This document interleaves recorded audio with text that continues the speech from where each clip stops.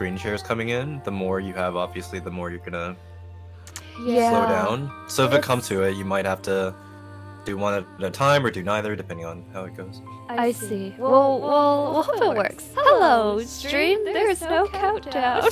I dusted off OBS for the first time in like 4 months, and we are just here now. But yeah, I hope all the audio stuff works and that you can hear everybody clearly. My computer is gagging a little bit, so there might be some audio like hiccups here and there. But I hope overall it is a pleasant time for everyone. Do you guys wanna go ahead and introduce yourselves? I feel like basically everybody knows you already. Sure, I'll go first. Hey everyone, my name's kaijuicery, but I let all my friends call me Conrad, so feel free to do so. It's just what I'm used to reacting to, so yeah, good to be here. Awesome. Sorry, give me a second. My audio is doubled a little bit.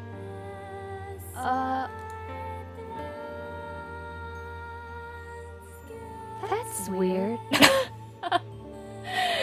Huh. What is it? Is it everything has an echo, or?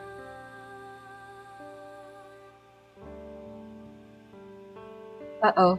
Hello, hello. Hello. Is everything echoed? Is it just really loud? It's just me. Oh, well, that's more fixable.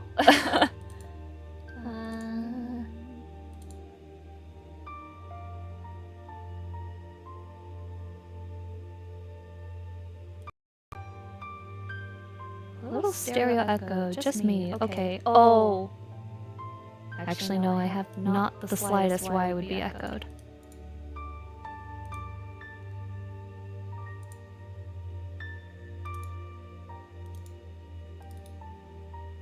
Okay, well, while I troubleshoot that, you want to go ahead, d4ggerfish? Sorry. Hi, yeah, sure. Hi, I'm d4ggerfish, or Al. I don't really know what else to say. I'm happy to be here. I haven't been on stream in a very, very, very long time, so hopefully we get some good work done here today. You're welcome. You do awesome stuff. I love seeing it. Is it my turn? I guess I'll go. I'll go before Ty, because like... Yeah. We're Alright, I am faith0m. You can call me Faye or Fi. A lot of people call me Fi because it rhymes with Ty's name. And we do a lot of collabs together, so I'm pretty used to it. Yeah, I will probably be coloring a few charms on stream, and also working on an Azura stand, maybe. We'll see how far I get with the sketch. I haven't played Engage, so I feel like I'm the odd one out here. Wait, I'm just gonna... Really? Yeah. I'm sorry. I feel so bad saying this. I just can't get over like Alir's colors. It's like such a terrible reason, but I was just like, I can't look at that for like more than an hour, so I just didn't buy the game. But Ty, that's why I invited Ty. Ty has played Engage, so she is here to represent our opinion on Fire Emblem Engage. I guess that's my cue. Hello, I'm Ty. I'm Faye's kind of business partner, collab partner on some of our merch. I just finished the second to last chapter of Engage today, so I'm on the final one. Oh, let's go! And it's so long. I'll be working on adjusting me and Faye's Engage stuff tonight, but probably not on stream because it's really painful. Wait, what do you have left to adjust? I was gonna touch up the stands because you're not on those parts yet, right? No. I opened it, looked at it, and then fell asleep. Yeah, awesome. I'm gonna see if I can tweak some of the anatomy. Or organize the layers, at least. But yeah, that's me. Nice to meet you. Super awesome. Thank you very much. I think I'm not on my stream. 1 second. Okay. Is it still echoey? It might still be echoey.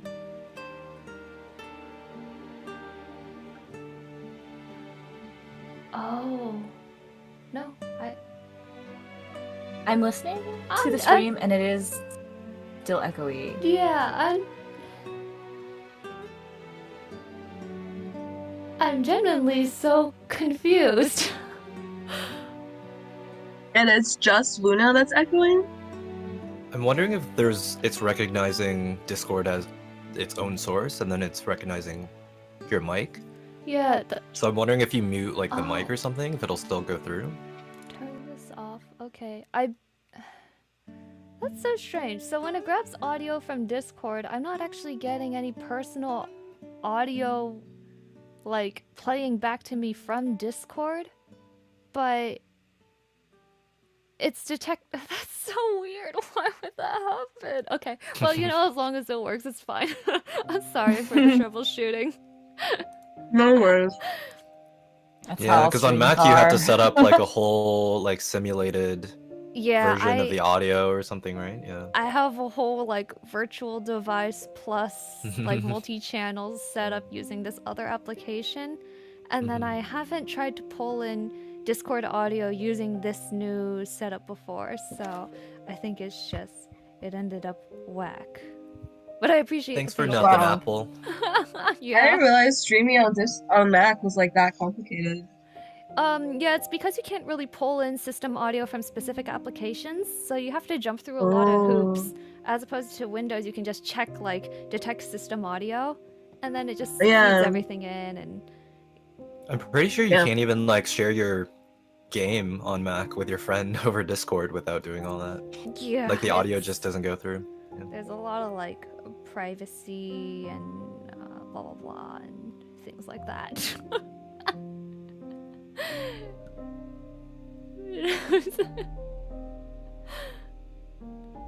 Everyone else have audio on the left, Luna's on the right. Yeah, it is so strange. Okay, well, I'm gonna keep on trying to make it maybe mono. It's the hyperrealism where Luna is sitting on the left and everyone is sitting on the right. Or no, other way around. Whoa, the host and the panel? Perspective like sound. They're sitting in like the jury. I guess. We're doing an ASMR stream. It's all good. Are we? Conrad's or kaijuicery is eating, so there you he go. can mukbang for us. Yeah. Oh, I'm I'm also going out of eating my it. way muting every time just so you guys can't hear me.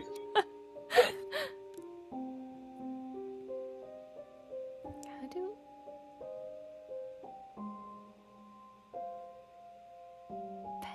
mono enhancer?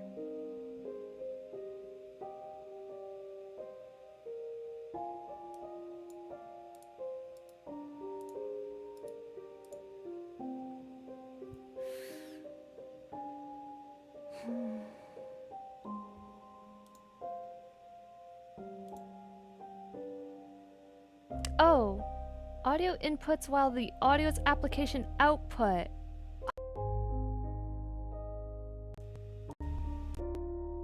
Is the mystery solved? I'm not crazy. Okay. This advanced audio routing application that I'm trying for like the second time has a feature where it takes not only an application's output but also any noise you input into it, and then it splits for some unknown reason the channels into left and right. So it was getting the input from my microphone and putting it in the left channel, and then it was getting the output from the call and putting it in the right channel, and then my microphone channel was doubled on top of that. So What? I just turned that feature off, and now everything should be Why fixed. is that even? Wait, why is that even a feature? Like, what? When would you ever need to do that? I don't know. I don't know when anyone would ever want to do that, but That is bizarre.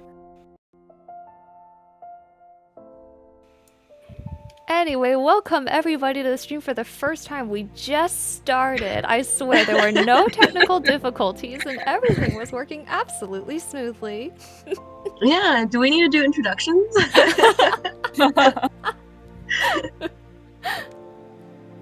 So, what are y'all going to be working on today? I see some charms in the spectacular stained glass series.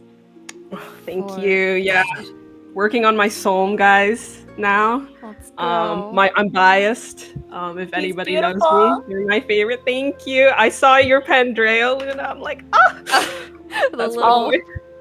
I Mine. don't know how oh, you draw his hair so many Dude, times. don't even get me started. Like every single time, I'm like, oh, I'm so excited to draw my favorite character, and then you actually start drawing his hair, and you're like, there's some problems here. oh, yeah. Pandreo. Oh, Pandreo. I That's started actually- using him because. Oh, sorry. Oh, no, I was gonna ask, like, the difference between people's favorite character and the design they actually think they would like to draw the most or that they like the most, but Oh. I feel like you were Oh. talking about using Pandreo in your run, and that's very important, so... Yes. Oh, I was just gonna say that I started using him on my run because of Al's undying love for Pandreo, and I was like, I gotta see like what the hype is. I have to understand why. And You get it now? I understand him as a unit, but every time I see his hair, I'm like, I just don't understand why Yeah. you've made these choices. It's sort of a situation where I love him despite his hair and also his outfit. It's truly vile. And yet I still want him. So that says a lot.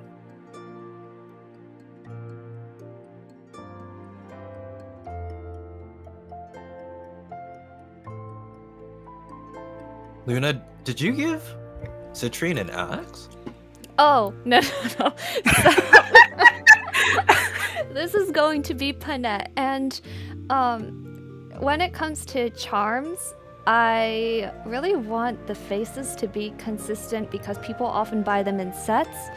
So I will actually like copy paste the line art of certain faces to Oh, I make see. sure that like everything is really consistent. Otherwise, like if people get a few sets and they see some characters look like really different from the others, then I feel bad. So Gotcha. I mean, if you made Citrine into a berserker, I would not judge you.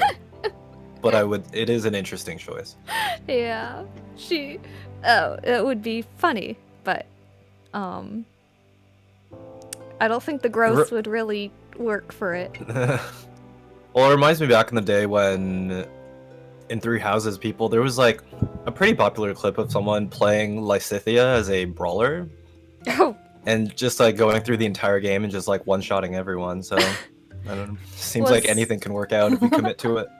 was that with or without the magic brawling class? Oh, I don't. Was there a magic brawling class? Was that DLC? That was DLC. Yeah. Yeah. Okay, I don't even remember that. I don't remember any of the details though. Like, I don't even remember if it had split scaling or if people just had to commit to the bit and, you know, have her Yeah, go it was around just fun punching. watching a small child, just ripping dudes apart with a pair of like Wolverine claws. True. Very, very true. So what are your guys' favorite characters, like generally in the Fire Emblem franchise, but then the ones whose designs that you think you like most to draw or that are your favorite? Wait, the whole franchise? I guess we should pick a title, huh? It's like, well, this is Maybe your favorite overwhelming. title. Favorite no, character. do the whole franchise. Yeah, The start whole- This with is like one. the ultimate pick your favorite child. oh no. Who here's actually played one? Because I have not. Just the remake of one, but I not have- actually one. Yeah. I haven't played any of the remakes, actually. Or one. You haven't played any of the remakes? I mean, I played Shadows of Valentia, but I mean, I haven't played any of Mm. the remakes of one specifically. Oh, okay, yeah, you're not Mm-mm. missing out. Oh, really? Oh, no. Even like in the years of when did that come out? Like 2010 or so? We were starved for Fire Emblem content, and I don't know, I think that version of me was able to cope with just any Fire Emblem game at all, but so I convinced myself that I had fun. Looking back, did I have fun? I don't know.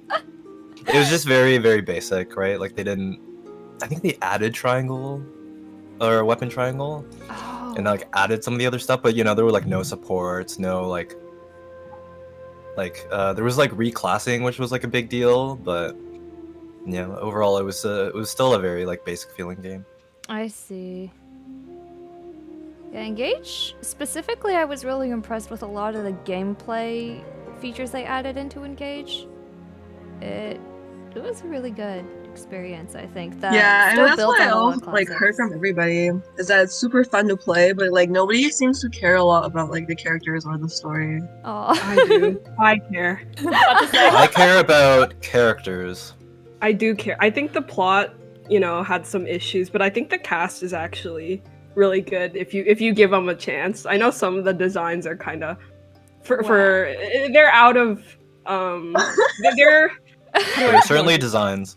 they're designs that don't really fit what people might expect from Fire Emblem, I guess. Which, you look at Pandrea, like I get it. I'm sorry. I think that's what they're worried about, right? Is like how that needle's moving and like, the identity is just slowly shifting more and more, and that's really like the long-term concern that's in the background. But the thing is, like, the art direction in Fire Emblem feels so random, like from game to game it changes so much that I have zero idea what to expect for the next game, because like they were going like super anime, you can say, with Fates. yeah. But then they reeled it back a lot for the remake, Shadows of Valencia, and for Three Houses. And then they went back to like super anime for Engage, so, Yeah.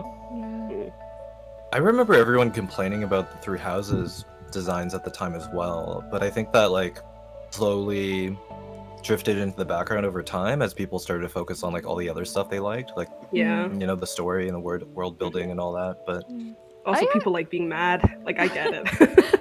Well, I yeah, personally... and people have been complaining about it since 6. True. Like when 6 came out, they were like, "This is not my Fire Emblem," Not every my time a new game comes out. How to say this? As someone who hasn't played, like it's not even that it's because it doesn't look like Fire Emblem. It's more because it just looks bad. Like if this wasn't a Fire Emblem game, I would not even consider like playing it at all.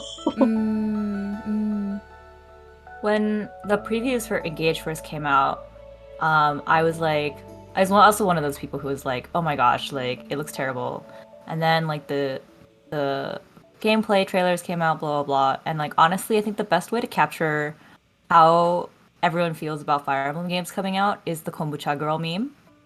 Right? Yeah, like literally, yes, literally. You were When so Three right. Houses came out, it was the same way. I was like, "Oh my god, Dimitri's hair is disgusting. It's like he just got some Justin Timberlake off of like a 10-year-old ramen package." And then I put on my clown nose a year later. Dude, literally, that's me with Engage, at least. I was clowning on it so hard, and then I got it as a gift for my brother for my birthday. Otherwise, I wasn't even gonna buy it. And then good I job, was like, brother. seriously, I was like, okay, we're gonna play this as a joke. And then like 10 chapters later, I'm like, okay, this isn't a joke anymore. So, yeah. I did the exact same thing. I bought our Right? friend San's. Well, I was the one who bought him the game, San, our friend. Oh, So he's on the hook now, and if he doesn't play it, I'm gonna be very disappointed. dude, So, yeah. yeah. Get people on. It's a great game. Alir's hair has grown on me a little Oh, bit, like no, a little really? parasite, like a little No. parasite. Yeah, I don't know if I go that far either, but It's a dangerous black hole. yeah. I'm like But the- forgiving all the sins of that Engage has committed. I'm just like, you did nothing wrong. Well. I Yeah, think you just keep hitting yourself with heavier doses of copium as time goes Yeah, on. basically. I'll say personally that I actually still don't like the Three Houses designs, and I still don't like the Engage designs, but it's also pretty easy to be like, the characters of three houses were very easy to love, and I think Mm-hmm. the supports in Engage, I think, are some of the best supports in the entire franchise. Oh my god, so true. I think that's a hot take. That but- is In not a hot. Engage? Well, it is. Really? Yeah, I think a few key examples are quite good, but I think that was one of the criticisms overall. Really? Was that a lot of them do turn out to be a little bit shallower. It's like half of them are like massive stinkers, and then the others are really good. Yeah, yeah. Yeah. Maybe I only saw like really good ones good ones. then. I benched Lucky. a lot of people though. I only Yeah. used like maybe a third of the cast, so Oh yeah, same. Yeah. You got to be selective. hmm Yeah, feel for the like I only characters that saw a I'm lot of bad drawing, ones. I like watched, I played back like all of their supports just to like Mhm. see if I'm missing anything. But there's some where you like, especially on their C, right? You meet them and they're like, I like soup, and then the other person says me too, and then that's the support, like Except I for love Nay. Clan and his pickles. Yeah, Yes, go off about exactly. pickles.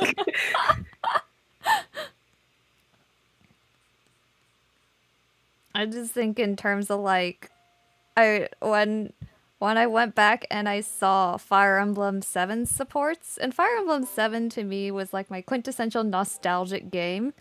And so I went back and I was like, wow, this is actually really shallow. I mean, I still enjoy it, but Was that your first Mhm. game? Fire Emblem 7? It was my Mhm. first Fire Emblem. Oh. Yeah, the Wait, first which US one's release. 7? Elliewood, Lynn, and Oh. Hector, and only anyone remembers Oh. Lynn because she's the poster girl.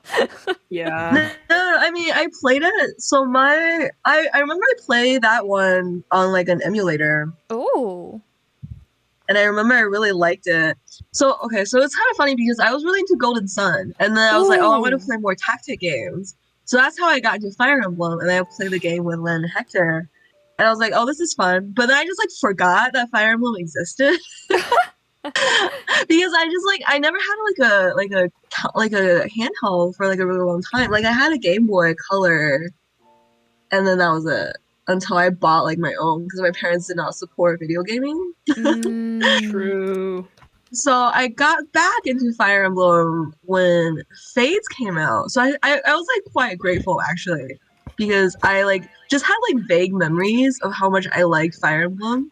And I was like, oh, this is another Fire Emblem game. I'll play it. Faith? So I played Birthright first. And I was like, oh, this is fun. Like, there's like a bajillion characters and they like all look pretty. I had like no standards, no expectations for the game. And then I think Heroes came out and I eventually played Conquest. So this is the order I went in. I played Birthright, Heroes if you count it, then Conquest, and then I played Awakening. Because I met Conrad at a con, and we like talked about Fire Emblem Heroes, and I was just like, yeah, like I haven't actually played anything other than Faith, and he was like, oh my god. So he let me borrow his copy of Awakening. And then also his copy of Shadow of Valencia. So I played those because I borrowed his games. And then I played through him. And then I realized, like, after I played Awakening, I went back and looked at Faith, so I was just like, oh man, this game could have been so much more. You didn't know any better, but now you do. Yeah. It's so interesting to hear everyone's paths into this series. How I started on was yours? Heroes. Oh. Oh, really? Yeah. Oh, and what year? Like, how long ago? When Heroes came out. Wait, when was that? Because I don't play. It was either 16 or 17. Oh. Ty Yeah. is like the example of marketing working. I was like, so my friend was just like, oh, like, I want to, like, roleplay, like, original Fire Emblem OCs with you. And I was like, girl, I don't know anything about Fire Emblem. She was like, don't worry. Play, like, an hour of Fire Emblem Heroes, and you will understand everything about this series that you need to know. Which, now that I'm looking back, was, like, kind of, like, a very bold statement. But so I played it, and my first poll, like, my first 5-star poll was Hawkeye. Oh And I was my. like, this guy sucks. He's I had to not very remind good myself unit." that Hawkeye was a 5-star once. That's crazy. Yeah, right. And so he was my first 5-star, and I was like, I don't know about this game. This isn't going very well. But I supplemented him with male Robin, who I also pulled, and then finally, after a couple more orbs, I pulled a 5-star Lucina, and I was just like, okay, like this mobile game is actually pretty fun, and since I've pulled 2 characters from this particular title, I feel like the world is telling me something, right? But I knew It's a that Faith was the newest one at the time, and so I went on Twitter and I asked everyone, I was like, should I play Fates first or Awakening first? Like, should I follow the universe or should I just follow, like, the latest title? And everyone was like, don't play Fates. Stop, don't play Fates.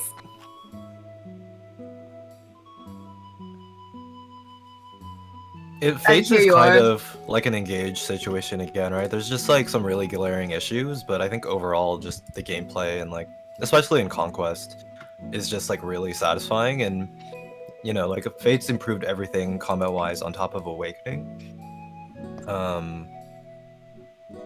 So like you just have a lot of fun, like regardless of you know how bad the story or supports or the designs are in this case.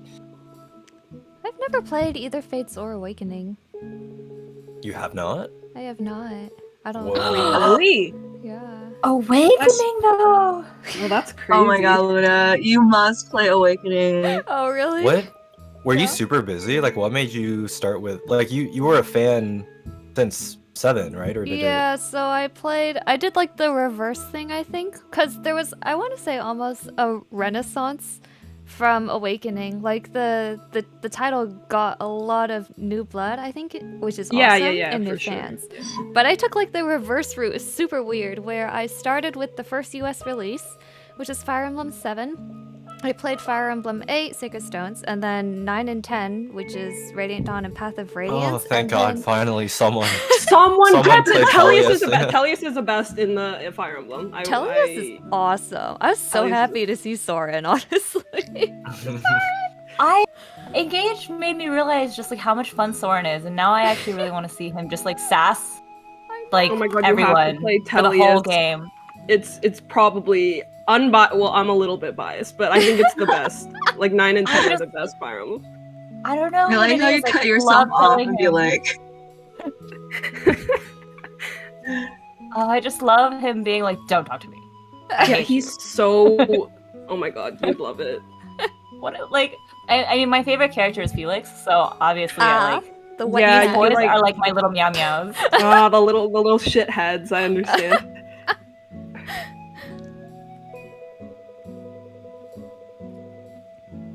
Anyway, I don't actually remember how I think it was my brother bought 3 houses, and so my brother has played every single Fire Emblem, even not necessarily the ones currently available in the US. And Oh man, your brother? He's my brother now. I What's connect with What's this with all guy. these cool brothers in this Yeah. chat? So I kind of just like piggybacked off the fact that he bought 3 houses, and then I guess that got me back into the franchise. I don't remember what I was doing before that. I really don't. The whole part of Like- my life is like a weird void. You have to like look in your Not relevant if Instagram it's feed not history. Fire Emblem. We just have to pick out whatever you were drawing at that time, and then we Yeah, can like deduce. essentially. True. I think I'm the only one on the entire planet who has not played 3 houses, really, properly. Oh. I'm not sure No, which one is I more have a friend who shocking. has Like that. Luna not playing Awakening or Al not playing Three Three houses. Houses. Yeah. That's both pretty rare, huh? Yeah, a little bit. Wait, so you said kinda. Does that mean you played a little bit of Three Houses and then you gave up? I played 5 chapters when it first came out, and then I paused because I don't remember exactly what happened, and then I came back to it a year later. And I played 5 chapters again, and then I stopped, and then I tried again, like 5 months ago, and I also got to chapter. It's always chapter 5, which, to my knowledge, is the freaking Spiral Sylvain's brother. I hate that. Oh, Yeah. If yeah, that anyone chapter remembers is not that. fun. But I think story-wise, it's very meaningful, but like Mhm. map-wise, it's not very fun. Yeah, That's I don't also have where any- I stopped on my maddening run, so I'm seeing a pattern Oh. here. Mm, Oh, Sylvain's damn brother. No, it's freaking Gilbert, man. Gilbert. I was about to say the reason why I like that map is because I like abandoning Gilbert at the very end and just leaving him. Because you know the reinforcements will, like come at the very end, right? So I just leave Gilbert to like die by himself. It's so annoying because I'm like, I can't let anyone die, but this guy just runs off every single time, and I'm like, please, I can't keep doing this. Oh, just let him. Honestly, that sounds like more trouble than it's worth. Yeah, if it's Gilbert, I'm just like, it's nice I knowing think- you. Yeah. I think they purposely wrote him to make you not feel bad about leaving him behind. Honestly, I'll say that much. Like, I don't want to spoiler his whole story, but even if he dies, you're not missing much. I know a little bit. Isn't he like romanceable or something?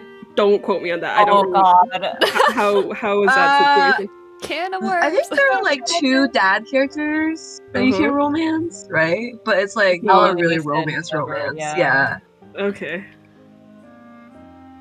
You can see it more as like a paired ending, but not Yeah. romance. Oh, okay. Yeah.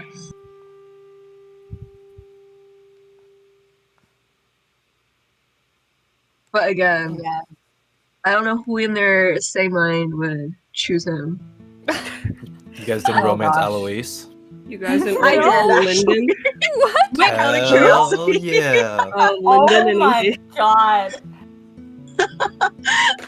Faye, you homewrecker. No, I was curious. I just picked it to see the ending, and I like gasped when I read it, and then went back and reset, and then picked someone else. Wait, does he cheat on his wife? There's no way they added that in No, the no, end. no, no, no. Okay. It's one of those endings where he just like gives you a fist bump, Oh, and then you okay. call it. Yeah. And then he says like, because "Thanks for the ring." basically, yeah, he like walks you down the aisle, basically. kind of. Okay, sure. Yeah, I think what Maru is saying in the chat is really true though. 3 Houses is like really long. Like and the fact that you have to do it over and over again, it'd be one thing if you could skip the academy phase. But having to like sloth through it every single time is so rough. Like I don't Not know. gonna Every time lie. someone says that they finished all 4 routes, I'm like, sorry, how many hours? That's literally just Yeah, Faye and like I was nobody gonna else. say, I actually like the game enough. I played 3 rounds like back to back before I ran out of stamina. Oh my Jesus. goodness. Wow. Yeah. I didn't do anything else except play Fire Emblem 3 Houses for a while. That's why we're still making Fire Emblem 3 Houses charms in 2023, Faye. That's Yeah, maybe. I mean, look at me making like face content though, let's be real. I think I'm just like I don't wanna say like the old fuck, but I also just don't care about like chasing the hype train anymore. Hey, that's good. Azura Draw what will you do love. well. Azura's forever. I think you just like the designs, right? Yeah, like Azura. Yeah. Azura's just pretty. Like, I always thought Azora was super pretty, so I always wanted to make merch for her. And I'm just like, whatever. I've been making more, like, I made Olivia last year, right? So I was just like, this is my chance. Feel When like you showed me the has, like, whip. Go ahead. What? Sorry. I was just gonna say that Awakening has like surprising longevity. Oh my god. Yeah, I think like how well Awakening merch still sells is what convinced me to just like draw whatever I want. Because Luna mentioned like the word Renaissance, and Awakening was like the Renaissance of the franchise, right? So I think it, like, Yeah. emotionally, it means a lot to me in the timeline of like how much I care about the series. Oh yeah. Because again, you guys didn't play these games, but the 2 games that led up to it, like the remake of 1 and then the remake of 2 that wasn't even released in the States, in the West, was depressing. Because again, like back then I thought they were like like this is a Fire Emblem game, therefore I will have fun. I must have fun. But then, like after playing basically the same game again in the I guess it's the 3 remake. Well, whatever. The sequel to Marth's Story, it was like brutal, right? Like they said, you know, if you can't sell a certain number of copies, we're gonna just can the franchise, and they pulled out all the stops, right? And then it like was a smashing hit. So I think like just that story is inspiring to look back on and just like appreciate the game for that. Oh yeah, 100%. I think that's why, even though it's honestly like a pretty mid game, I still have a lot of fondness for Fire Emblem 7.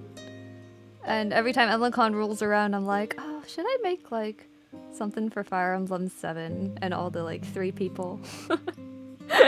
I still don't think it's mid. Yeah, like the supports were like not even the quality of the supports, but the fact that, you know, you just have to stand next to each other for like 55 turns. Oh my gosh. To even like get the support, and then you're not even sure if you got it or not because there's like zero indication of what you can or cannot get. And like even though everyone can support with, you know, like a handful of people, they're limited to only 3, and once you have 3, you can never support again. Like, Oh, I remember. really Liked Yeah. Yeah, Elliot did that even worse, didn't they?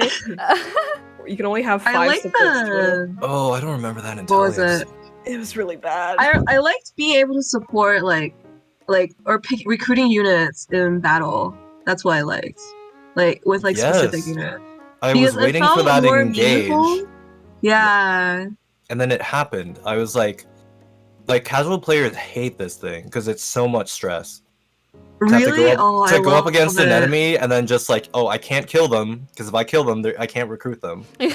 So you have to like No. tank them but not kill them, but then or talk to them first, which like for players who don't really want to think too hard about how to do that is like really frustrating. I'm not gonna lie, I got cornered into like an impossible situation and kind of had to like restart the battle because I almost killed one of the recruitable units in Engage. I'm a very filthy casual, and I was like, no, lady. I think that's the one thing I remember about like the lane game that I was didn't carry over to later games, and I thought I was like hallucinating it.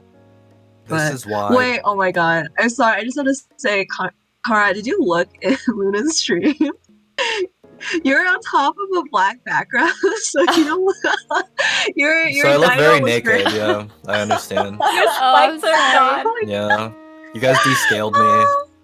It's fine. I'm sorry. Kaiju have no rights, right? I can. Here, who wants a neighbor? Who wants No, Kai wait, next to that's the? fine. You don't have to do anything. To be honest, I can go in now, even just like lighten the image, right? Oh, True. oh my god! Or I can actually probably lighten it. Let's see if this gags. Oh, you can do it, baby. Color correction. It just looks so funny without the scale. It's like one of those like naked mole rat situations. Feels like. Okay, I'll just slightly lighten it. That's fine. Wow, doing it live. Yeah, behind the scenes. Okay. I was just gonna say that's why everyone needs to play Fire Emblem Radiant Dawn, because that is the ultimate like do not kill your enemy because you need to recruit them game. Oh my god, Fire Emblem Radiant Dawn. What a game.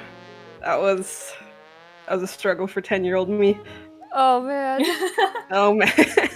That's why I haven't played those games actually, because I heard that they're actually kind of hard, right? They're pretty hard, I'd say. Play I on- can't even. Play on easy mode or normal mode. Do they have easy mode? I don't even know. To my memory, there is no easy mode, and normal mode is like, I mean, it's a decent challenge, and you know, it kind of like going back to it really makes me appreciate the fact that they added like the time stones or whatever in like newer games where you can rewind turns. Because in the past, someone died, it was like restart the chapter, and one time I got so annoyed because I had to restart 6 times. I just let them die, and I would never do that in current year. But man, it Oh my was, god! it was rough. Yeah, I did hear though there was actually translation errors specifically for the difficulties, and it was supposed to be Mhm. normal, hard, and then lunatic, and instead it was translated to Oh wait, maybe Oh, maybe it really? was one It up. might- Anyway, it made people think it was supposed to be easier than it actually was. Hmm. Allegedly. Nope, it's completely true. Nice. Okay. And that was part of why the game got like 5 out of 10 reviews at the time. Oh, did it? One, I thought because it still- was absurdly difficult, especially if you didn't know about the difficulty, but then also because it was the first Fire Emblem game on Wii, and everyone for some reason had expectations that you should have Wii functionality that's unique. Oh, really? Yeah, so the like motion control Yeah, era. I'm Motion so waggle, glad we're yeah. Fire over gosh. Emblem, like, You're what you're are telling me I supposed to do, can't swing the waggle to sword? land a critical hit? That sucks. You can't like pet your units with your Wiimote. Oh well, I mean, we got that in Fates eventually, so Yeah, Is that why we had the microphone blow on your unit thing? Is because they were like, guys, we got like terrible reviews. we gotta. because Oh we yeah, we didn't make gotta. use of every single Oh my functionality. God, that was so have to- weird. not gonna We lie. gotta put these reviewers in their place, right? Come on, well, we can use technology. So Nintendo good with weird. technology. Let's do it. I really hope the motion control phase never ever comes back. It doesn't feel good. Nobody likes it. Apparently, except the reviewers, I guess. Like sparse examples. It has been interesting, but yeah, Mhm. it never feels like a necessity. I feel like you need like a whole VR environment in order to make motion feel good, you know? Yeah, like I think an easy example was like in Breath of the Wild, how you can like fine tune your aiming with the bow. Oh, that using- feels great, yeah. yeah, right. like, but it's like subtle, right? You're not flipping your switch like 360 to do something. You mean I can't damage an enemy by swinging my Wii remote? I still have my Wii plugged in right now. It's honestly kind of a joy to go back to. Oh, really? And like to play on an HD TV is very fun because everything is like horribly blurry. So like sometimes I'll revisit like Radiant Dawn on that. Oh wait, yeah, sorry. I'm gonna like cut in a little bit. Ty, did you figure out which face was the one that you actually wanted to get rid of? Was it really the crying thing? Yeah, I feel like okay. So now we have more people who have played Engaged. Okay, Faye is saying that we can have. I need the popular opinion here to be on my Okey-doke. side. okay. Faye is saying that we can have 2 Wooby Alchrist faces on either side of our charm. But I think that we need to have a determined, like, I will protect you Alchrist face on one side. Is that not like super essential? I think it's a good idea. You just have to ask yourself like because the pose is not necessarily that. It's like, are you willing to kind of compromise? In my head, he's like kind of like. It's kind of embarrassing even to say it out loud.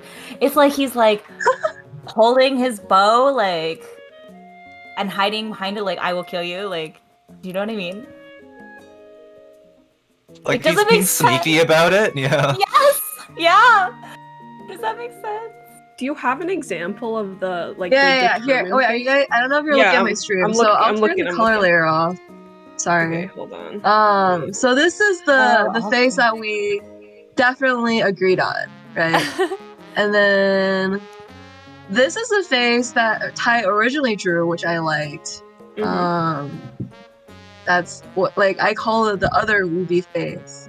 And then this is the face that Ty thinks we should have. That's the determined face. I like that, yeah, actually. I think it's good to have variation, Yeah. and it is part Alright. of his character. So I'm on team one Yes! baby face and one determined face. Yeah. It's a bit tragic for me too because like the Wooby face that we're getting rid of is the first face that I drew.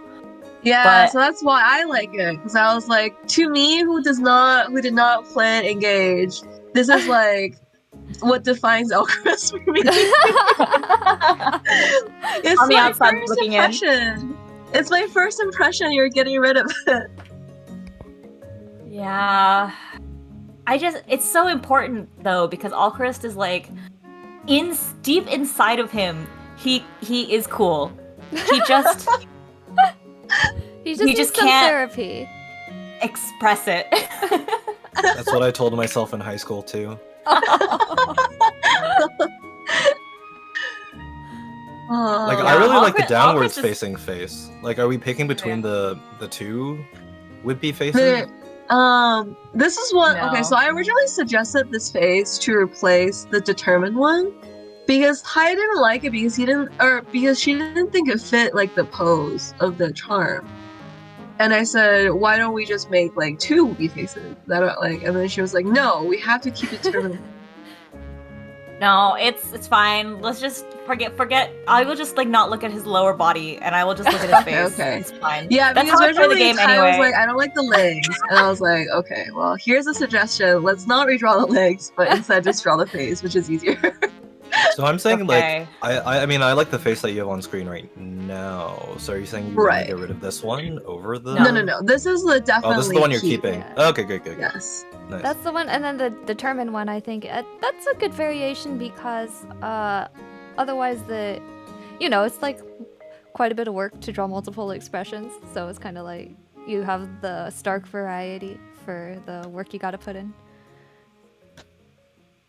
Yeah, I feel like I don't know. I spend most of the whole like game not looking at their lower halves, so it's fine. Maybe everyone else will be looking at his legs too. I was gonna say this earlier, but like when I did the redraw of Fogato's outfit, like I honestly like Fogato's outfit. I just don't like his pants and his shoes. I like his outfit. I think Fogato, he's like 50% of the reason I owned it. Like my brother's the other 50%. But in the first trailer I was watching, I'm like, I'm unimpressed. And then he winked at the camera, and I'm like, okay. Oh, I love his sparkly eyes. But the thing is, Yeah. I didn't see his pants and shoes until after I started drawing like a charm of him, and I was like, "What are you wearing? What are those shoes?" So literally, I drew an Crime entire against- full body redesign just to draw him in different shoes. Like, Well, he looked great. I like your redesign a lot. thank Oh, you. yeah. But that's I was why trying I'm to like, convince- Chris' outfit isn't great either. Like, just don't look at his body. I was trying to convince Ty to just make the redesign like a stand, but she would have to clean it up for printing, I think. I mean, I would have to color it is the problem, and I don't like coloring. But Wink, also, I just feel it feels weird to sell the stand of Fogato when he's not even in his actual outfit, you know? I mean, I made like I have like fan art stands, right? I don't know. I guess it's because like I made up the Marianne. Well, I guess it's not made up exactly, but Marianne Dancer is a very popular Fire Emblem Heroes unit. True. yeah. But I started selling it before it was like official, right? I just like having Oh, Marianne as a true. dancer That's unit, so right. that's why I made it. Phase, Yeah. Phase ahead of the crowd. Sidekick. Visionary. She read the market. Next is gonna Yeah. be Grima Tiki. It's never gonna happen. Even The Just though Fallen like Prison Banner- King Prom. The Fallen Banner is like literally next, so it very well could be. Prison King Prom. And there's a dragon on it every year. Like Fallen Minion was last year, so Who do you think the Fallen unit will be? could be the Fallen Tiki. Dragon. Honestly, could be Tiki. But Because we like already have a Fallen Tiki. yeah. Fallen Adult Oh. Tiki. Oh god. Like if they can do Rhea, if they can do Ninian, like I don't know. I think it's like too easy. Yeah, I remember people being like, they'll never make this in Heroes because blah blah blah blah. I was like, you know what? If they think it'll make them money, they'll make it. So I got it. I think if got they can it. put Well- Mark in the game, they can put whoever they want. yeah, exactly. Fallen engaged characters. Let's drink the copium together, guys. I mean, Yeah, they- it could be a leader, right? It could be following a leader. I It think could be that a might lot be of too much characters. spoilers. Wait, I too hope I didn't soon, spoil but anything. I hope right? so. Okay. There is a hint of that in the trailer, so maybe it's not as bad. But yeah, there could be a number Yeah. of characters they could do. I mean, but to be also- fair, they like super spoiled like Echoes, right? When they came out with Fallen Celica, I was just like, when you listen to her dialogue, I was like, wait, this is like the Oh. entire plot of the game. This is like the number one climax, and you just like said it out loud. yeah, To be fair Block- though, they're probably banking on players like me who just like skip through everything. And not pay attention to the dialogue. Oh my gosh, I don't know how to read Panette's hair accessory. What is this? Oh my god, do you need help? I have got so many that. screenshots I could share with you as well. So it's like I think it's 3 tiers of Yes. lace patterned with one is with stripes. It has one Yeah. stripe through each tier. It just looks like a checkerboard from a distance, but it's not. The middle one is a checkerboard pattern. Oh, please. I do remember this. why? I've had to... I One really is like Burberry, how one is Alan Wolfsbane. I love they both just like opened their trench coats and they were like, we have references. we have phonetics. That's our wife right We there. have resources. This is why you become friends with other Fire Emblem artists to steal their references. Very true. Thanks for taking screenshots. Not all of us are willing to go in and meticulously get the right angle on the exact accessory we need. It's true. To open the game and then just...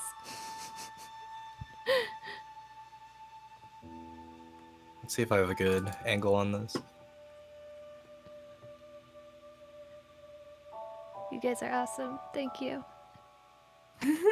Oh yeah, the first and third tier are checkers. The second one's just a Oh wait, oh my God, trim. did I get it wrong? I Oh, thought they the middle are one was a checker. checkers. Oh, wow.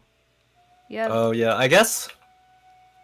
Yeah, the second one is just like a blue line. Oh shit. The bow parts at the top are also blue lines. I see, I see. Yeah, you can see it on her one photo. The one Polaroid image. I see. Oh, perfect.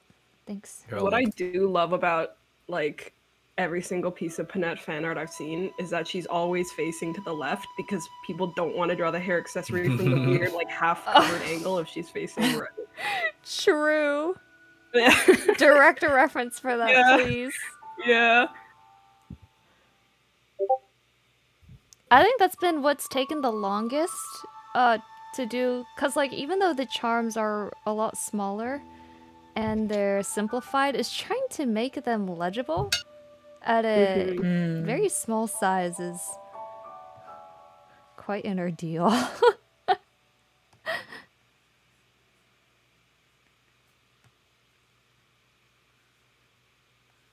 Wait, so I don't think we ever answered the original question. Favorite design overall and favorite yeah. design to Oh, draw yeah. out of the entire series, right? Oh, that's so many characters. Ooh.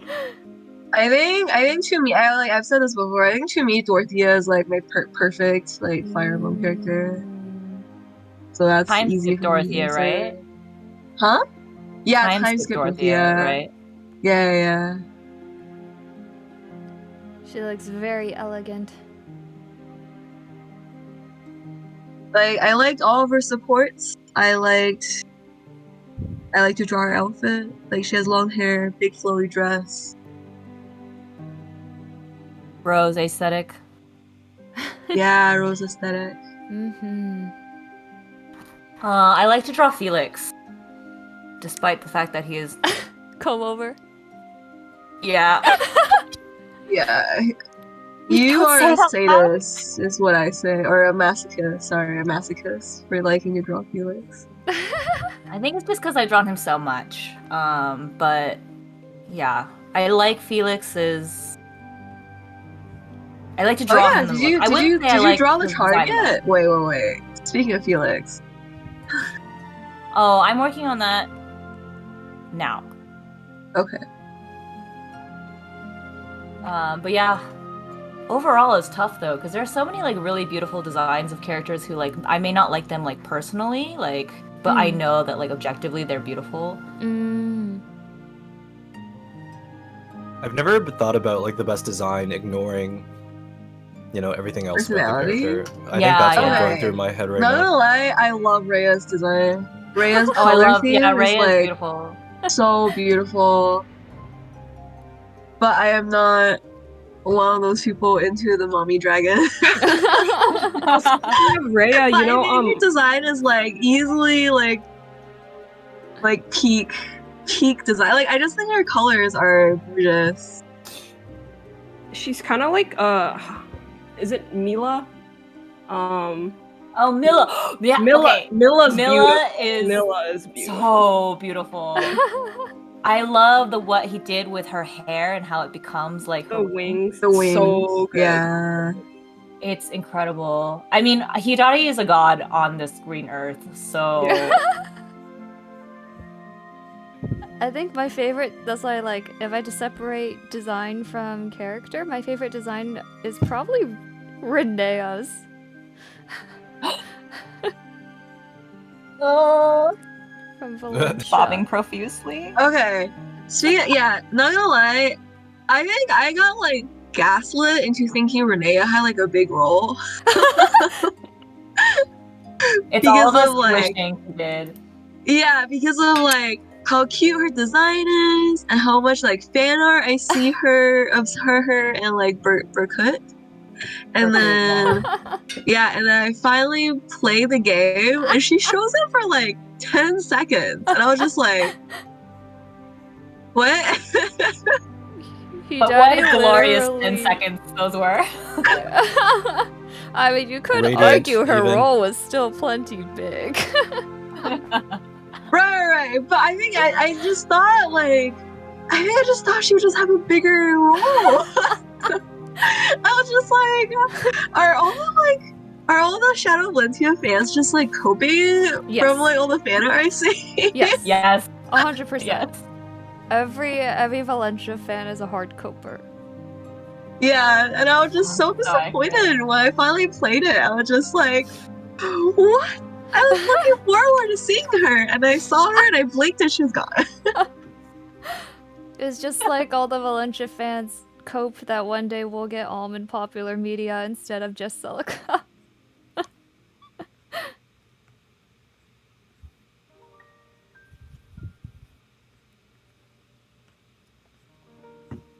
They Yeah, made him I'm really good really in Fae again. liking- I know that doesn't count Huh? for much, but he's really good in Fae again. Just wanted Who? to say that. Legendary Elm. Oh. Oh, is he?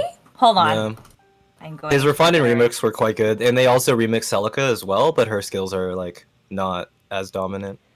So I don't know. He's getting some dubs in some ways that Hey. most people might not care about. But I feel like he always gets the L, so this is we'll take what we can get. no, that's right. Like the fact Also, that it they're was probably Celica giving and him out Engage. for. Oh, sorry. Go ahead. I was gonna say the fact that it was Celica and Engage instead of Alm was so tragic. Like I love Celica, but for Alm it was tragic. But like outside of hot girls being popular or whatever, like they needed more mages. Yeah. True. There's too many sword boys. That Yeah. makes sense. There's so many sword boys.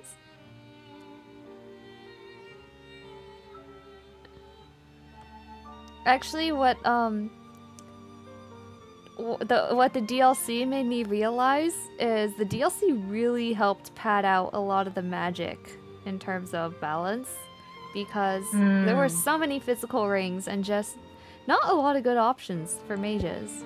And It was always everyone fighting over Celica. Mm-hmm. And now everyone can fight over Soren as it should be. Yes. Man, that moment in like Veronica, really, it's really Veronica, but I can pretend it's Soren.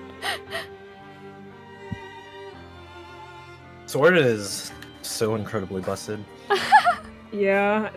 Did they add it to the description that he like doubles the crit rate on dragons? What? Yeah, so that's why people put him on Veil, Mm. because she Oh. gets double the crit. I think it's double crit. It's something like that. I think it's just a skill that taunts whatever unit you want.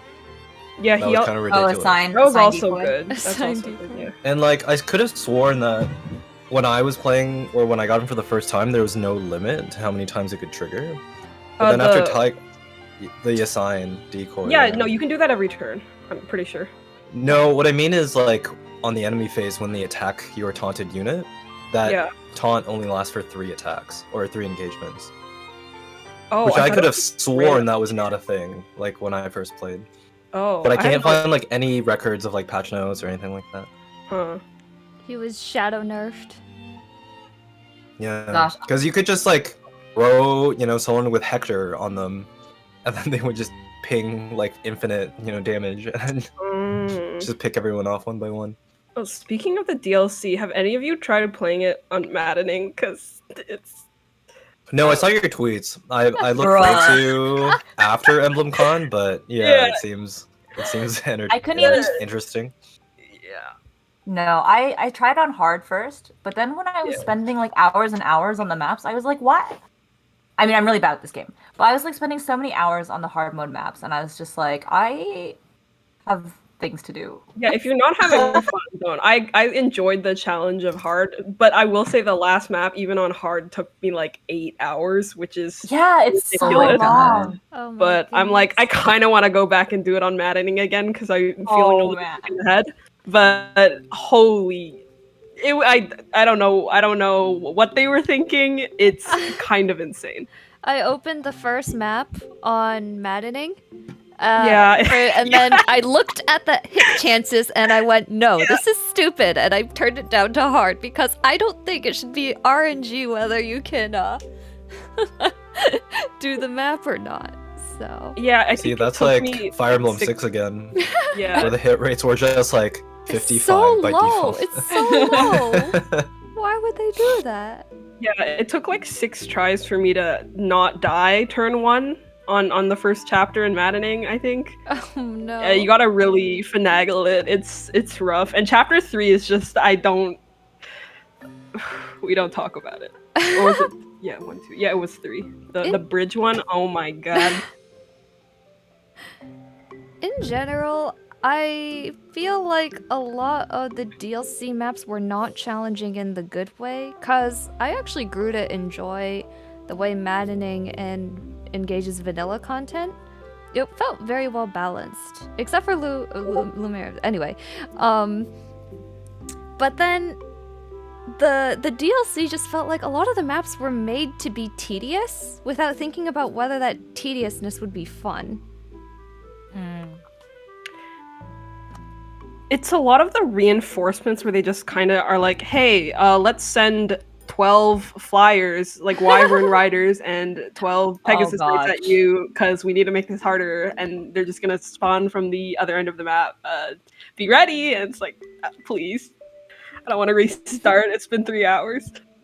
The fact that it's so... Oh wait, no. Part of the reason it's so hard is because they give you like a predetermined roster to fight. Yeah. Yeah, and everybody. Oh my gosh, sucks. and Alir is the worst. Yeah. no, I was every- like, why is the main character like so useless? Yeah, it's Because I was gonna You say like tried on it's Emblem. because I thought after getting the DLC of the other characters, like the rest of the game is a cakewalk with Yeah. Sword and Hector and like whoever, right? Mhm. But yeah, so I don't know. Maybe it's refreshing to go back to that again, but maybe not tuned to the state that you guys are kind of I talking think about. maddening is just for real sick freaks, like the DLC. I can't wait. Yeah. It's fun if you're insane. I think is. Well, I think what's most disappointing about it is I think it's amazing for people who really like to play like pre-deployed chess puzzles, because that's exactly Yeah, what it feels yeah. like. Like you have this board state, you have these pawns and these pieces. How do you win in X number of moves? I'm like, wow, this is exactly what it feels like to play predetermined chess. Whereas before I was like, oh hey, in this file I have Anna with Veronica, and she's an awesome mage, and oh, thank you. And then guess what? She's an axe unit in this whole thing, so you just can't use her. She is unplayable. And then it was the same with, I had a extremely broken halberdier Alfred, who was my main damage unit, and he was unplayable in his vanilla class. So I think that was the most frustrating thing, was it just highlighted the high tier units even more, and it put the already low tier units further into the dirt. It This doesn't sound like Yeah. it feeds into people's desire to like min-max their favorite units. Yeah, it's like you kinda. I don't want to say some characters are like mandatory on maddening, but like They if you're are. not using Seedall, you're in for a world of hurt. It's very difficult without. I don't know if it's possible without Seedall on some of the maps. Yeah. You're running it. See that? I was just like very confused as to like why everyone else was like eating dirt, and then Diamant was like daggers flying off of him, like ping ping, like basically like reflecting damage because like nothing could hit him, and I was just like, what is going on? Like, Yeah, the descriptions remind me of basically how Ash and Wolves felt, but like significantly harder. Because it was kind of the same situation there as well, right? You just get new characters and like you suddenly have like a level 15 Hilda that's like unpromoted again. So Ash, And you kind of just have to like learn how to play with that. yeah, I think I super enjoyed Cindered Shadows. That was one of my favorite experiences actually.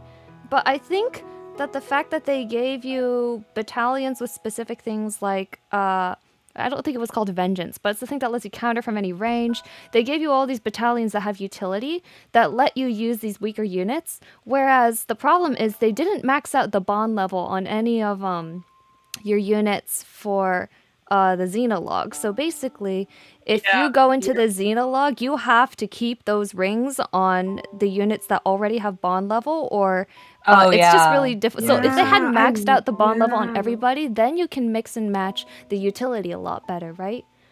You're so right about that, actually. that makes a lot of sense. Yeah. That's what I think was mostly missing that I really enjoyed in Cindered Shadows. Like, I actually have options. My weaker units can rally, they can do battalions, they can even do things like spatial rearranging, whereas you go in here as like, well, you have a unit, it has like no stats, it dies to one hit in any direction.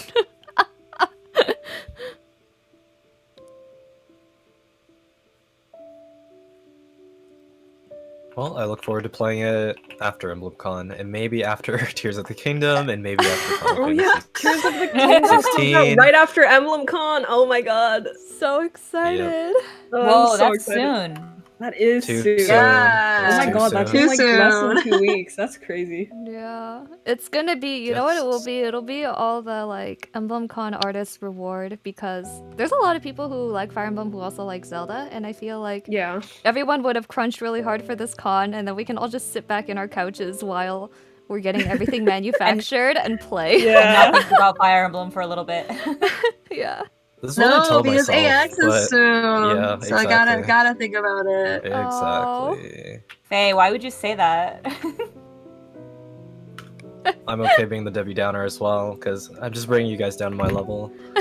We all suffer together. Wait, Luna, are Yeah. you doing AX? You're doing AX, I right? got rejected from every con this year, so I am just No. going to sit in the Yeah. corner at my EmblemCon booth and wave Okay, don't my- say rejected for AX. That it's Oh, just a lottery, and yeah, it's it's true. It's not fair. It's okay. I've tried to go to I've tried to table at AX for like 5 years, and every year I haven't gotten a table. But it's kind of one of those things where it's like, there are times I'm a little glad, I think, because it's like any convention. You're happy to get the business, but it sounds really stressful as well. So if the opportunity arises, I would love to go, but at the same time, it's not so bad being safe in a house. It's not so bad getting to play Tears of the With Kingdom. air conditioning, yeah. Yeah. True. Oh gosh, air conditioning. Oh, and especially last year with the COVID outbreak. Oh, were you guys all right? Oh, I Define was all not right, alright. yeah. But Yeah. I sat next to Conrad for 3 days, and he was like, "Yup, didn't get COVID," and I was like, "What the heck?" We like sat next to Yeah. each other. We lived in the same like Airbnb. Like, how are you okay? Oh man, and you got it? I got it. Yeah. Ty and our other friend both got it, but we were like 2 of us in the same Airbnb got it, and 2 of us did not. So it was very confusing. Oh man. And like I sat with one of them on the plane back home too, so super bizarre. I don't know. Yeah, I guess your immune system's made of steel. No, that is not true. No. I'm sick right Yeah. now, by the way. After I said no, it out I'm loud, I was sorry. like, never mind. Yeah, but I don't know. Maybe I use the right stat boosters. I take a lot of supplements. Maybe that's it. Mm. Thanks, Mom, for Can I the just omega-3 say- fish oil. The owl is like super fast. And Did you just finish Fogato? I know. I didn't do his background, but I did everything else, I guess. My gosh. She's It's been, like less than an hour. You're stressing me out. I don't like it. Go slower, please. Okay, I'm sorry. I'm gonna calm down my insane pace. I Put your okay. Rock Lee weights back on.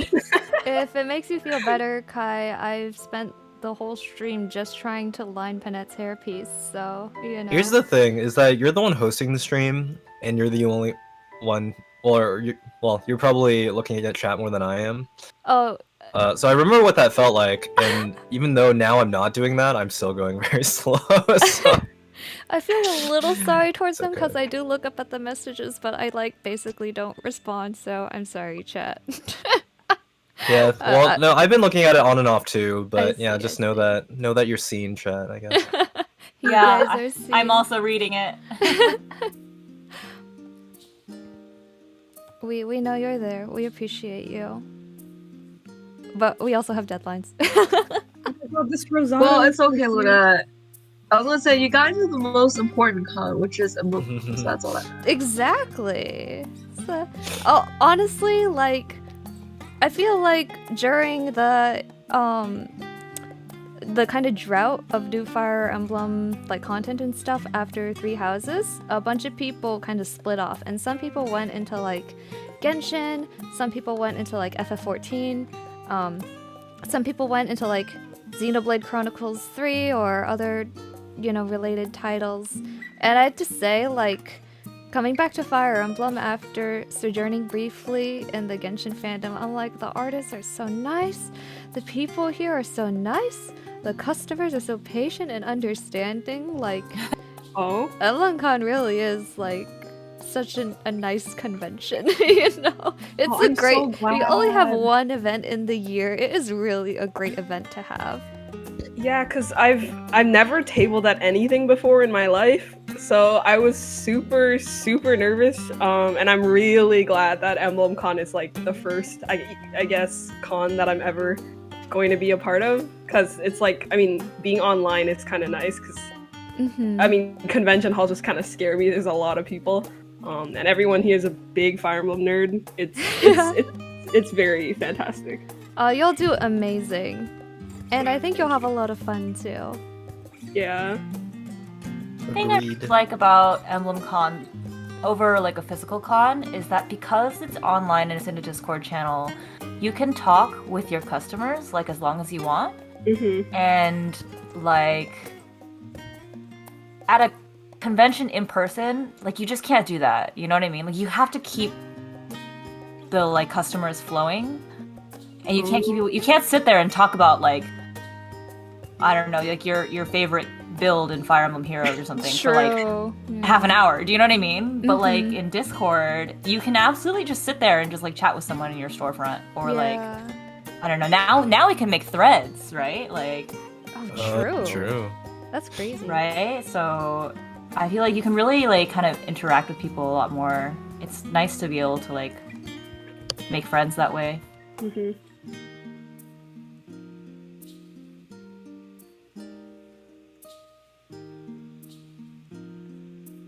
I just remember that the way that Discord shows like images now is a little bit different too. Like they show up in a carousel kind of format. Oh, thank God! It So- makes things look so much nicer. It does in a way. It like I haven't tried it yet, but you know, before what we used to do is just like put all the images in a line. So like especially on mobile, people could just scroll through the very top of your channel and then just like see everything from like an eye level without having to click into anything or like you know have to expand. You can still but- do that, I guess, but then you just have to upload every image Individually, yeah. It's kind of annoying, yeah. Yeah, I'm wondering if that's better. but I'd I like mean, to try. I said like my still pasted fine. You just have to. What you do is you upload it into another Discord and then copy paste the link to the image. So it'll still end up as like single images. Right, you just gotta copy and paste like a dozen times or more, right? Which is fine. Will I ever be free of frills? Oh, Oh, wait, you I- probably don't need it as much anymore, but I think I pasted like a pretty good reference for her bow in the channel. Oh, awesome. Thank you. I'll have to check it on phone since that's actually what I'm screen capturing is my Discord for the. the Fair, don't reveal streams. your DMs. You'll never believe who I'm messaging. Oh my gosh, this is beautiful. Awesome. I haven't put in any of the patterns, so this is actually still really helpful. Thank you. Nice.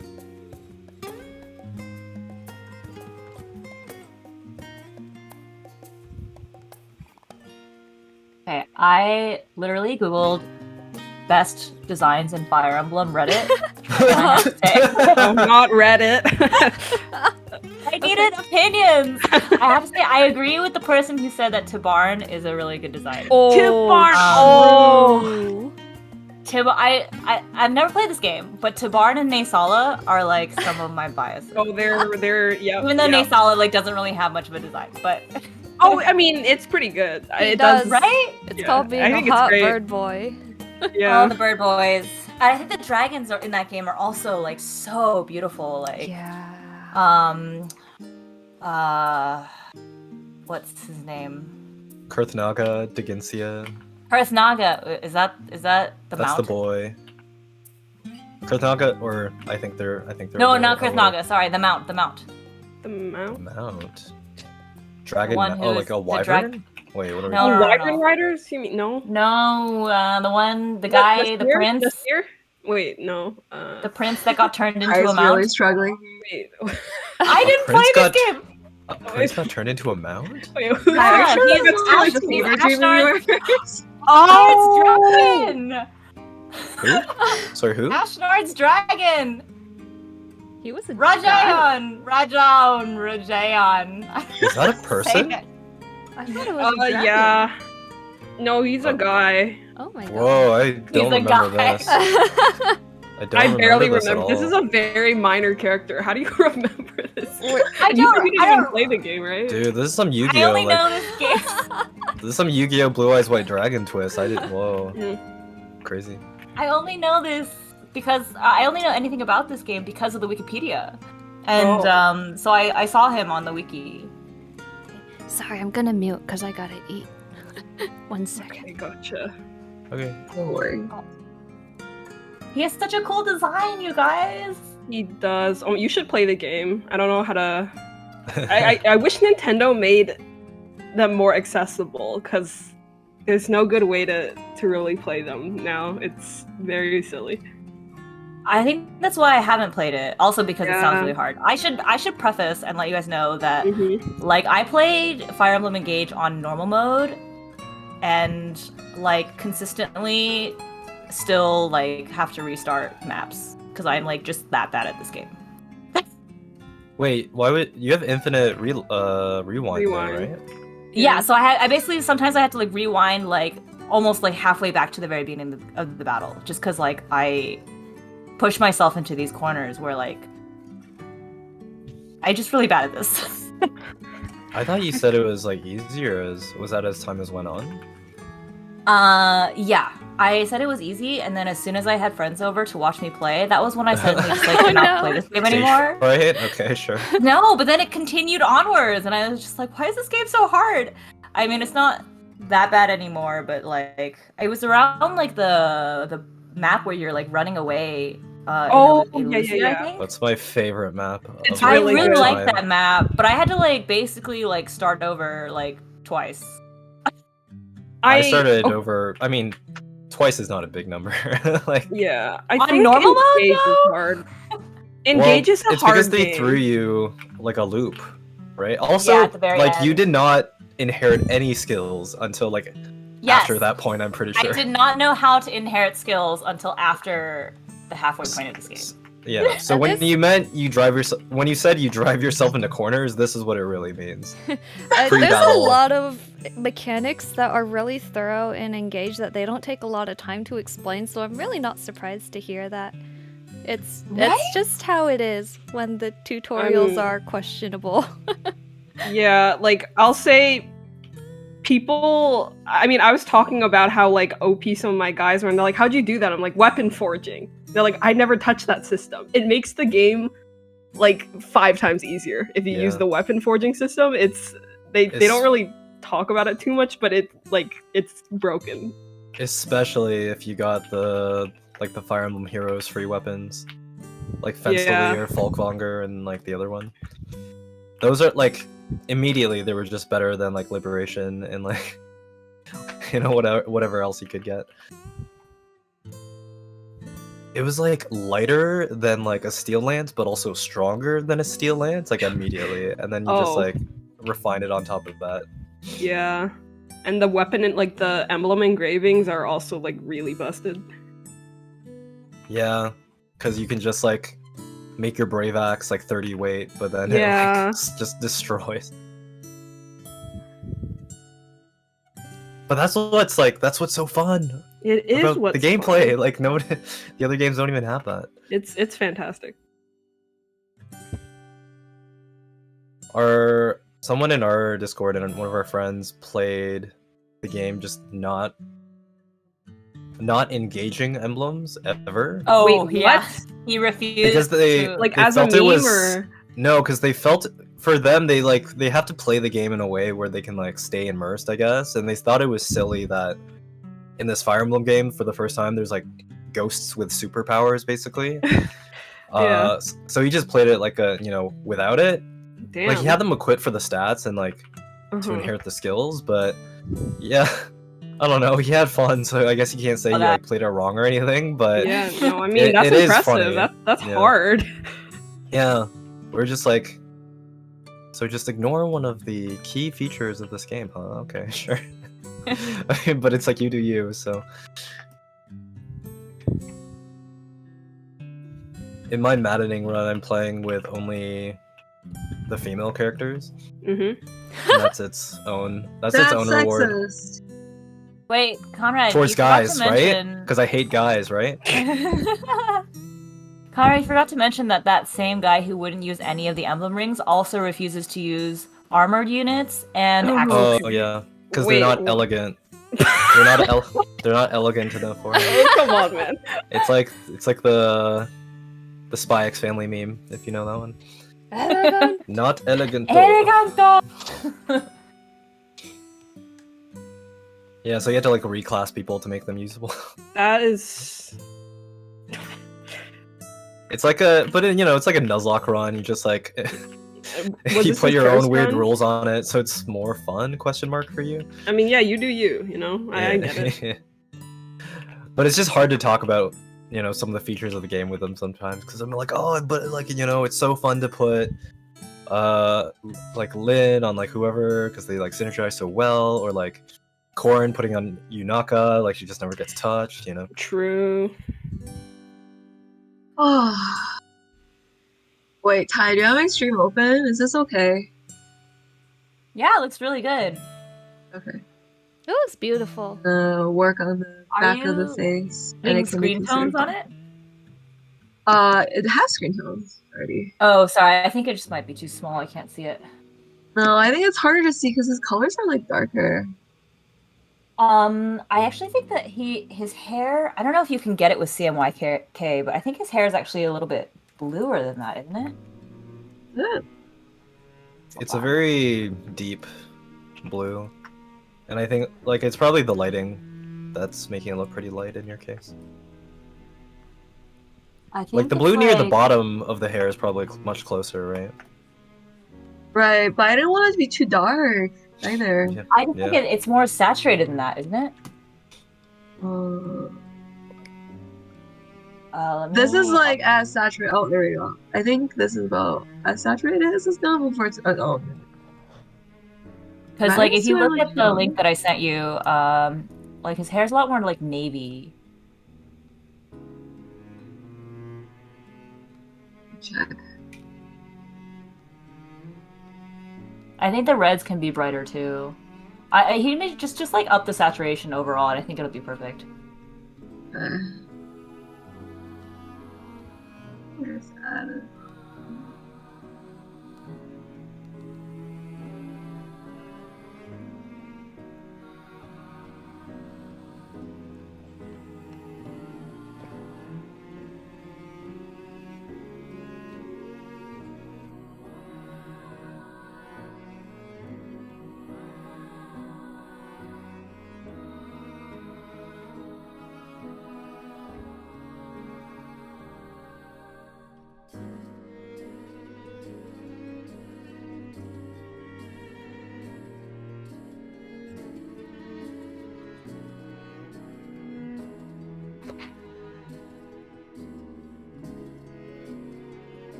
Oh no, even Clam and Fram are getting shafted from Luna's roster.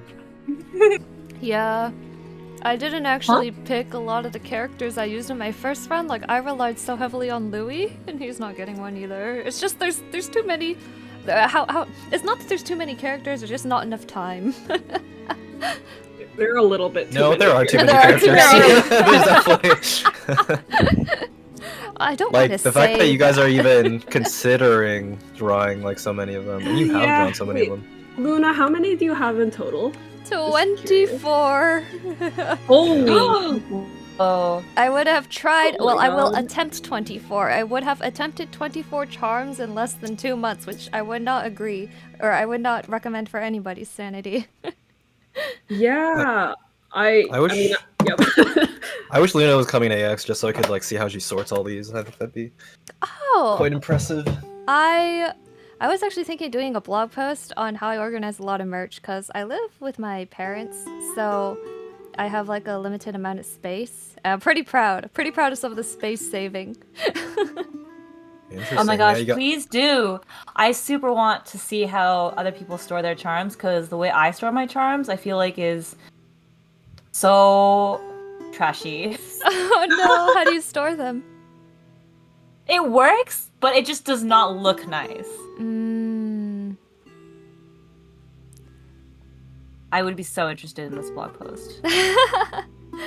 Storage solutions, you know, become like a merchandise influencer. Yeah. Get all the. This is sponsored to you by Clear Bags. Package your merchandise.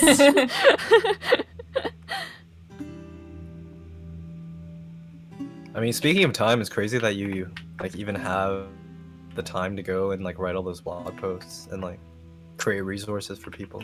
Oh, thank you. I feel like blogging is actually very quick for me because I write very casually in my blog, so I don't really have to edit that much. It's literally just like word vomit on a page, check, make sure it's mostly understandable, and then be like, okay, post because this will probably be useful to somebody. So in I general, don't think it doesn't sound that easy for me anyway. Like I'm the person who like writes and deletes the tweet like 10 times before I actually press enter, you know? Like sometimes it's like even when well, whatever. Yeah, I've definitely read some of your posts before and like they've been helpful, so oh, I good. don't know, keep it up. I'm glad to hear that. It also just means that you're smarter than me, because usually people who keep their mouth shut are like a lot smarter. Yes, I agree. What does that As someone who mean? cannot keep their mouth shut. What? People who keep their mouth shut are smarter? I don't think so. Yeah, because if you're dumb but you don't say anything, no one will ever know, right? They'll know eventually, depending on how you act, but I don't know, I've tried to get away with stuff by like just like nodding my head and just like going along with the conversation, then they ask you something, you're like, let me Google this real quick, and then I'll tell you who my favorite Broncos player is or something, whatever they're talking about. I think for me, it's just that like people who like don't talk or who are quieter, like it just strikes to me as if they're like taking more time to think about what they're going to say versus like me, where I just like everything that comes out of my mouth is just like the very first thought that popped into my head, which is sometimes not a good thing. Yeah, but people like me appreciate that, because then you know that like you diffuse the awkward silence that plagues introverts like myself. Or I create situations where we're both like dodging left and right of each other as we try to like have a conversation, because we did at the very You think beginning so? of the Has that stream. happened? Did that happen the first time we met? Not with you, because I just steamrolled and I just spent most of the conversation talking one-sided. You steamrolled your impression of, or my impression of you when you dunked on Cordelia, is what happened. Oh yeah, well, there are certain things in life that cannot be changed. No regrets.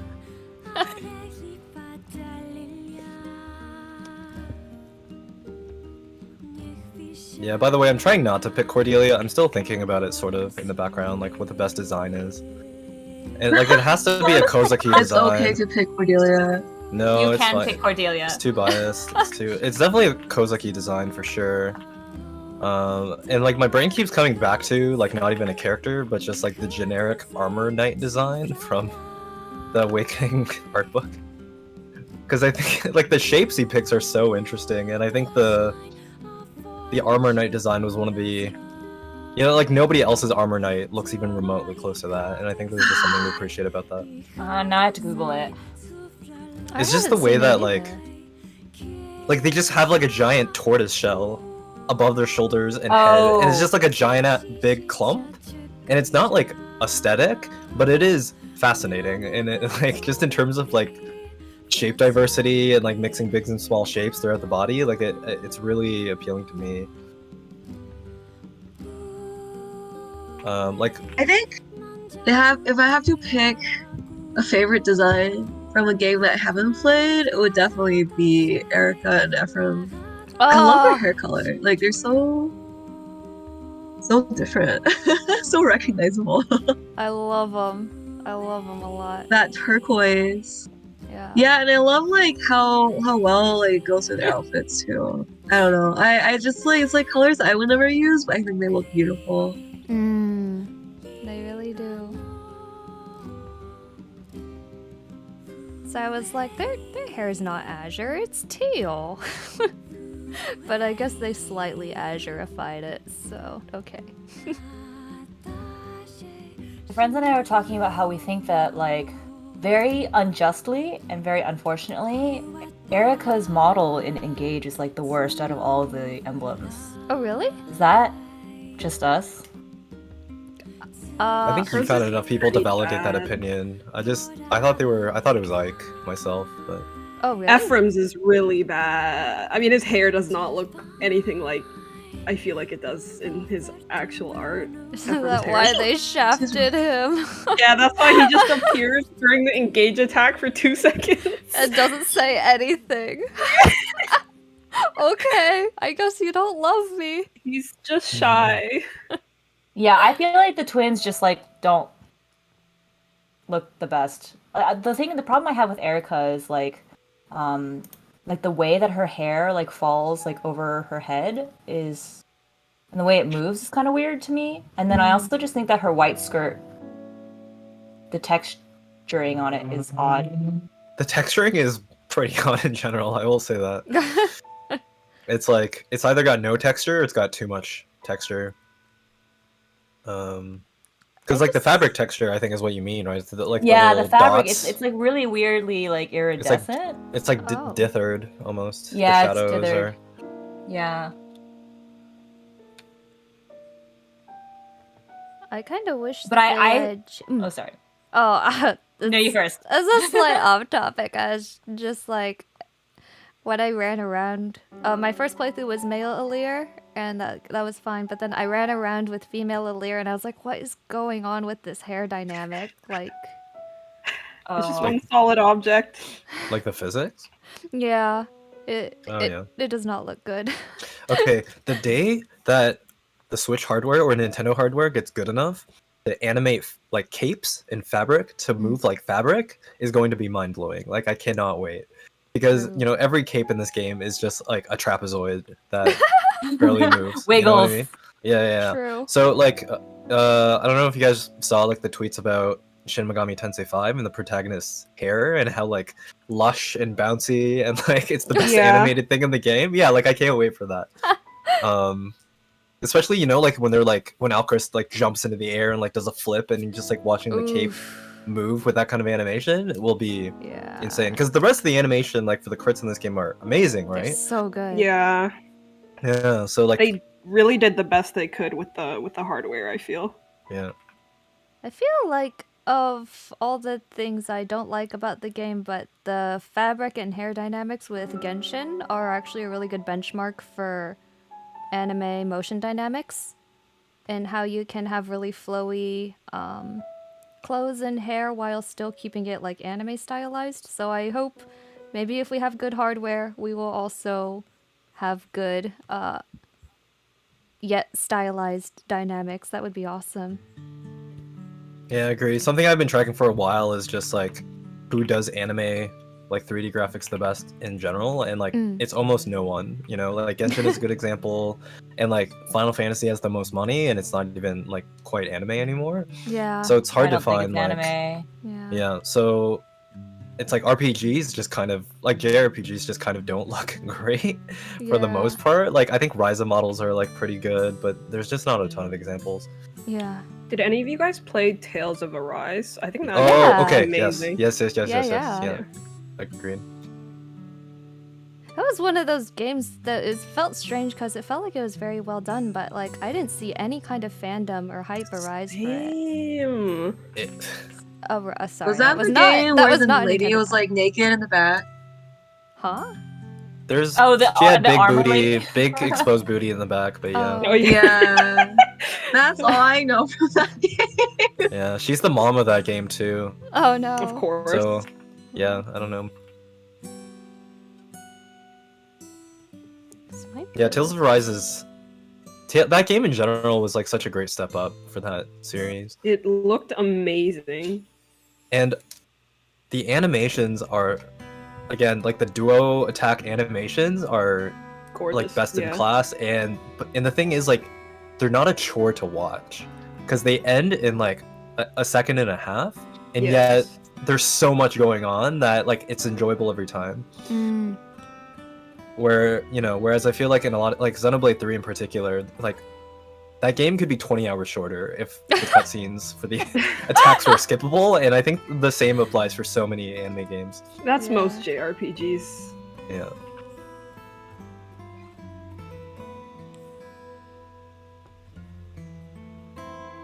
Are you guys How I playing? feel about Honkai right now. Yeah, are Luna and Al, are you playing Honkai? I am not. Is that a gacha? I believe it is. I'm staying all clear of gacha games. Oh, true. Very fair. Stay innocent, stay pure. Yeah, Fire Emblem Heroes would have ruined my life if I ever got into it. I know it, so Yeah. I'm speaking to you from the afterlife. Conrad and I are like, yeah.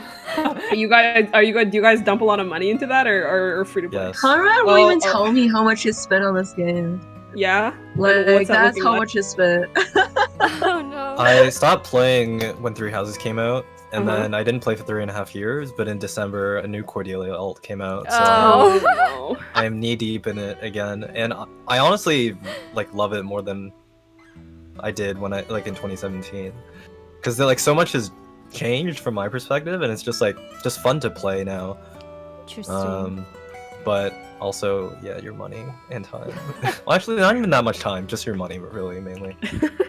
I think for me, like, I was spending a lot of money on it, and then one time one of my coworkers asked me like how much I had spent total, and then I sat down and I really thought about it. And then when I realized that the number exceeded 4 digits, I was like, I need to stop. Whoa. Okay. It didn't. It was like 4 digits, and I was just like, holy shit. And I was like, okay, this is like a problem. And so my New Year's resolution for the past like 5 years has been don't spend money on Fire Emblem Heroes. Holy moly. I don't know what I was expecting, but wow. Yeah. I mean, so I had this rule. I don't feel so bad about it because I had a rule where I was not allowed to spend any money that I made from my like real job on Fire Emblem Heroes. So I would open like commissions, and I'd be like, I want to pull for Takumi. Like, I will draw you like blah blah blah or like blah blah blah. But added it all up together, and I was like, like now I can't uninstall this game ever. Like. You know what I mean? Yeah. That's how they get you. That's exactly their plan, is they know you're gonna feel that way. And yet, not playing Genshin anymore, so, you know, sometimes you willpower, you got a quick cold turkey, huh? Yeah. Honestly, it's like it's less so that you stop yourself from playing it, it's more so like you find a different addiction to replace it with. So, and hopefully an addiction that's like not as pricey, you know, like if Tears of the Kingdom comes out and I'm not gonna play or spend money on Heroes again, like maybe that's a good thing. But I think I haven't tried Star Rail because I feel actually a very low opinion of Hoyo versus a company now, and I kind of feel like I don't trust them anymore. So I don't even want to try to get involved with another one of their games because I don't trust how they treat the player base. Or Did something happen? Like in particular? no, it's not like a huge scandal or anything. I just felt like for a long time they've been stiffing their long-term customers and their hardcore player base. So like they just refuse to do a lot of things that people are asking for, like repeatable endgame content that's outside of Abyss, which is just basically their banner sales marketing tactic, right? There's nothing to actually do in that game once you have strong characters. And a lot of people were complaining about this, are like, hey, you have co-op functionality, but nothing you can actually do in co-op. So there was no longevity to the game, and I just watched as they kept on investing in their resources into more things for casual players and short-term acquisition, like casual events. Or like, it became a Mario Party. That's the best way I could think of it. I felt bait and switched because they marketed it as this is going to be a Breath of the Wild open world RPG. You can build like these favorite characters. Yeah, sure, it's a gacha, but if you really like a character, you can pull for them, you can play with them, and then later they're like, actually, we're gonna have a hide and seek minigame, and then we're gonna have a cooking minigame, and then we're gonna have a quest where you can walk around and talk to 4 different people and do absolutely nothing. So I feel like that's when the curtain fell. I was like, this is just, it's not what I asked for. It's not what they marketed. So yeah. This is actually like my favorite topic. Oh, really? Because it's just about gachas in general, and like Genshin Impact I think by far is just the best gacha, but that still doesn't mean a ton for a lot of people who just like can't get into that loop. Because like what you're talking about, like endgame content, you know, it doesn't have to be competitive, but it's like that's kind of how it feels, right? Like the tryhards want something to do with all the artifacts that they're grinding. And I remember when I was like super deep into Genshin, there were even like, I think it was just Chinese players, but they had like their own like, it was almost like an esports competition where 2 people side by side would like pick their teams, and they would like ban characters from the opposite teams, and then they would basically race through Abyss using the characters they had remaining, and then it became, you know, something that's like trying to be more engaging rather than just like doing the same Abyss, the same dailies, and the same whatever on a weekly basis. And the problem is, like, we wouldn't be complaining about that if gachas like on their own were not like begging you to basically play forever. Because like Genshin is really fun for like the duration of a regular video game, right? Like 50, 100, even 200 hours. But the problem is that like because you invested in some of these characters and you never want to quit and you want to just be there forever, you feel like you need something to do with those characters. And like, you know, imagine if like Breath of the Wild was just like, no, please keep playing, even though like after you collected all the Korok seeds, you know, like that would be absurd. But because of the nature of gacha, like that's kind of just like, oh, we're gonna release another, you know, like a Link 2.0, and you can play as him, and it's like, oh, you got to do everything again and like grind him up from the beginning. So like it's just so different. So to me it sounds like it's almost like an MMO that doesn't actually give more, because like MMOs have the same thing, right? Where you want your player base to stick, so they come up with constant, you know, XIV. Whatever, where they're just constantly putting out new content, obviously, but this just kind of it's an MMO that never gets updates. Yeah, like they're basically just trying to create like a metaverse, right? More than a really cohesive game, because like those things that Luna mentioned, like the hide and go seek and the trading card game and the Mario platforming mini game, like it's all just to make this thing feel like more like a theme park where you can do just unexpected things with these characters that you've invested in, rather than like, you know, rewarding you for investing in the existing system of learning these characters, how to play them, how to build them, and then like testing that against some kind of like AI challenge.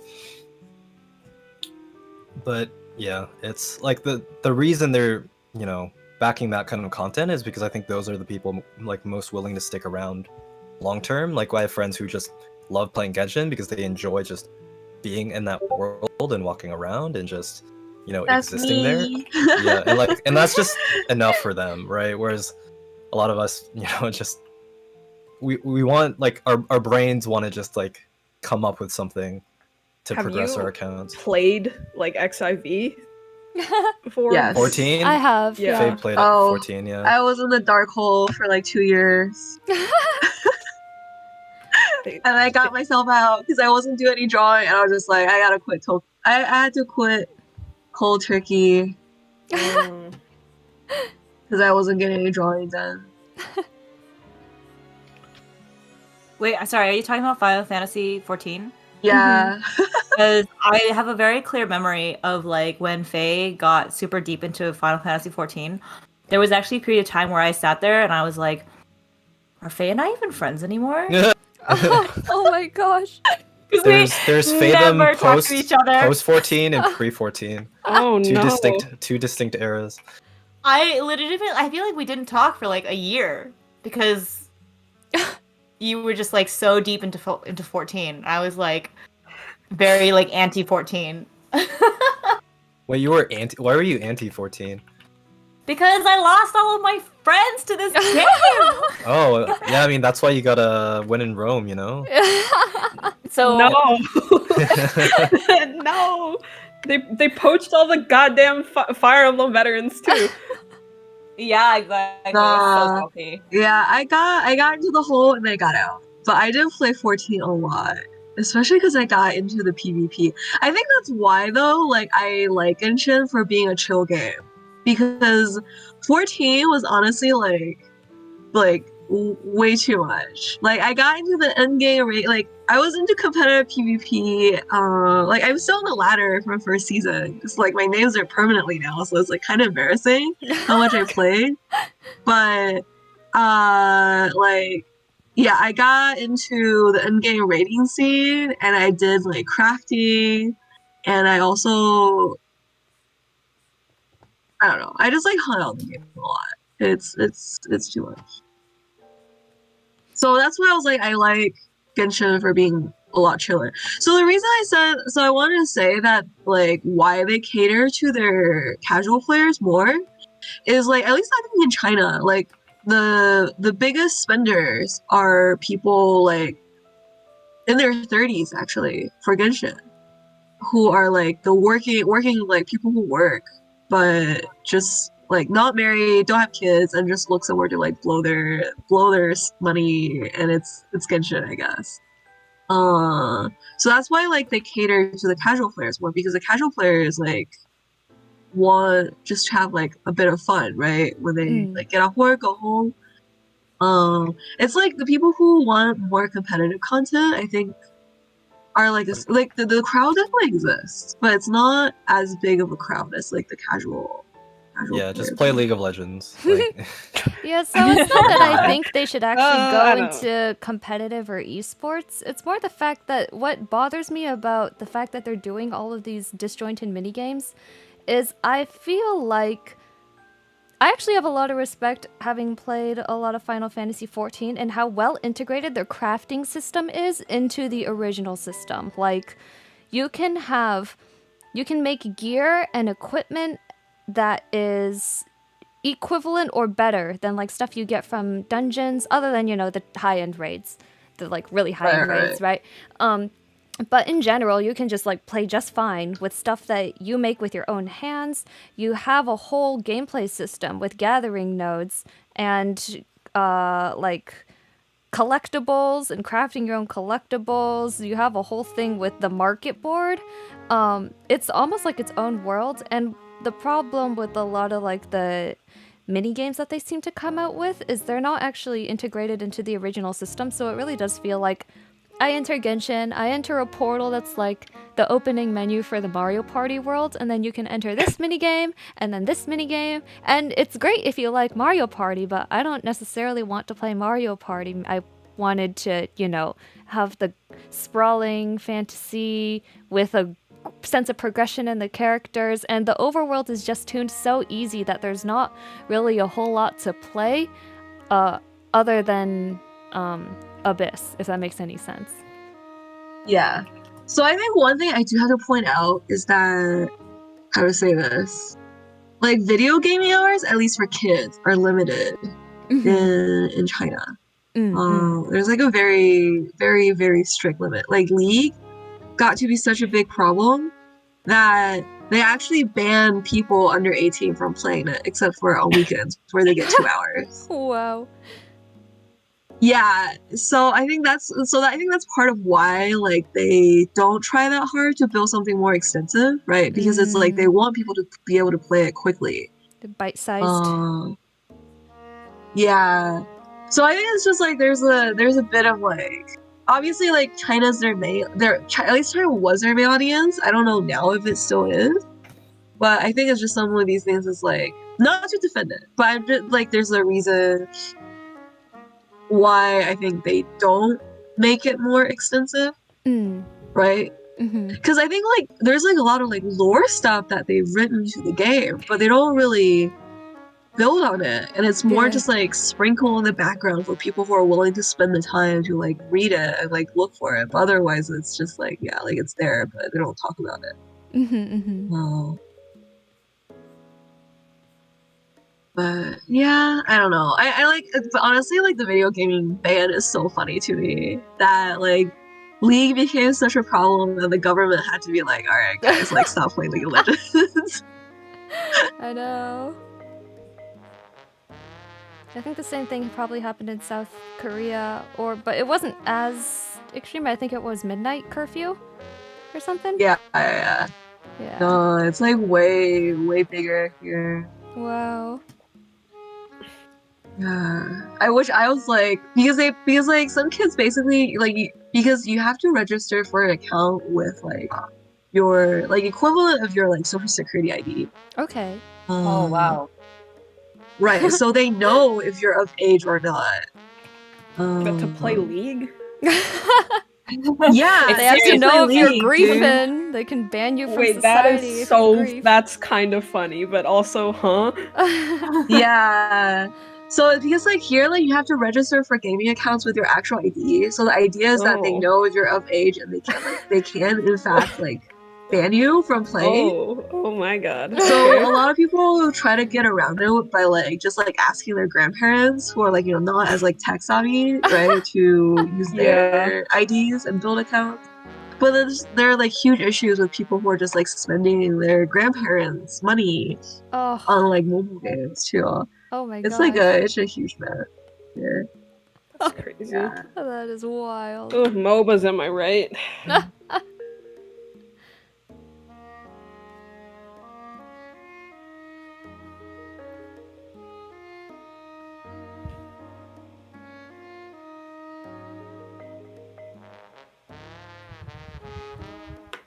Yeah, games as a service in general is just kind of hard. Like,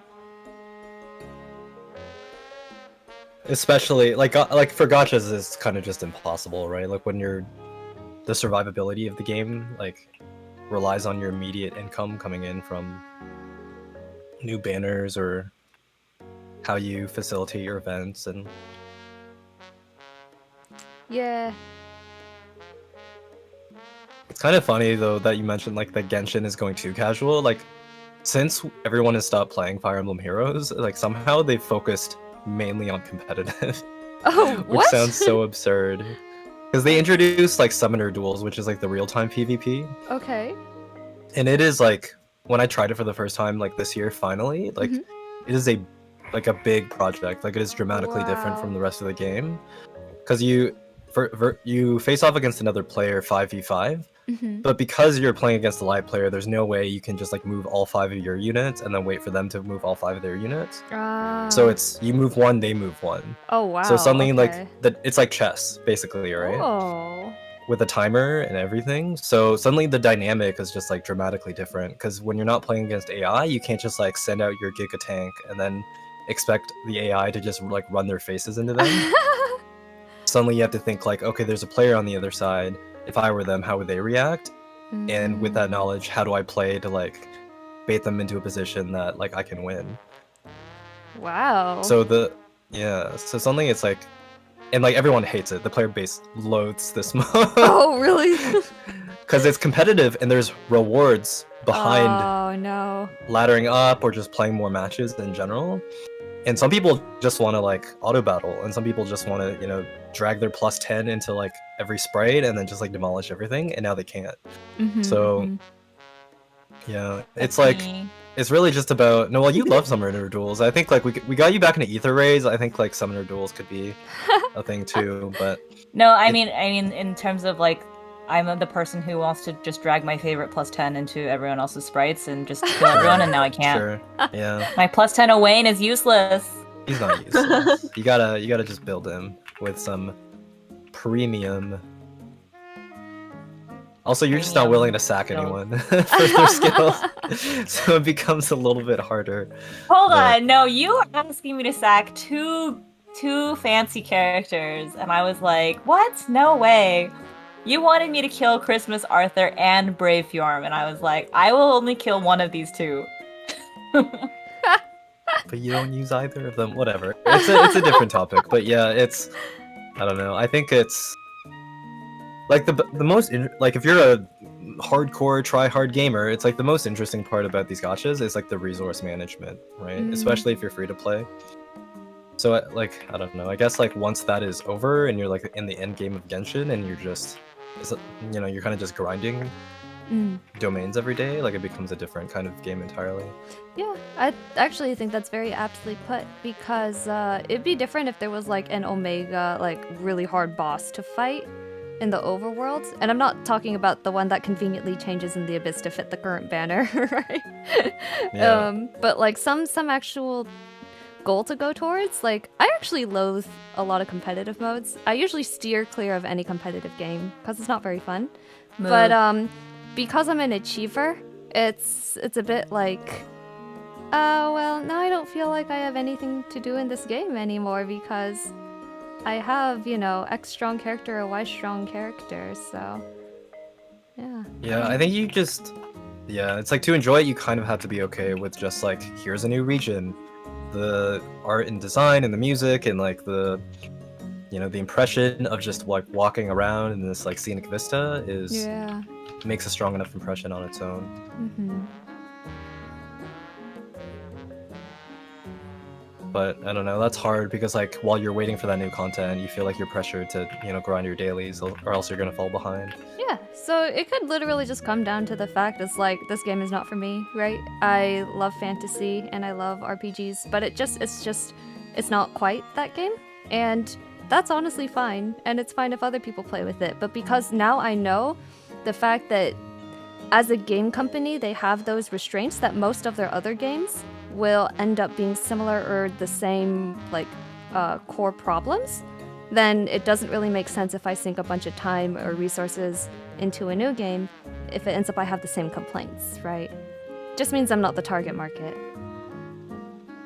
Yeah, like I'm going into Honkai just assuming that the same pattern's going to happen with Genshin, but it's just that this time I know I won't spend money or as much. Like I bought the Welcome Moon because it's I don't know, from my perspective it's an easy like $7 for like a much easier time. And I think like they deserve some money for the amount of work that they've obviously put into it. Yeah. But it's like knowing that what's happened with my experience with Genshin is going to happen again. It's just I won't like I know that I'm not going to be playing this for 300 hours and will be investing my time like sparingly to adjust for that. Yeah. It's just the moment that you think you have to play forever, like that's when you start to feel trapped.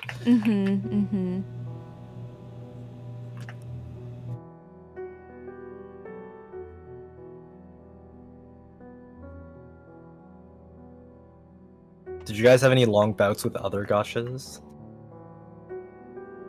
I'm still playing GBF, but I was gonna Puzzles say, and Dragons. I had a GBF phase as well, but no, I'm my biggest sin is being a Dota player, which is even worse than Oh wow.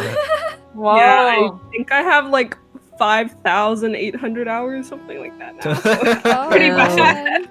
Whoa. I mean, I did Flex. play League before, Dota. so I have a feeling of what you mean. by the- Yeah, it's it's like League, but not as fun, and people are more angry. Really? People are more angry? That's shocking. Yeah, that's what I heard. I don't know if this is true about League. You guys can correct me if I'm wrong. Is there like in-game voice chat? There was, no. but no one uses it. They know they should never do it because people will just cuss each other out. Yeah, so it's crazy. been in Dota since day one, and let me just it is ooh. Oh no. Yeah. That's Wow, my you must have advice. the seriously thick hide then. Yeah. I only play with friends, so Ah. at least like in a 3-stack, so I like we're always a majority, so I don't have to usually deal with people being, and I never use voice chat, obviously. Yeah. But yeah. My friend and we used to just like tell people to join Discord when we play together. And man, like it's a good thing because he's a dude, so it's fine. Yeah, But, yeah. like, oh my god, the amount of times I've heard like, wait, there's a girl? It's like, Right? People are so weird. It's crazy. Oh, I always took advantage of that. I was always, because I suck at video games. So as soon as I started to suck, I'd be like, sorry, I'm a girl. Oh, Oh my hi, holding back our entire gender. yeah. god. Single-handed. No, I am the problem. It's me. And when I used to play MMORPGs, what I used to do is I would create a female character, Oh my and God. I would take the boob slider and I would put it to max, and then I would just like make like a really, really sexy female character to run around with, and then I would like bait people. They'd be like, oh hey, like you're so cute, like do you want these items? And I'd be like, yeah, I do. So I'd take the items on the big boob girl account, and then I would transfer it over to my real account, which was usually like this big like muscled like old man. I mean, that's kind of awesome. There's no problem. I don't see any issues with it. You gotta respect the hustle. I used to do it in I did it in Ragnarok Online, and then there was like a Persona like There's a MMO. I did it in MMO? that. It was called Mega 10. What? It didn't last very long, but it was kind of fun. That was the one I mostly baited people on. I mean, you're not lying to them. You just have a Yeah, big goofy avatar, you know? That's on them, honestly. Yeah. yeah. Persona MMO. I'm really surprised that like nobody has ever heard of this game. But basically, it was like you start the game. You have a basic persona. I think it's probably Jack Frost, right? And then like you are able to like capture other personas, kind of like Pokemon, like across the map. And then you can take your persona into like a fusion room, which is basically like a space version of the Velvet Room, and you can just fuse better persona. It was very Pokemon-y. But then you like run through dungeons with like your persona, and like for example, if you had like a bicorn, right? It would cast thunder magic randomly, or if you had like there was like some kind of sheep that would like heal your whole team, like your whole party, or something like that. But yeah, it died really fast. Huh. Yeah, I don't think I've ever heard of it before, so. I think it only lasted for like a year or two. Mhm.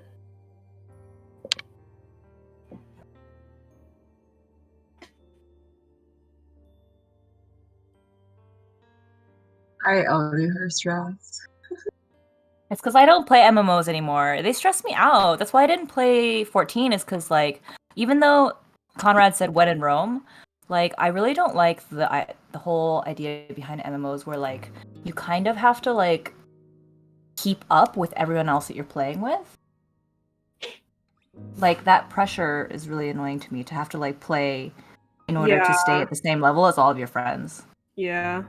One thing about XIV that kind of like I played for a little bit and then I quit, but I know that because of COVID, a lot of people got really into it, right? And a lot of people, from what I heard at least, maybe like a big issue is that they started treating XIV as like their entire life. It's like basically a second life, Oh, right? I mean, Like, people did that before COVID too. yeah, I think it just got Yeah, worse. I have some friends who probably. do that.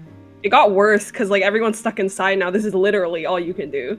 Yeah. And I don't know. I don't want to like go down that rabbit hole too hard. But yeah. Oh my god. That It was was like one of pick the your reasons I poison. quit actually. Yeah, it was because I was playing with some people who were just like, how do I say this? Like they basically treated FF14 as like their social life, so they were like really afraid of like upsetting other people that was like in their circle. Yeah. Because if drama started and then like, you know, like this isn't like real life, right? So it's like their friends in game like are the only people that they really play with. So they were like afraid they lose the people they played with, and then they wouldn't have any more friends in game. But so they were like really afraid of like upsetting like the delicate balance in their friend circle. Yeah. But it ended up being like pretty like a pretty toxic environment. Wow. And I was just like, oh my god. No, because again, it was like one dude being like capital letters like man child. And then all the people in his friend circle just like made excuses for him, and I was just like, you guys need to just like man up. And they were like, oh, we don't wanna like tell our friends that he has to change to like stay friends with us. We wanna accept him for how he is. That's so interesting. Yeah. I feel We like chose Animal Crossing.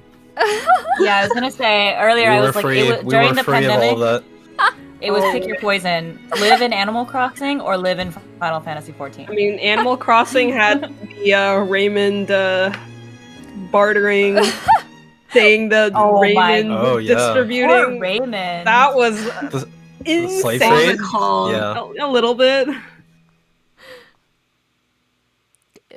That was wild. The fact that like entire websites were set up in a day just to facilitate all that. And people were a little bit unhinged about it. Yeah, I remember. I mean, I waited in a bunch of lines just to get turnips. Oh yeah, But I hosted. Oh, I was one of yeah. those scumbags that had the 700 selling, and I was like, yeah, give me a fee and you can come to my island. And I did that, and I got like 25 million bells from it. oh my gosh. I remember. Y'all know Yeah, how like to there was like a hustle. whole Yeah, you can never like a escape queuing capitalism. website.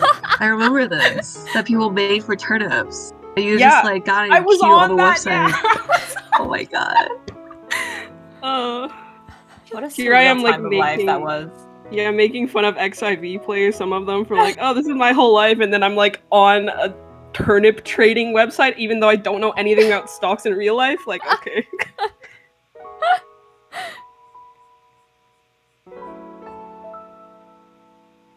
Yeah, playing these games when they come out for like zeitgeists like that are just so precious nowadays. I feel like, and I feel like the duration gets like smaller and smaller. But Animal Crossing like lasts for quite a while. It's almost like going to a live concert. Like you have the live gaming news experience where metas develop in like a day, communities go wild, scandals erupt. It's so interesting. That's why I'm afraid like I'm not gonna have enough time to play Tears of the Kingdom just in that first month, because it's going like that's all anyone's going to be talking about, and I'm going to be like, I'm drawing something completely unrelated, but I'll talk to you in a few months. Hopefully, you'll still want to talk to me about it. Is it for Okay. AX prep, basically? Yeah, faith0m and AX are the only cons I got into, so those I'll be preparing for. I mean, Where's Random? San Jose. Breath of the Wild had pretty good longevity, so I imagine Tears of the Kingdom should last for a while. I hope it'll have characters that I will want to draw. I think that is Yeah. the main. You don't want to draw half naked Link? Link. Yes, Yeah. half-naked Link. I drew Link, and I think that people have seen enough Links based on my like this is Breath of the Wild Link, ooh, like, but I would like an original, you know, like how every time Pokemon comes out, there's like those gym leaders that everyone wants to draw. Oh, I want yes. the side characters that are not necessarily like, you know, giant fish man and fish girl. So Ooh. yeah, I'm hoping Well, it there's looks like something there's there. gonna be giant wolf lady. What does the wolf lady look like? I don't know. She appeared for like 1 second on the trailer. Is that Like, the one give me people someone are who's as hot as theorizing is- Ganondorf, but maybe more my type, you know? But you're saying you don't like Ganondorf? You don't think Yeah. he's handsome? No, I definitely said he is very much handsome, but maybe not enough to commit dozens of hours to drawing, you know, for myself. Okay, that's fair.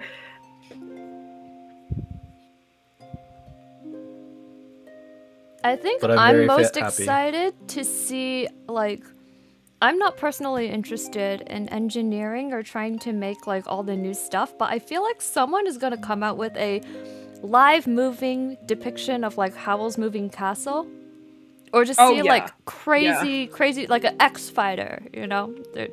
X-Wing, I sorry. mean, you see those Japanese players, I think, that like are still going crazy with the mechanics of Breath of the Wild and like doing trick shot kills that don't seem like they should be in the base game, but they somehow are. Yeah. It'll happen. Yeah, that's what I said too. I was like, I know I will have fun, but I will also have like maybe even more fun just watching other people like go crazy. Yeah. Yeah, I wasn't as excited for the game until that exact trailer where, like, all they had to show you was just like, look, I can Elmer's glue any two things together, and you're like, oh my god, this is all I needed. Everyone enters preschool again. Yeah. Just the element of just try it and then see what happens is like all that game needed on top of Yeah. like, you know, the stuff it already had. You know what I love with them about like I love about the development team is it really feels like they genuinely really like the game that they're working on because they implement all these things that became popular knowledge in like the speedrunning community, the like content creators and stuff. Like people would find these exploits and I feel like a lot of other developers might patch out and instead they're like, hey, that's a great idea. Let's see what happens if we give players an ability to clip through the ceiling. That's an excellent idea. So the fact that they just embrace that creativity seems really fun to me. Yeah, and that's probably exactly why it was delayed for so long on top of COVID, right? It's just like ironing out the bugs of just like being able to tape a sword to a shield and To a mushroom. Is fascinating. While I'm here, Advance Wars anyone? My brother is playing Advance Wars. I am not, but I watch him play it. I want to buy it. Does it, like, what's his verdict and what's your verdict on it?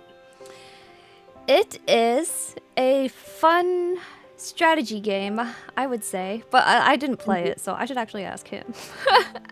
Yeah. I think he's I think it- lurking. Hey, if you're there, what's your verdict on Advance Wars, brother of mine?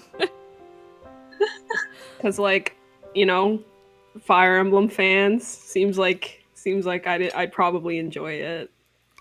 Wait, I thought that for the Hi. longest time. Yeah.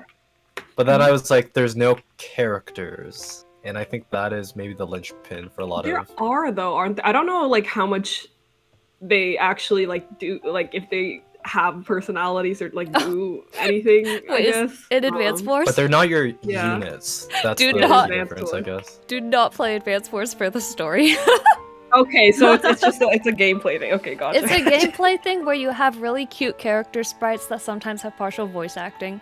Okay. It's not really made for a story, but it is fun. It's just it's not a story-rich game by any means. Oh, hello, okay? Wow, this EmblemCon thing sounds pretty cool. Yeah, we were just Hey, singing okay. its praises like an hour ago. I know. I'm just talking about how awesome it is and how Yeah. cool the organizers are All and how you should thanks really to get your you. booth up. Yeah, you should really get that booth up for your Alfred, you know?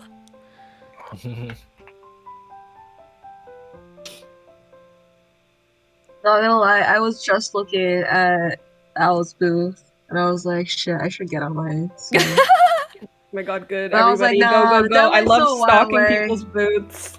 I have time. You know what I love about When actually I- having the booth channels is it mimics the same feeling I felt when you're like setting up your booth at an actual convention and watching all of the things like go up around you and other people's creativity. I just think it's a really cool experience. Yeah, I'm very excited.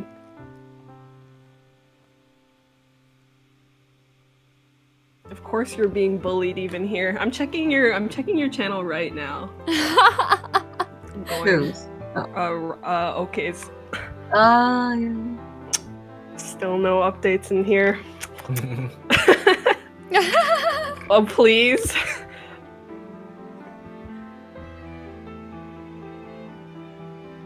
Yeah, I remember thinking the first year of EmblemCon, like that is just the perfect, or like a significantly better medium to host something like this over like independent websites that people tried, because people are already here, and it's so nice just having to like click through tabs and not having to like go to a different web page every time. Oh, do you happen to know, okay, who came up with the idea of EmblemCon? And how did it get started? I'm kind of curious on the history. Because I know, Kai, were you there the first year? I feel like you were. Oh, you just said you were there the first year, sorry. But I feel like we kind of like heard about it and then hopped onto it. But I don't actually know how it came to be. I remember that Conrad was actually the one who told God, all of our friends yeah. to get on it, and a lot of us were like skeptical, and he was like, "No, just do it." Oh, you know what? No, it wasn't the first year, actually. I was wrong. Because I had 1 year to figure out why I liked it by attending, and then the next year I told everyone that they should go. Oh. Because I think, by the time that you hear about it the first time, it's like when announcements are coming out, and by then, it's probably too late. So I don't think I did it first year. Ah. I think I did it first year. Oh I my don't god, remember Ty. It like it kills me a little that you put the two colors for the hair on the same layer. that. The hair and the cape, you mean? No, the hair, the two colors on the hair was on the same layer. Oh, for the highlight? Are you still talking about Alchrist? No, Diamond. for Diamond. I'm working on Diamond now. Oh yeah, I put the oh, I think your stream froze, Faye. Did it? Oh. She has did Diamant on my end. Oh what? Maybe It might I'm the be one on your who's. end. You're the one that froze, yeah. I'm watching on YouTube. Oh yeah, no, I was the one who froze. I was like, There's a bit of a delay. There's a bit of a delay. Andreo's been there for a long time. Alchrist's been there for a long time. Oh, Daggerfish is like Wow, gonna and be now finished. Cadet's like almost done. Yeah. Daggerfish is Now like you're gonna be like- finished, and the rest of us are gonna have finished like one chibi. it's because Yeah. I'm sloppy. Just the zoom-ins are. If you zoom in too far, it's like there's stray dots and stuff everywhere. You guys are so meticulous. Oh no. That's the problem. That's the way to be exact though, problem. because Yeah. like when you print it, it's not gonna show up anyway. Like all the dots are gonna go away, and we're just like perfecting it for literally nobody except for ourselves. No reason. Yeah. For me, I love looking at it. It's a disease. Perfectionism is a disease. Also, yeah, sorry, I put the red streak and Diamond's hair on the same layer. I saw that, and then I thought about it, and then I was like, whatever. I was like, Faye's not gonna like that. Oh well. What are these shoes? Most of my time is just spent trying to understand these concept pages. Oh yeah, no. The outfits. Yeah. Especially Diamant's, whenever like- it gets to the shoes. Everyone's shoes are so weird. I know, it's the shoes. And you never notice that the shoes are weird because you never see their lower halves. Yeah. But now I sure see them. I also saw that all I'm kinds of clearly very things. passionate about this topic. Shoes?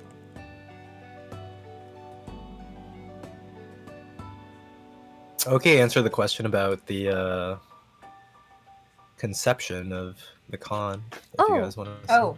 Misty came up with the idea based on a similar con a few months before, I think, called IdleCon. One, things were very rushed. Year 2, we really hit our stride. Even year 1, I remember there were some technical difficulties with like panels and stuff, but you guys did a really, really good job. And I don't think anyone would fault, given just with the speed it came together, was really fascinating and also like really admirable. Year 1, we planned the whole thing in 1 month. Oh my gosh. That's insane. That's wild.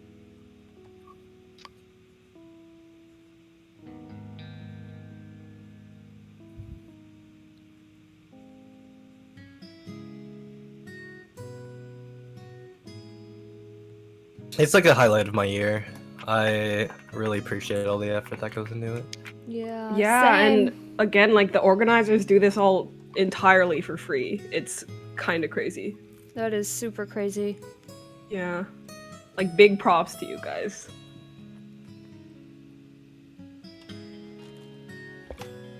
I just really love how it's like so accessible, you know? Because like the thing about like in-person conventions, is they're so expensive, and it's like you have to make it like generic enough that it can cover like a lot of people.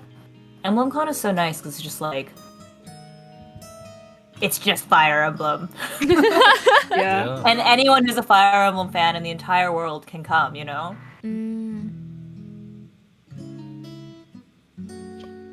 Yeah, I don't think they're having the the Fire Emblem Expo in Japan this year, but I would have like next time there's a chance, like I'd love to try that as well. Just like Fire Emblem only event, like the version of me that played Blazing Blade back in the day could have like never dreamt of that, and I think it's just crazy to think there's opportunities like that now.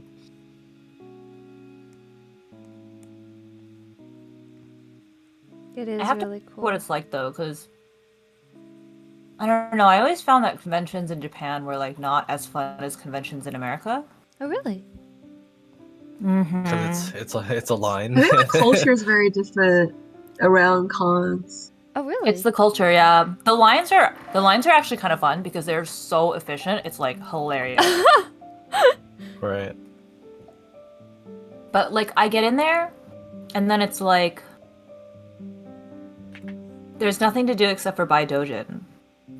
Oh, for real? Wahoo! That's all. That's all you need. Yeah, because they don't sell prints, they don't sell charms, they don't sell any merchandise really other than dojin because they're not really like allowed to. Oh. Oh yeah, they're all like not for profit basically. Yeah, and which is nice though because you buy like a ton of dojin and it only costs you like like $80 for like 40 books, right? Yeah. Oh my goodness. But yeah, it's just like there's like a lot stricter culture around like taking pictures too, like of cosplayers, and then there's not really much in the way of panels. So yeah, I mean, I guess another facet, of course, is that like in Japan, I don't have like a weeb friend group, and so I'm just there by myself, and I'm not really talking to anyone else. Like, and then everyone who is there is Japanese, and it's like, hi, like, I don't know you, but How much of Do you like wanna- meeting people do you think there is? Because because there's such massive lines, like you really only have like you can exchange like 2 words before you make your sale, and then that's it. So I don't know like what other I don't think venues there's you massive have. lines. I don't think there's massive lines for most artists. It's just like the really big artists, and for those artists, like you don't talk to them at all. But for the smaller ones, like you can have a conversation with them, but it's also kind of the same as it is in American conventions, where it's just like you don't want to like stand there and obstruct their business, right? Yeah. But like, yeah, usually the appeal, I would imagine, is just to go with a bunch of your friends. But you're like in Japan, so like all of your friends are in America. For me. I see. There's like no food options either. There's nothing to eat. There's nothing to drink. Oh. Like, So it's just like a Like- Dojin marketplace event then. yeah, you just go and you buy Dojin and you leave. It's, I don't know. Maybe I'm doing it wrong. Like,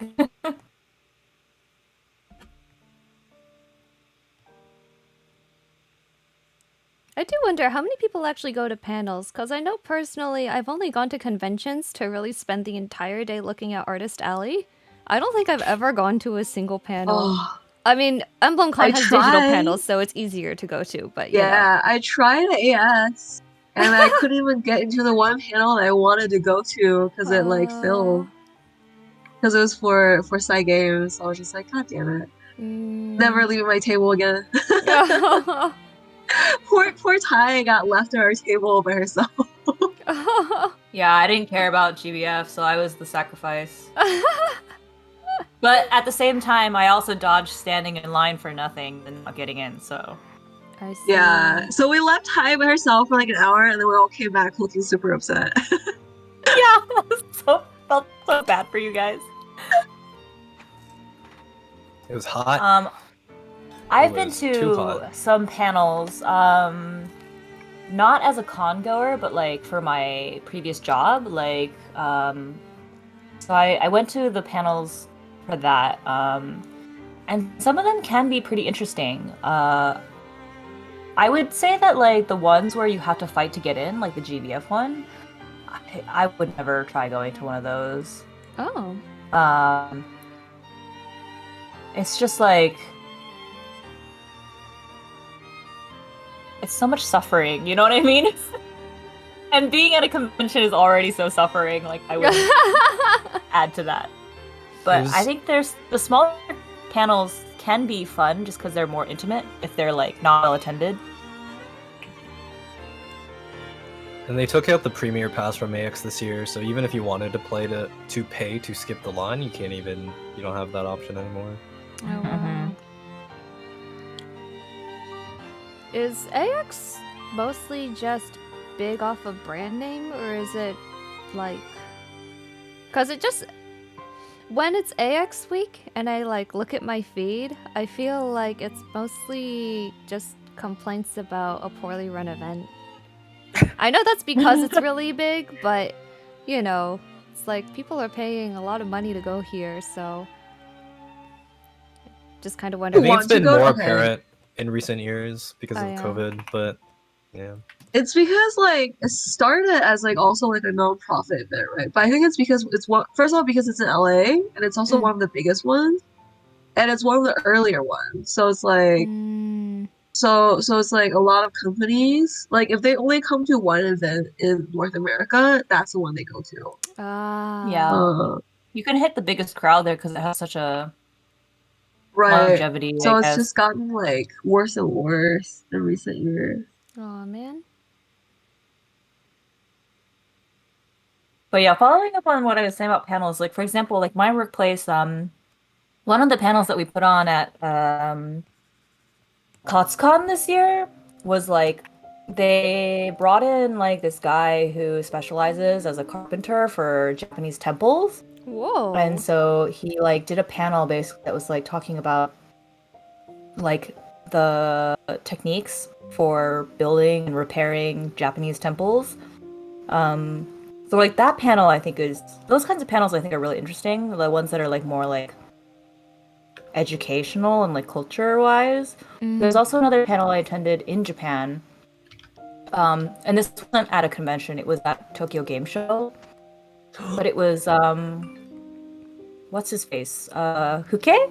The Black Rock shooter artist. He was like drawing live and I was like it was like honestly the coolest thing I've seen in a long time. Getting to see him basically finish an entire piece in like an hour was pretty sweet. That's insane. It also really validated me because he had like 100 layers and I was like, yeah. I'm just like you.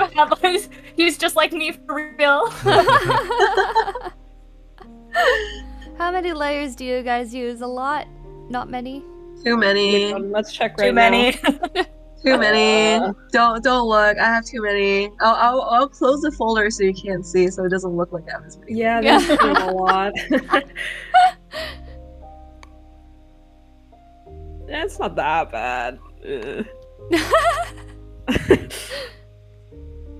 No, it's because like I sometimes put each color, like each flat on its own layer, Oh yeah, same. so I can adjust later. So it ends up just adding up, like over time. Yeah, I merged them If at I was the end. painting, though. There's no I try to actually keep everything on one layer until I start like adjusting, and then it's like infinite layers, as many as I need. Ah. I will draw a single line and then make a new layer. Oh no. Because like that is just what psychologically makes me feel the safest. Just knowing that like I can change it at any point, and then thus I become more productive because I can just like draw a line, new layer, draw a line, new layer, and then like at the end just like merge everything. But yeah, it doesn't look very pretty, that's for sure, on my layers panel.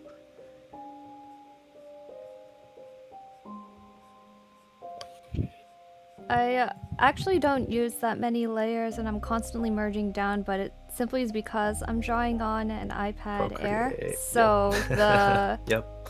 the space Oh no. yeah, you can only have I think my personal machine can only have like 22 layers. I mean, I draw it at 12 by 18 inch, which I don't think is honestly that big, but because it's I didn't invest in a pro, so we're in peasant merge land. I remember drawing prints on an iPad, and once I got to that stage, I basically had one file just for foreground and a flat of the background, and then I had a file for the flat foreground and layers for the background.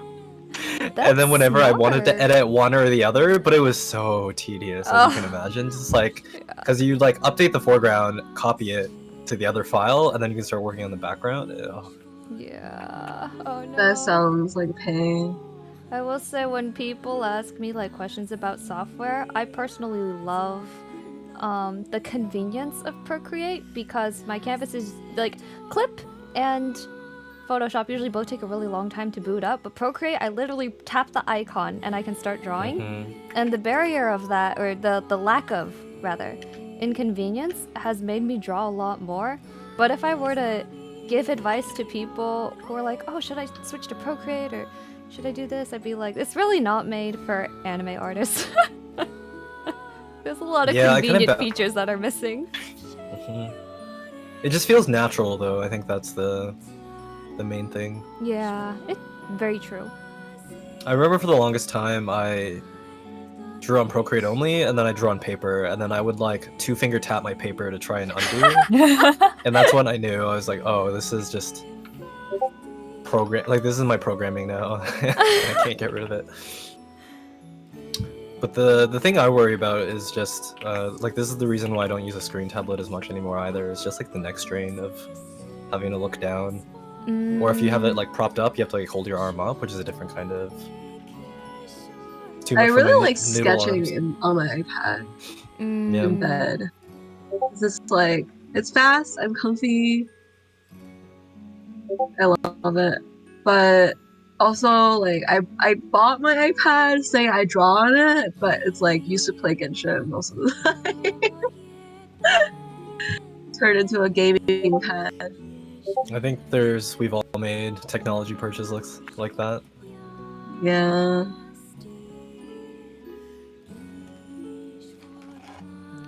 But I have to draw something. Go ahead. Oh, but I have to draw like some like relevant stuff in there. Sketched it. I think it was fun because I sketched like a really long comic on it. So that was good because it's like, it was like easy to like loosely jot down my idea and then like rearrange panels. That's like really all I needed for.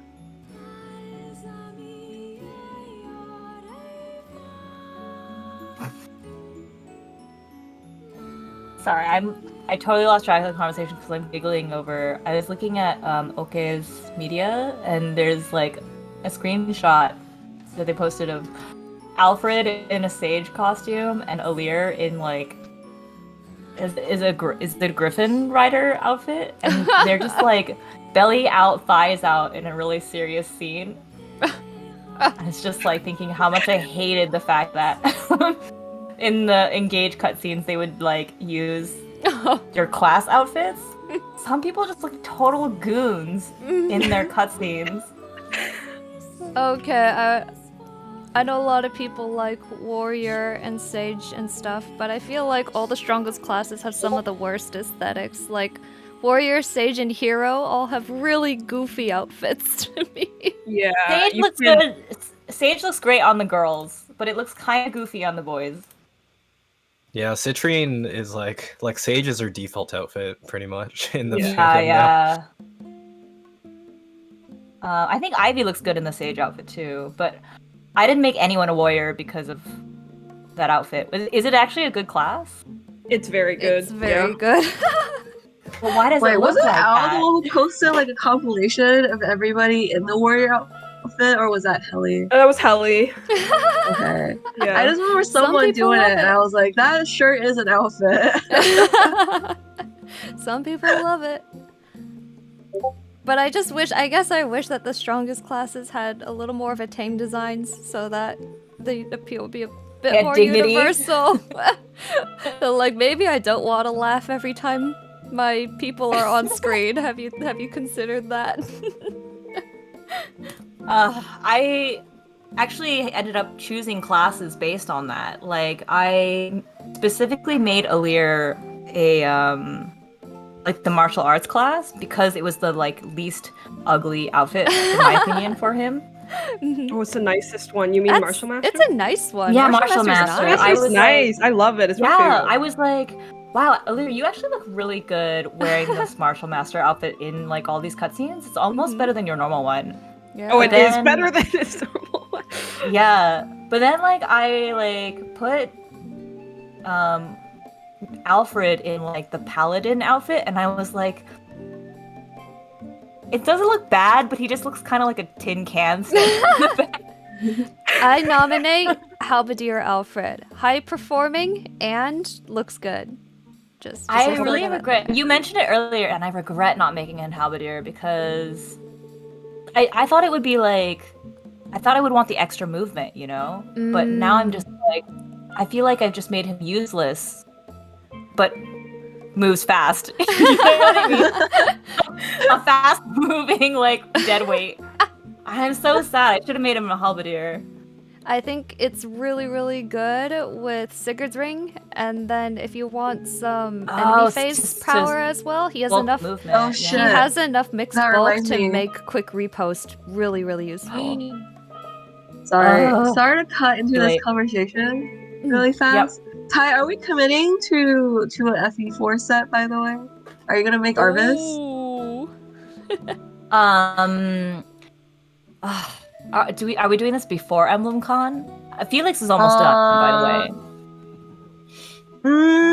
I would say maybe before AX, so we can get it done between EmblemCon and or end of I May. feel like if FE4 makes the most sense for us to just crank it out before EmblemCon.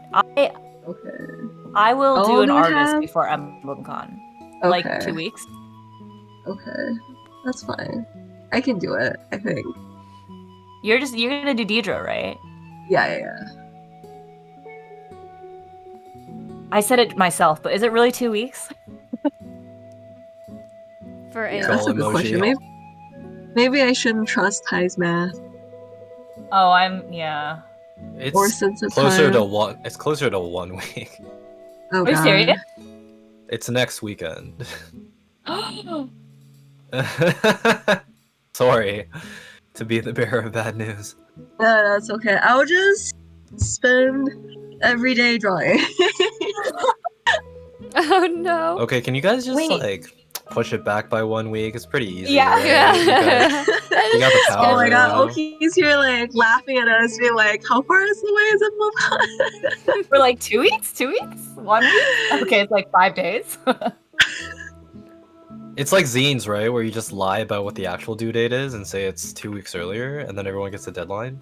Or a extension. Oh my I God, I'm will feeling called out. Work on Deidre after I finish Azura, so that will be my priority. Wait, what about our stand? I will color that after. Oh, That's so cool. Would say Is there gonna be like a I am Kickstarter? tired of drawing men, Ty. I am tired of coloring men. I need some cute girls in my artist life. I have. If you want me to do these charms, I have 3 men coming your way. I know. That's why I was like, just let me draw Azura and Deidre, and I'll come back. I will resume working drawing men with you.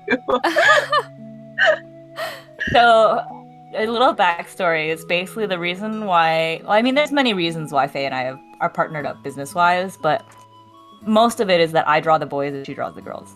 Ah. Hey, useful. Cover each other, you know? We each have our own priorities.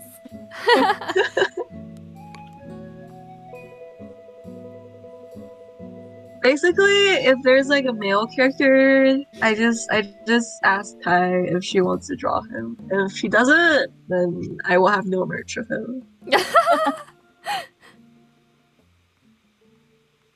That's why Inigo was a rare exception. Well, I was gonna say that's why you didn't have Dimitri and Claude until like 2 years after Fire Emblem Three Houses came out. Yeah. But you had 2 versions of Edelgard. Yeah. Yeah, 2 versions of Edelgard and all the Black Eagle girls. Would you say you guys have a certain visual bias for like things you like to draw? Like, for example, I love drawing skirts and dresses, so I think I have too many OCs for who have skirts sure. and not enough who have like pants. So like, what's that for you guys? Sure. Long hair. Characters with long hair. Wait, are we talking about Oh. just Fire Emblem characters, or are we also talking about like original characters? Oh, like 'Cause anything, honestly. Faye's problem with original characters is teal, red, and white. Blue, red, and white? Yeah, blue, red, and white. Or cream, rather. I guess it's not white. But Cream, like all yeah. of my OCs end up in like some variation of that like color combo.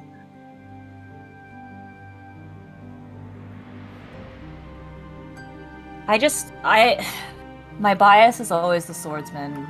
It's a real Ah. problem. Especially in Fire Emblem Heroes, because then I end up with like a team of all swordsmen.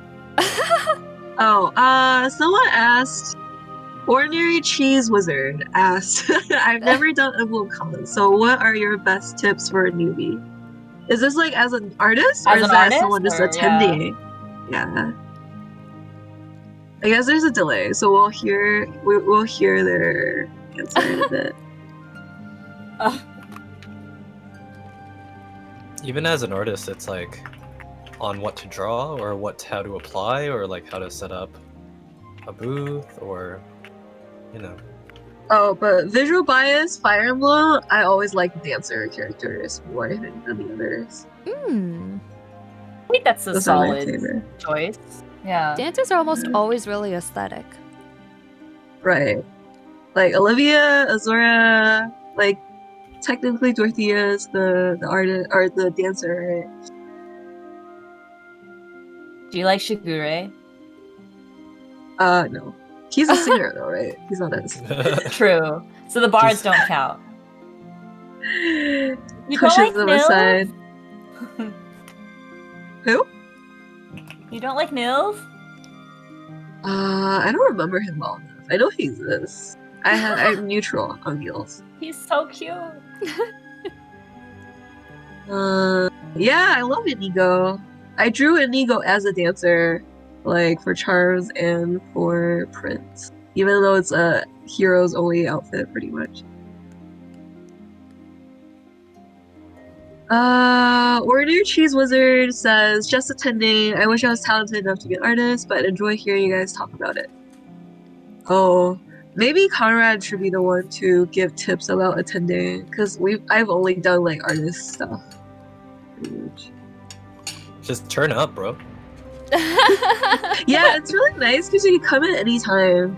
Like it's like basically 24/7. Come at your free hours. But I think a lot of art, at least like if you want to talk to the artist will like let you know usually if they're around or not. Like a lot of my friends and I usually have like little messages we post to let people know when we're not there. Like when they're Like open my and when they time go to zone bed. is gonna be different. Yeah, my time zone's different. So usually that's why I was like, Ty is like always there for me. When I'm not. Day shift. Yeah, except nobody ever really wants to talk to me. They're all like, "Where's Faye?" And I'm like, "I'm one letter off."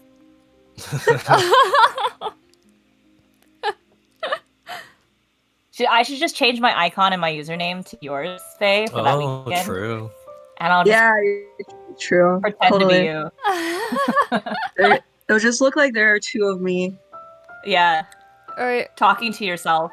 even funnier, everything. So the profile's the same, but then the username is faith0m instead of faith0m, and just see if anybody notices. We could just use our business name, isn't it? Yeah. By Wonton.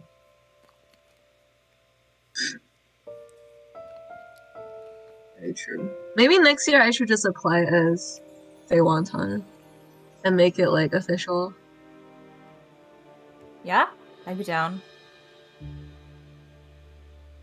Yeah, make it I remember official last instead of year I a did some of constantly- the like. I feel like the panels with the voice actors are always really fun. I saw there's so many voice actors who are gonna be running panels. It looks really interesting.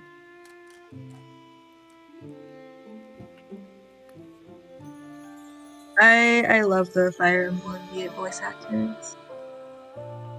I love how involved they are, you know, and how positive they are. Yeah. Okay, you don't have to spoil, but I hope Allegra comes back for EmblemCon Part 2.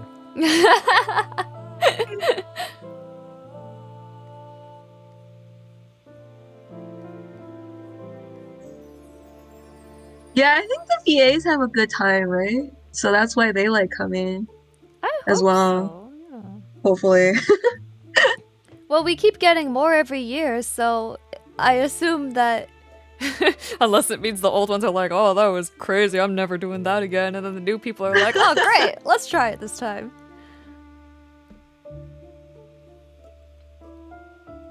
Like, Recon was amazing. We got lots of repeat VAs. Aww. I remember the one with Greg was like really funny. Oh my god. I remember Greg kind of just took over. He was just Yeah. like, alright, this is my panel. We're here to chill. We're gonna play the games I want to play. And it just works out. Greg Chun. Yeah.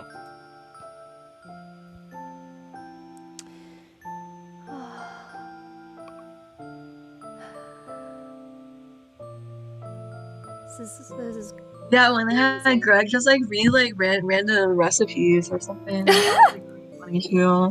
Because it was so late. So it just felt like everyone was like on like a fever dream. Oh, that sounds amazing. I'm gonna try to. I actually don't have access to my computer during the whole weekend, but I'm gonna try to tune into a bunch of the panels and stuff. Oh no. Yeah.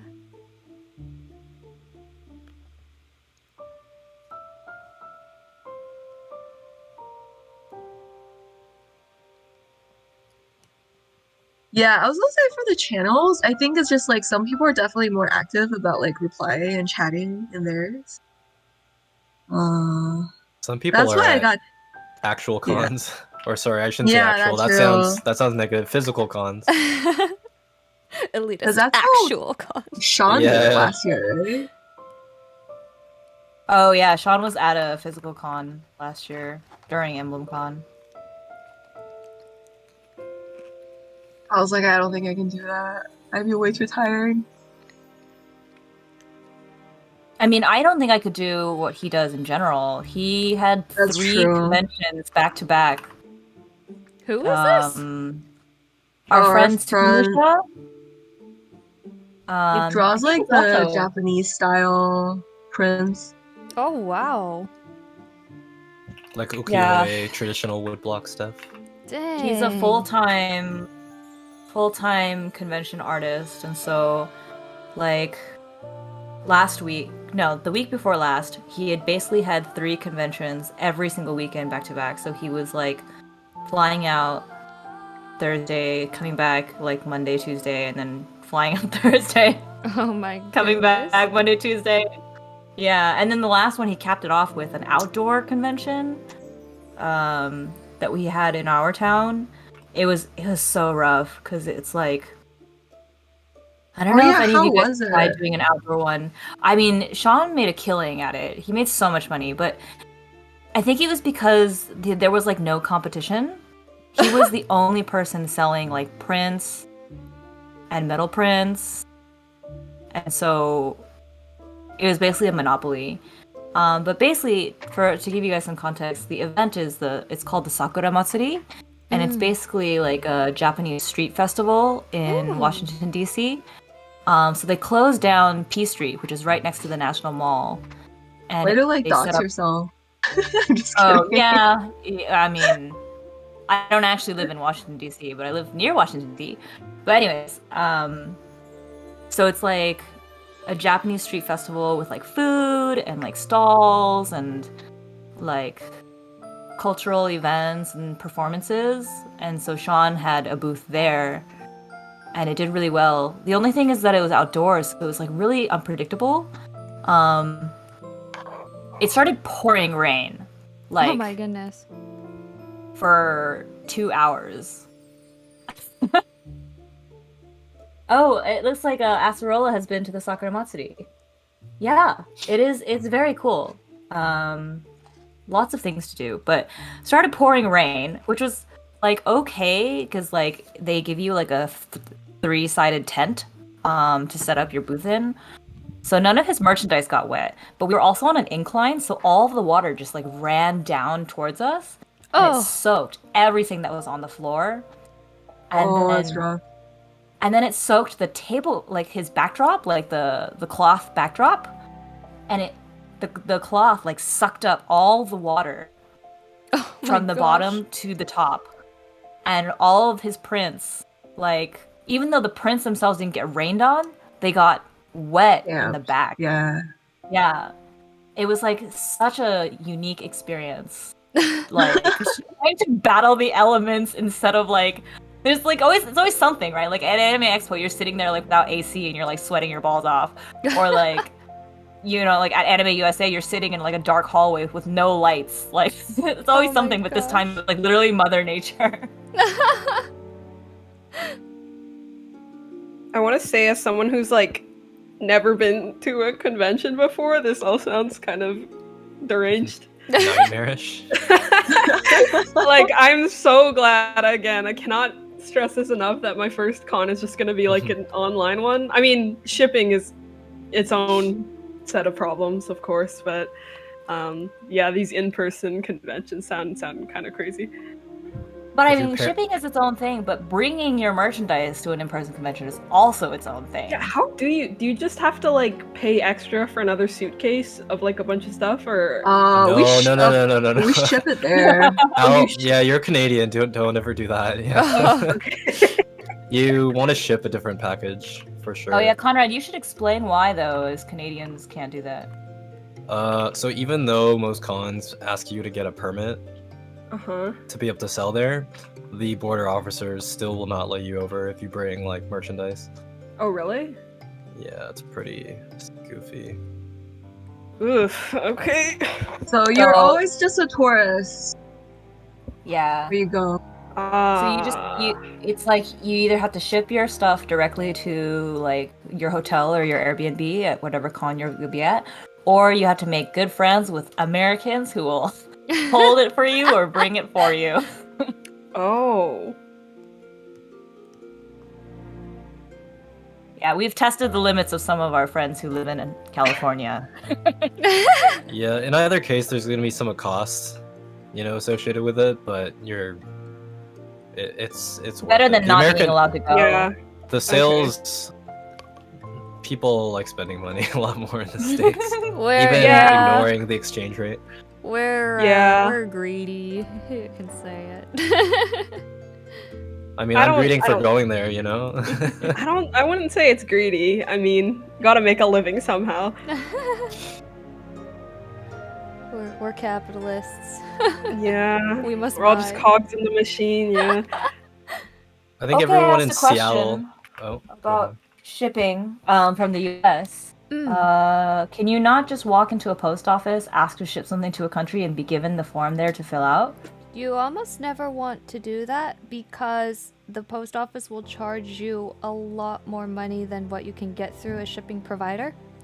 So there are businesses in the US that basically pay money to get discounted rates for shipping they get company benefits, which is you buy a lot of shipping stuff in bulk and then you get discounts. And what you do is you basically subscribe to those services and then you get discounted shipping rates that you can then like obviously incentivize people because your shipping is lower. So you can technically just go into the post office and ask to ship something, but it could be the difference of like me shipping a priority mail package from a home that's a like average size would cost around $11. It could cost $25 to $40 at the post office. So it's like a lot more expensive. You pretty much only want to ship directly from the post office if it's like a one-time package between like friends or family, right? Yeah, either that or if in really niche situations, if you qualify for flat rate where you have something really heavy that's small. Priority mail. Yeah, you could be like, hey, If it I fits got in like the priority 200. box. Yeah. Exactly.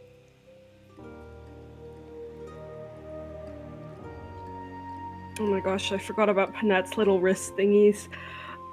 Pain. Painette. Painter. Yeah, I don't care enough. We're just gonna get crazy with it. Painette and Pain Luna, Dreo. How fun was it to draw all those dots on her boots? Actually, it was quite fun. I think because I just draw them on directly, it's not so bad. It's bad if you have to like line art all of them and then fill them in.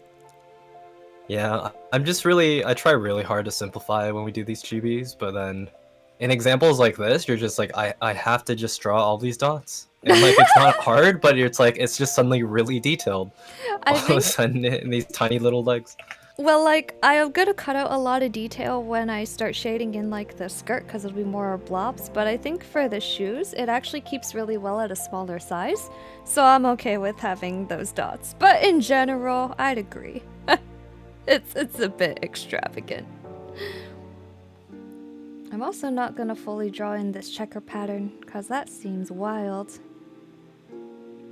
Yeah, just draw like 4 big squares and probably good. Yeah. You have already been through this pain once, huh? You know it.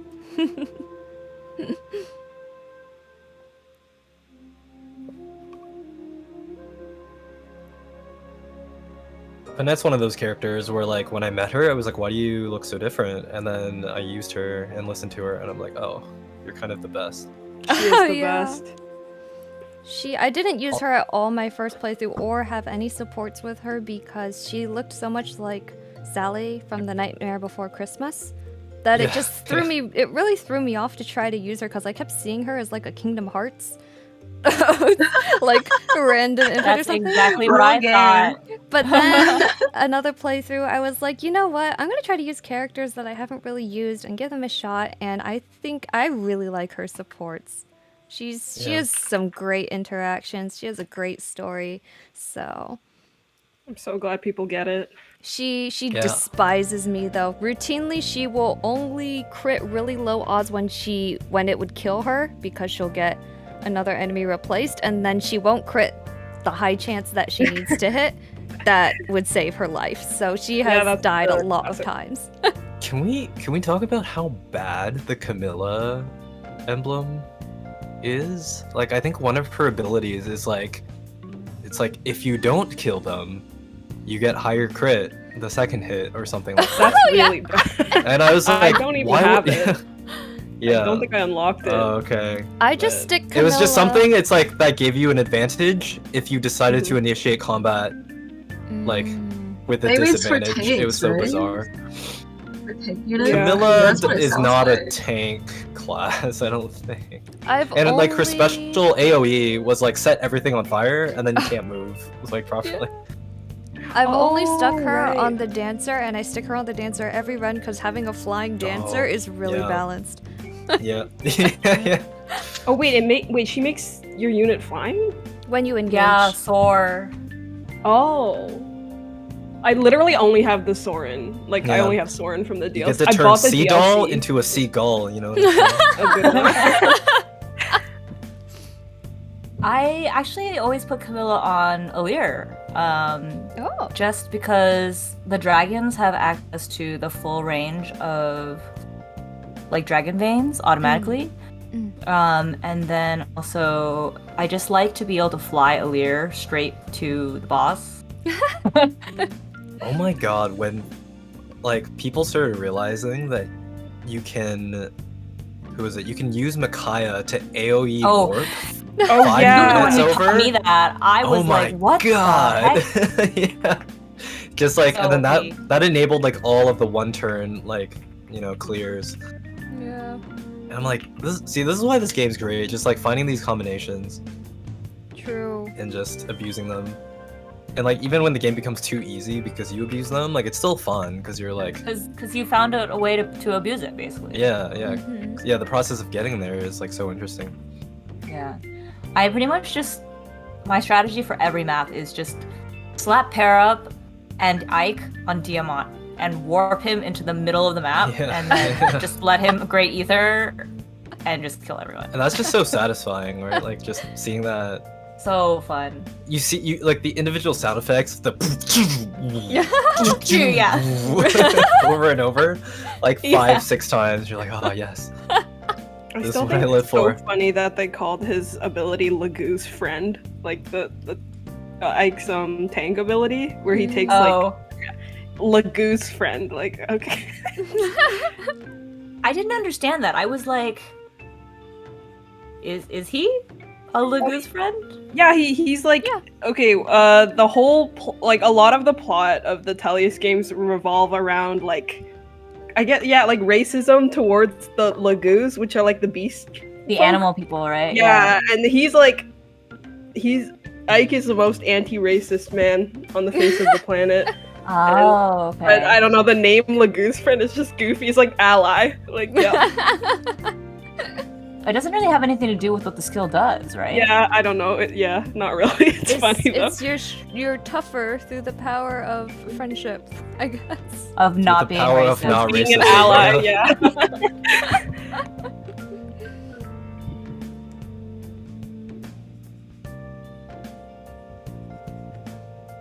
Lagoo's quote unquote friend.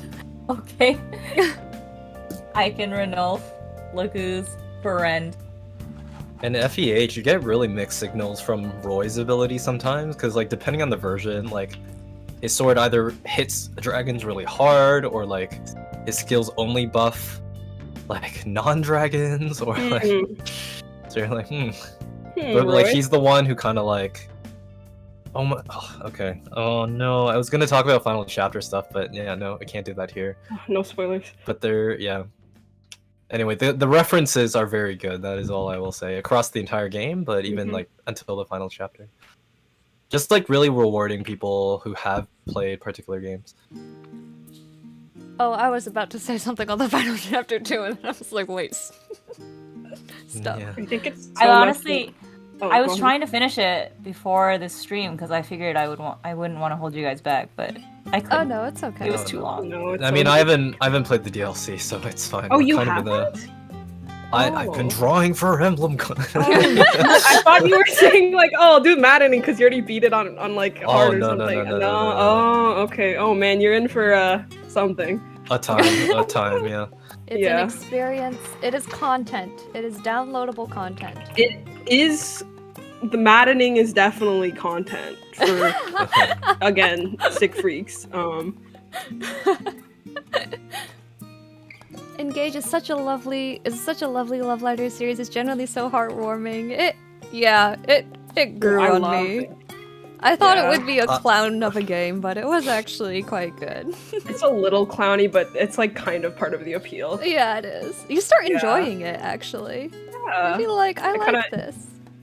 Like it's so cheesy, especially towards the end. Like the speeches about the power of like bonds and friendship. I'm like, you know what? You're so right. We can defeat anything with our bond. I wept. Yeah. I wept. No, I cried like More- 4 times during the ending. Like, Yeah. no joke. No, you're my Nakama. No, you're my Nakama. Alir and Marth are just. They're crazy. I don't know about male Alir, but like Laura Stahl's performance was just Oh no! rescued so many of the awful lines of dialogue and just like made it feel genuine and human and like, Yeah. you know, despite appearances, is like somehow one of the best characters. Yeah. You know, like, oh my god, there's some like a lot of those supports again were fantastic, but I keep remembering that one of the the first 3 supports in a row back to back I got were Alir and Fram, Alir and Etier, and Alir and Chloe, and they were so alien speech in the speech supports. I don't know if you guys like remember any of these. I but do, absolutely. Yeah, they were so weird. They're bizarre. I think I played male Lilia, and I played both, but I love both their performances. And I think it's funny how even though they almost do feel like they're different characters. Both lovable. What, male Alir and female? Yeah, they're both very lovable. Oh, interesting. But I get this impression when I play female Alir, I'm like, this is a girl who's becoming a hero. And like, male Alir feels almost a little softer and already is more one? innocent to me, actually. Oh. So like, when I meet him in, I will say, the Avalanche chapter or whatever. I really enjoyed that performance. Oh, chapter 24, or is this like the later one? I don't know. Oh, the yes, number. yes. Avalanche, yes, correct. Yes, that was 24. Yeah. Yeah, male Alir I'm- is kind of wet cat. It's great. Yeah, that's why I really like so. Yeah. I don't It's like their cute. I don't like their appearances, but their personality is honestly so good, especially after Byleth. Like, love Byleth, but Alir's personality is so much more fun and like lovable. Exists. Exists? Yeah, There's that's a good one growth. too.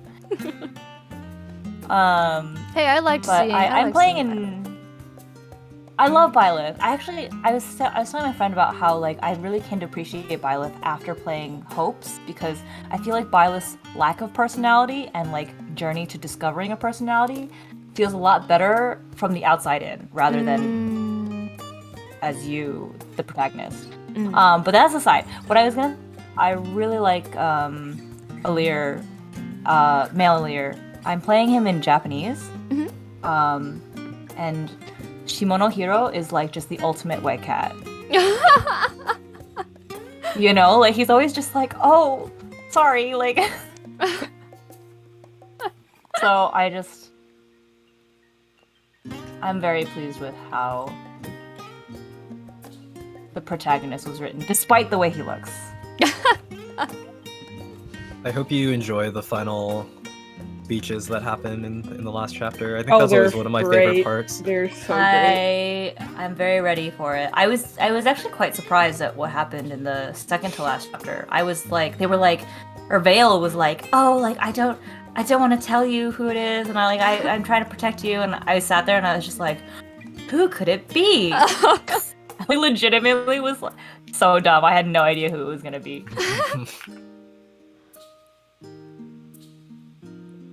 I knew immediately. There's that moment at the end of every Fire Emblem game where like the cast that you choose to be on your team in the final battle, they always have like their one line of dialogue, Oh and yeah. it doesn't matter how stupid their line is. Like, Oh, if it it's makes you Bernadetta- cry every time. It makes you. Yeah, it makes me cry every time because Yeah. I chose to put them there. Yeah. They made it this far.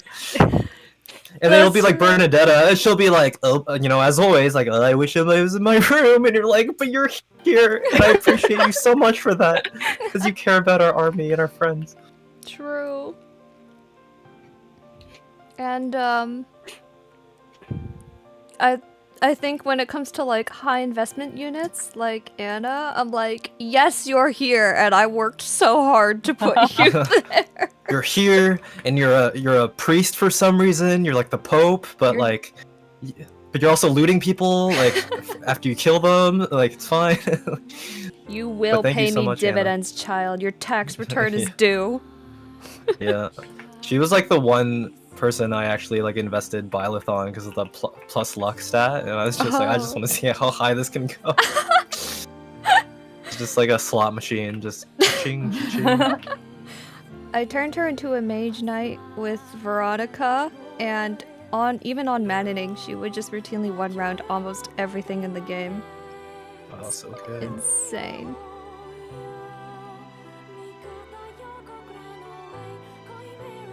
Saline talks with Soren about taxes and their They do, yeah. Really? I can and their confirm that. supports. Interesting. Man, Soren, I really want to get to know this guy. Sword Despite is the fact so that he really good. doesn't want to get to know me. There are ways of doing so that are. And because Ike is like the ultimate anti-racist, Soren is the ultimate racist. So you get some I'm not interesting. gonna justify his racism, but you know, he You never stay a racist in these games, otherwise. yeah. You Well, know, Shinon. okay, fair. He became a I do love him, but he is more horrid. tolerant. He is Yeah. a really horrible little man.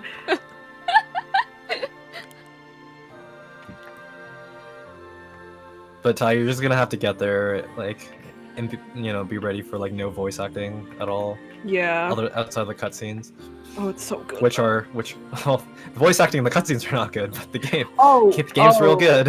Right. It Should I depends play it on. in Japanese then? Is there Japanese? I think. Wait, can you pick? I don't. No, think I don't think so you back can then. I don't think back then you could pick. There wasn't enough space on the drive. Actually, I don't know if that's true. But They just didn't bother because there's very few cutscenes that are voiced anyways. I guess. there's very few Ah. cutscenes. Yeah. Yeah. I'm sorry to You might be bother better off. people. Does anyone have a ref of Panette's skirt? Because I can only see the thing in her concept sheet, and I just want to know if it's accurate. It's pretty accurate. It's just like Okay. Pollock blobs. Confetti. I have a pretty good angle here. Ooh. I mean, it's kind of low angle, but you can figure it out. I'm sure. Awesome.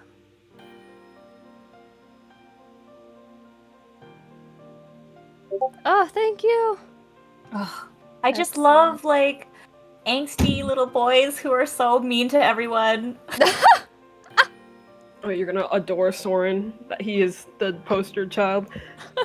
Like Felix, actually, when I first played Fire Emblem Three Houses, Felix was almost like too mean for me because I was just like, wow, you are genuinely like I saw like his support with like Ingrid and his support with Dedu, and I Go was get just a like, you are husband. genuinely a very like mean person. But then you just like realize that he's just like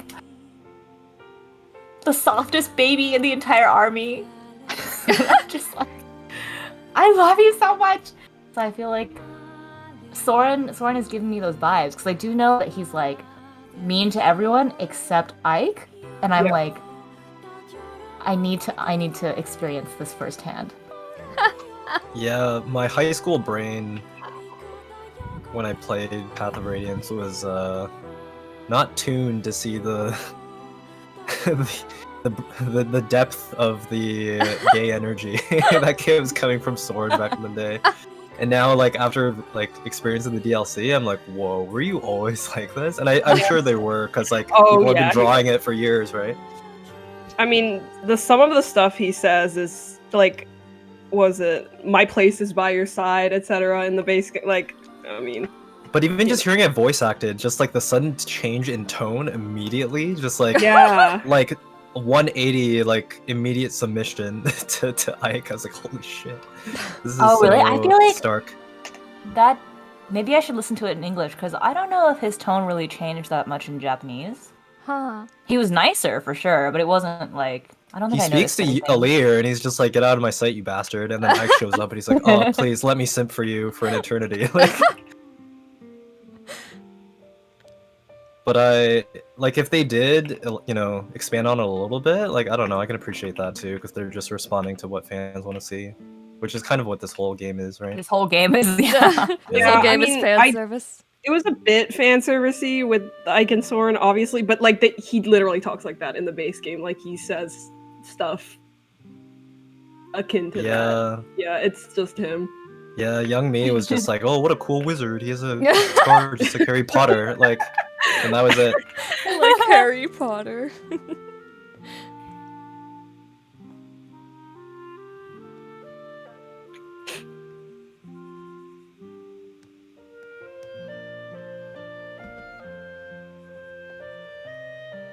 Alright. This is far from perfect, but I'm doing my best. Yeah, I found it helped to just like draw the outlines of the blob and then just like use that as a clipping mask and just fill in the colors in that layer only. Yeah. Since I don't have much real estate, I'm kind of just like vibing with like, what color do I not see much here? This one.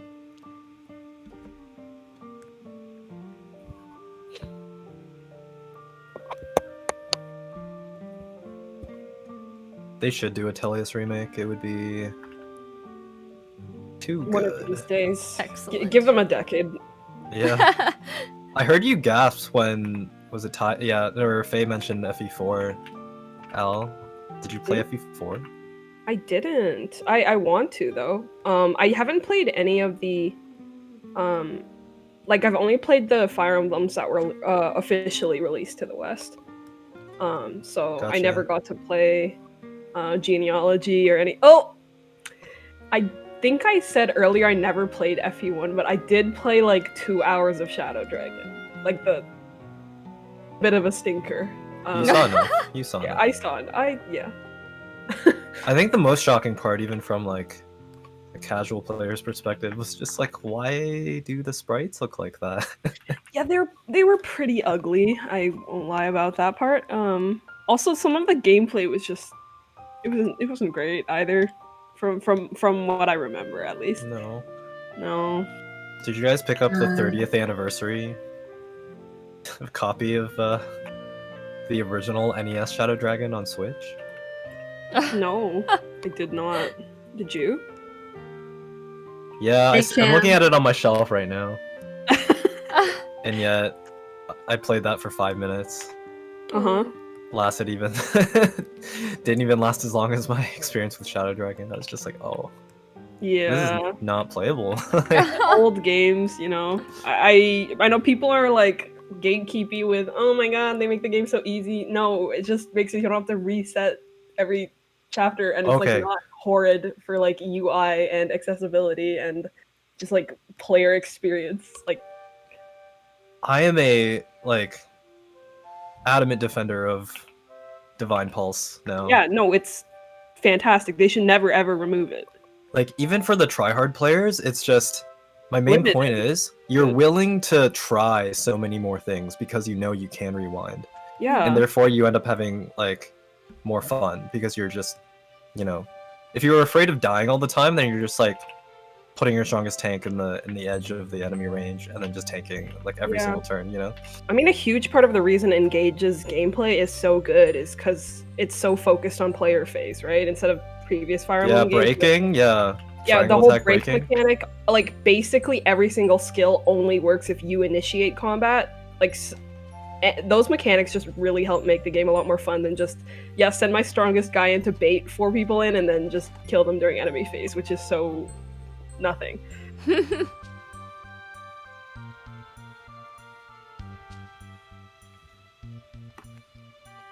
Yeah, that was part of what saved the franchise too. Was like, and they did it right before they released Awakening 2 in the game that, you know, in the second remake that nobody played. And I think like all the blogs and stuff I was reading at the time was just like, oh, can you believe it? They're letting people reset for free. Yeah. Disgusting. Like, Or sorry, I guess that wasn't time rewind. That was casual Oh, casual mode. mode. Yeah, Like, you who could. cares, man? Like, it just makes the game more accessible. And you can still play on the original, and you get a little badge for it. Like, I don't know why people are mad about it. It's just weird. I think that Agreed. turn rewinds are always a good mechanic if you have unscripted, how do we say it? Anyway, if you have Like, reinforcements predetermined. Oh yeah. that you can't have foreknowledge on, I think rewind is just not a bad mechanic, because if the enemy gets to drop surprises on you, you know. I gotta control the flow of time. Yeah. Yeah. This is why Chapter 11 was the best, because they Oh, cool. Yeah. they make you understand why it's so good to have that. Like they appreciate What was chapter 11? Gameplay story integration. 11 is when you're on the The run. rain? Yeah, and you get your stuff taken away from you, and you actually can't use the gameplay mechanics that go with it. Very, very cool. I thought it was just cool how like they were used against you. Yeah, exactly, because for once you understand what it feels like to be on the other end of like such an OP power, Power, yeah. and then you. Okay, Ty, can you take a look at the DM and if this is okay? Okay. Yes, Chapter 11 is so good. Sorry, just bursting in. No problem. I think it's funny that I kind of want to make some edits to his eyes. Oh, okay. What, you want to make some edits? Yeah, you can just send it back. Okay. I think it's funny that you're like have to draw these without having played the game because they're boys. Well, it's more like Ty like drew them, and then she didn't want to color them, I hate coloring.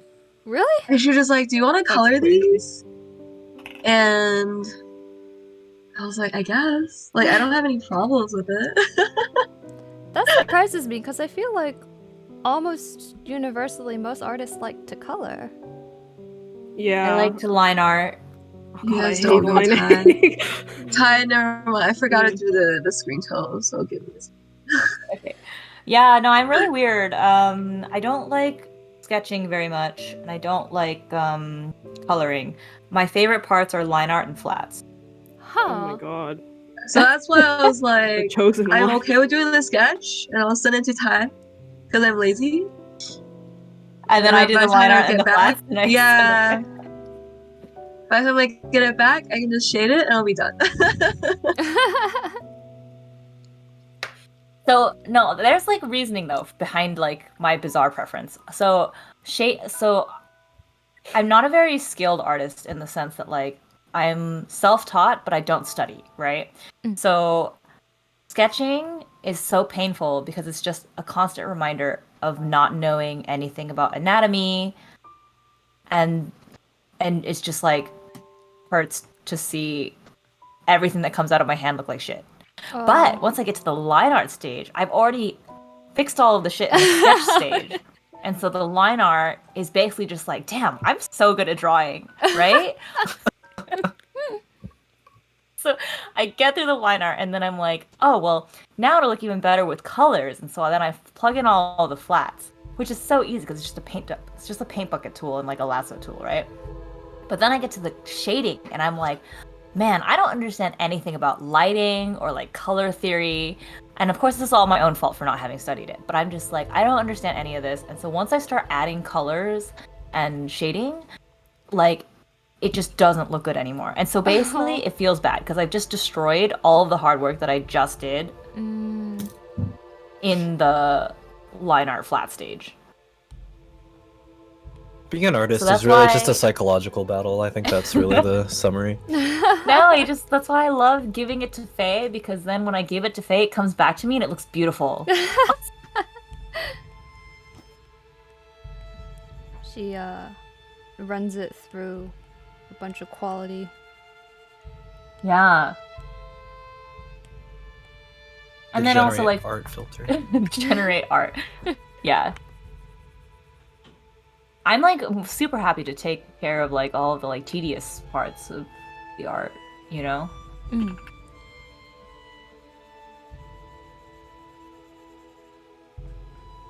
See, Maru agrees. Coloring is my bane. Sketching is so anxiety-inducing. Yes. Okay. Oh my gosh. Oh, I love your chat. Ty's like, I feel so validated. Wait, Ty, do you want me to color the back as well, or just give this to you? Color the back as well.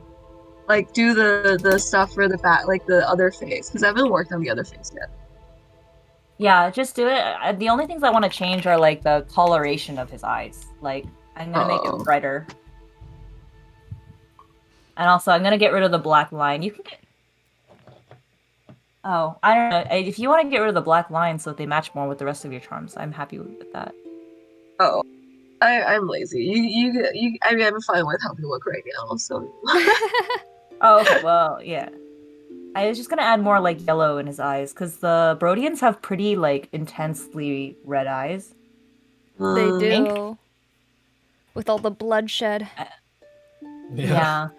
So I think you might want to change that on Alchris too. I actually know all of the Brodians have like really red eyes, and then a lot of the like Citadel also has really red eyes. Should I Maybe just all the like characters I change you chose or have send red you eyes. the final? Wait, do you want just like the final version and paint over them, or do you want like the one with the layer effect? Just the final version is fine. Just send me all of them as a final, and I'll do my own touch-ups. Yeah, okay.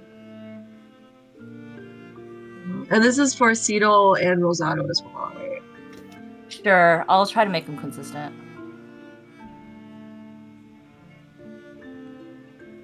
Although Rosado's like perfect. I think it's interesting to hear you talk about your drawing process, because I feel like that's like exactly my journey as well, where I started off first as a writer, so I couldn't draw at all. And when I first started drawing, I was a really, really weak artist. And so I hated sketching.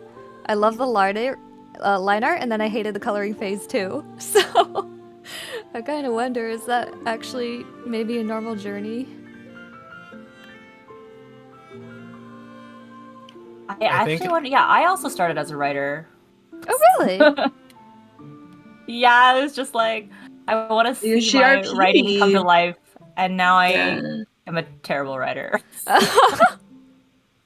Oh no. I tried writing fan fiction like a couple years ago, and I was just like, why can't I stay in like a single tense? Like I keep jumping back and forth between two different tenses. So bad. And tenses are hard, especially if you have to work on like two things at the same time and they're in different tenses. It's just unsalvageable. Mm-hmm.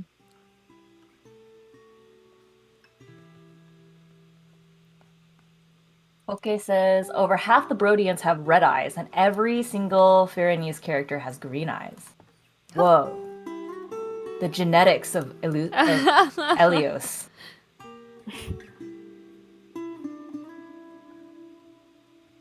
It's probably because green is lush and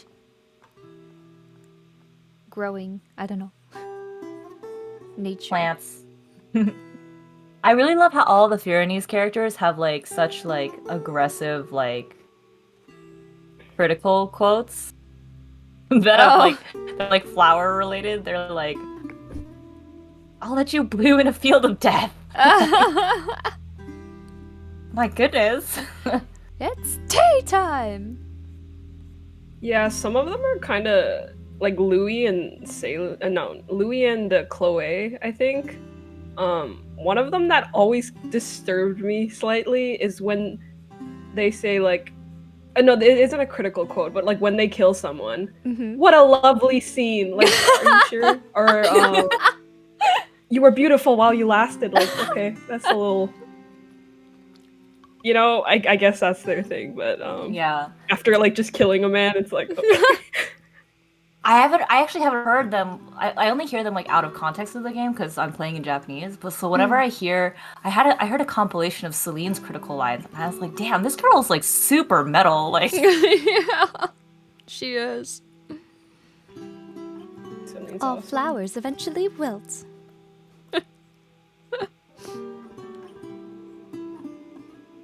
the maniacal laughter Alir does after killing an enemy. I don't think he does that in Japanese. I Yeah, haven't. Wait, and- what? and Oh, It's that's not maniacal. But he like he's like he like giggles after, Yeah. which is like even That's more the disturbing, I'd worst. say.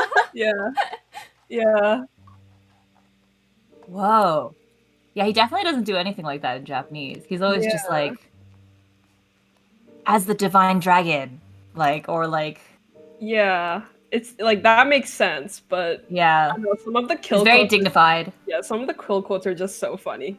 Like I remember seeing a tweet someone said where like if I was an enemy and I got killed by a 15-year-old with a sword and they said some shit like nice, that was easy, I'd be so mad. Like yeah, That was like what people were saying about Hilda's critical quotes in Three Houses, right?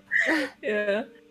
She's like, ew, I'm all sweaty. After she just like, killed a man, it's kind of funny. True. I remember Ty was like so offended when I said that Hilda reminded me of her. But you like Hilda, right? Did. I am very proud of this comparison. Right, but like Don't you think- when I first said it, you were like really offended. I was like, but think about it. It's like, you know, like she has an older Yeah, I brother think I've that accepted it. like, yeah, that like, you know, she like relies upon me like he's the A+ child of the family. Yeah. And then she also gets other people to do her work for her, which is essentially what you're doing for me right now. I know. Oh my goodness. My dad often plays games, and he played Three Houses, and my brother and I asked him, we were like, oh, like, what characters do you like? And he's like, well, I don't know about my favorite, but he talked to me, and it was like, Hilda reminds me of you. And I went, what? What does that mean? Your dad saying that to you is really funny. I know. What a burn. Spoiled and lazy. It's like, whoa. Yeah. Yeah. Pretty much. I feel like, yeah, if I was ever thrown into war, I'd probably be like Hilda, except without the badass part. True. What, like when you kill someone, you go, tee, that was easy, or ooh, I'm so tired. No, like, I would be the one who's just like, oh, like, I don't want to go, like, send someone else. I mean, I just want to, Yeah. I just want to do my hair and my nails. I think the comparison for me was exacerbated by the fact that I used to have like that exact same Valley Girl accent. oh. It's faded over the years, but I used to talk just like Hilda does. I gotta run to the bathroom. I think Hilda has some of the best voice acting, though. Oh, This is sure. I just gonna I'm gonna run to the bathroom really quick, but this is a good reminder for you guys to hydrate, stretch, and to do just quick self-care check, because we've been going on for about 3.5 that's a good hours. Be right back. Oh, damn. Drink water. I was gonna say that I think Hilda is like one of the best voice acted characters in like the series, in my opinion. You has should some really real play Three bangers. Houses, huh? Oh. Oh, I don't know if that's really necessary, but I need someone to like. I guess that's what YouTube Let's Plays are for. I was gonna say I need someone to just like play the chapter for me, and then I just watch the cutscenes or something. But that exists already. I feel like what the best thing would be someone to play through the academy phase for you, so you could just skip to the post-academy phase. Yeah. Oh my god, the academy, like the teaching thing, like killed me. I was just not super into it, I guess. It's so time-consuming. Yeah. But I did like that you could walk around and talk to people, and all the dialogue was unique between like every chapter. Yeah. Yeah. And the voice acting, like what Acerolo's saying in the chat, like honestly, I think Three Houses English voice acting was so good. And agreed, it was better than the Japanese voices. Which is like such a rare that's high praise. thing. Yeah. Oh my gosh, Yeah. love the English voices. I'm gonna work on Azura after I finish compiling these charms to send to Tai to correct. I'm probably just gonna make their eyes brighter. Probably it. Except Rosato's perfect. Oh, I was gonna do some. Boy. Yeah, I was gonna do some cleanup on Rosato, but whatever. That can wait until like production week. Oh yeah, okay. The little ring around Seedle is actually from his dance animation. Like, I was gonna make it fancier, but Faye was the one who was just like, that's not what it looks like. I was like, oh, you're right. It's literally just 2 rings. I don't know, it looks fancier in my head. Seattle's a very important part of my army. See, this is what I get to be objective when I don't actually play the game.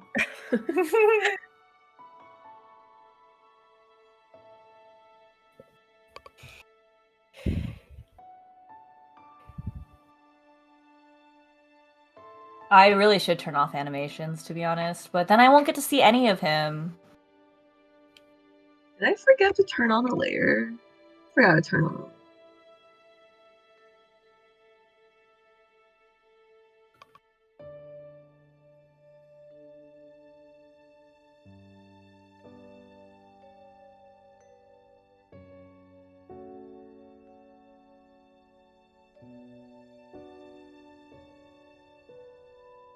Oh yeah, make sure you have COIMK previews on though when you do your color adjustments, by the way.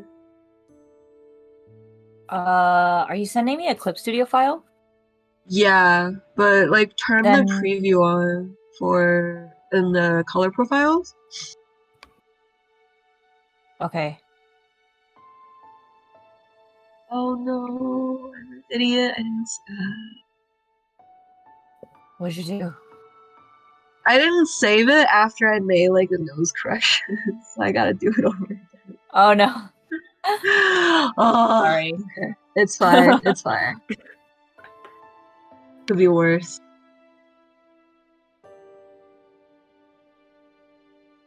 Rosato is one of my endgame units too, but I had to work really hard to make him an endgame unit. Is he bad? It's not that he's bad, he's just not as good as my other units. So I ended up just pumping him full of like stat boosters. Did you keep him as a Wyvern Rider? I did. I wonder if that's part of the problem. I think Wyvern Riders are great, though. I'm a big fan, at least. Oh, are they? Yeah, I mean, they feel to me just like better Pegasus Knights. Like, they're just super tanky, and obviously flying units are great, and air raid, I think their skill is really good. I was really shocked. I don't have a single Pegasus Rider in my run. They're just not that great. And which is really surprising because like Pegasus Riders are usually OP in Fire Emblem games. And they're just like not great in this one. I feel like they're just outclassed by Wyvern Riders. I might be wrong. I turned my Chloe into a Wyvern Rider instead of a Griffin Knight or whatever. And I don't know. It just felt really good. But I just gave up on having Griffin Riders because I was going to turn Chloe into one, but then I saw that it covered up her boobs and I was really angry. So I just want to say I love. Okay, I know, women sexualized design, blah blah blah. You know, the men have sexualized designs in this game too. Yeah, Chloe's boobs are so luscious. Like Chloe, I was just like, okay, not only are her boobs covered up, but her stomach is also covered up. Like, this isn't the game I'm here to play. Like, I don't love her vacuum sealed belly button, but like her boobs are great. Is it vacuum sealed? I thought it was like a sheer thing. That was. Oh. I don't know, it might be, because I know Lapis, I love Lapis, but her vacuum sealed belly button thing going on, I wish they just didn't do that. I hate that. I hate vacuum seal, like especially the vacuum seal on Alir's boobs. Oh, it's terrible. Oh, right, and the like It tie looks that so like goes in bad. between them. I can't. It's so weird. But the sheer vacuum seal, I can accept. I don't Chloe accept gets it a on pass. Lapis. I don't accept Yeah, it on I don't Lapis. like it on Lapis. It doesn't fit I made her into the a mage knight. It doesn't suit her Ooh. personality. Here's a She's question so though. like soft and fluffy as a mage Would you knight. prefer that it was just bare skin, or would that be worse? For No, Lapis? just make it. Yeah. Just make it not be I vacuum think that would be sealed. worse for Lapis. I just want to take the divot of her belly button, like the darker color, and just like erase it, and then she'd be perfect. Mm. For Chloe, I would prefer just.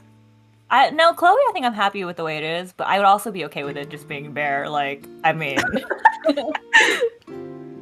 I think I'm not picky. I don't know, man. The armor being like that really makes me think it would chafe really badly. So Oh, it does would. not look comfortable. I mean, all of the riders, like mostly the female, like flyers or like cavalier units, just having their thighs out, riding a horse. That's like, none of it is very practical. Yeah, I but mean, I'm still thinking about female Byleth and her gauntlets on skin action. Oh Oh my god, I don't. Female Byleth drives me a little crazy. Oh gosh, I know. The outfit is. and yet we draw it. And yet we draw it. We're Although I here. really- Make it all look better. People always say that like they think male Byleth is boring. Male Byleth is my favorite. He's so cute. I like him. Yeah, he's like I like his little mushroom cut. Well, it certainly became a lot less attractive after you called it that. It's like a mushroom cut with like... Long hair, like a mullet mushroom cut. Oh, I was gonna say tentacles, and that's Oh. you know, the little like individual hard strands like that. And then female Byleth has them too, but like they kind of just like curl outwards and then back inwards again. It's like the outwards and inwards action that is like, I don't know, kind of... Well, I mean, I guess some people probably like it, but... I feel like Geralt was responsible for that haircut. Says ordinary cheese wizard. He's doing his best. He's dadding as best as he can.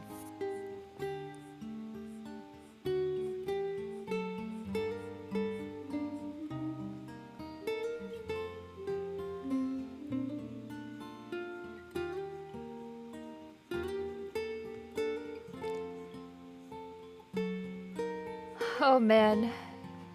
In the time it took for Daggerfish to finish 4 charms, I have flattened Panette. Hey, I'm not done. I still have to do the backgrounds. Okay. You're good. You're good. Awesome. You're on pace. I have a few more minutes to finish the rest of this sheet. Awesome. It really is though. As much as we tease you, it's really remarkable how fast you draw. Thank so you you. should I actually take pride in appreciate it. I think it's just me being less meticulous than the rest of you, which I mean sometimes is good, but I feel like most of the time is not a good thing because literally every time I post art, like 90% of the time I'll post something and then I'll look at it for 10 seconds and be like, oh, I missed this part and there's like a random line here and this is the wrong color. Oops. Nobody notices though. Yeah, no one notices, but I do, and I'm like, Yeah, Wait, you okay, notice, where do but you you also live, don't let though? it control you. That's the Yeah. impressive part. Yeah, but with like merch that's like permanent, I'm like, I should be a little more careful because it's gonna be in print. So, I'm gonna go back and touch everything up after, but I see. yeah. I think my prints are actually quite a bit sloppy. In an ironic turn of events, my prints, the large merch, are usually a little sloppy, and then my small merch, the charms and pins, are super meticulous because I've had problems with like the white printing not turning out clean or the edges like being weird, and so I think since then I've just been like, oh, I must have really clean I think aesthetic. that makes sense though, because like for simpler design, not well, like It is simpler. when there's less, Absolutely. yeah, simpler or there's like less going on, Mhm. every line is more important. You know what I mean? Yeah. But like in a print where there's like a lot happening and it's big and it's like painted, you know, if there's a few stray lines, it's like aesthetic. It's like part of the appeal, but with a charm, it's yeah. Also, I admire your guys like chibis. Like they're so cute. I cannot draw. I struggle at least a lot with chibis. Like I don't feel good about them, so that's why I'm doing these because I feel better drawing portraits than chibis. That's awesome though, because that's unique, you know? That's like I know. I'm more excited to get portraits as charms because, like, the amount of effort, and they just look so stylish. yeah. You know what it's like carrying around like the I almost feel like there was a culture shift with the first Kingdom Hearts when you fell down through the ocean and you landed on the stained glass plates of like the Disney princesses and stuff. And that's what it reminds me of, that feeling, you know? Of like, wow, look at that. I know that character. And you can carry it around and it's like you have a piece of stained glass with you. It's sick. I appreciate it. Also, I'm not offended at all if people are like simpler designs, because to me, actually, the skill expression of chibis often comes down to simplifying details to be legible and yet faithful to the original design. Yes. So I actually like yeah. it's interesting the number of decisions you have to make on what details you pick to retain and which ones you choose to simplify. Yeah, that's why I admire you guys so much. Like, I can't do chibi. Like, it's hard. It's really hard. It's a different skill set. The old Oh my stream God. days, we had one where we got everyone to do chibis, including the person or the people who only like, you know, do like very landscapey, paintery, concept art style stuff. yeah. And I don't know, the results are quite interesting. And I get a feeling, I think if you attempted it, like even just 3 times, I think by the 3rd time it would be pretty Yeah, One of these days. we basically just like forced our friends into drawing chibis with us, no matter how stupid they looked, to like completion, you know. One of our friends, what did he drew? He drew like the mayonnaise girl. Huh? Well, he drew is it- Hilda. Are you talking about He video drew, drawing? yeah, he drew Hilda, and she looked like the mayonnaise girl. She looks like the snack girl with the pigtails that sticks her tongue out. Yeah. With a smile. Yeah, it was pretty cute. Just like very unconventional chibi Yeah, style. But it's really interesting to see what direction people go with.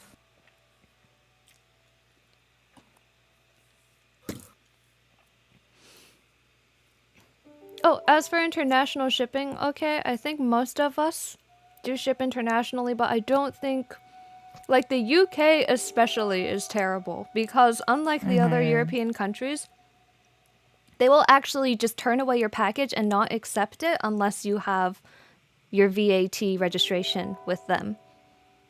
The other ones, Well, I was they'll gonna say, accept it. can you get someone to send you like a gift package? Like buy everything you want at EmblemCon for you, and then send it all to you together. Because that won't be a commercial package anymore. Right? True, it's I don't know a if that middleman. makes a difference.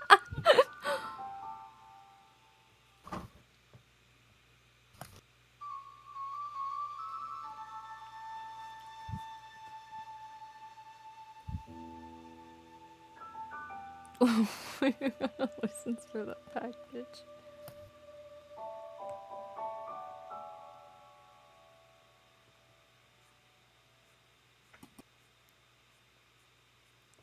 Yeah, I wish there was one place to look at all the shipping regulations for each country, because I totally missed the Lucid rule until I saw you mention it, Al, so... Oh, yeah? For Yeah. like the whole recycling thing, yeah, and I was like, ooh, I don't know if I want to go through that and risk stuff. And Yeah, absolutely I was not. good. Yeah, it's like a free registration, but it requires like so much like paperwork stuff that I'm like, I just can't. I don't have the brain cells for this. Yeah. So they're like, whoa, I'm really glad Al found that out before I shipped anything to Germany. I mean, I'm probably missing so much stuff because I'm like, oh yeah, Germany. Everywhere else is okay though. It's probably not. There's probably a lot of stuff. So I really wish this is a website that's like, this is what you need to ship to this country. This is what you need to ship to this country. Yeah. Because I looked at the USPS thing, and they didn't mention Lucid because it doesn't apply to actually shipping there. It applies to a packaging regulation. So Yeah. now I'm like, well, I checked the other EU countries, but how many of them are hiding other laws that are not going to be mentioned, you know? It's kind of like I don't even want to think about it. I know. Ugh.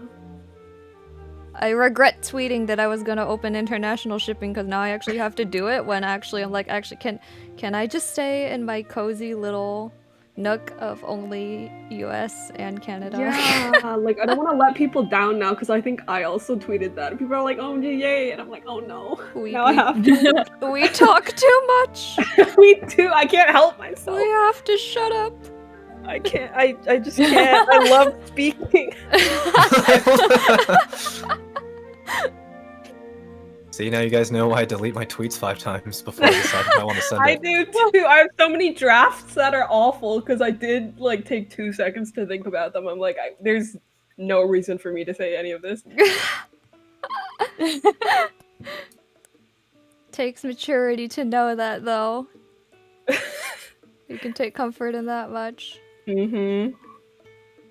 This is a bit random, but since it released around the same time I've engaged, has anyone played Octopath Traveler 2?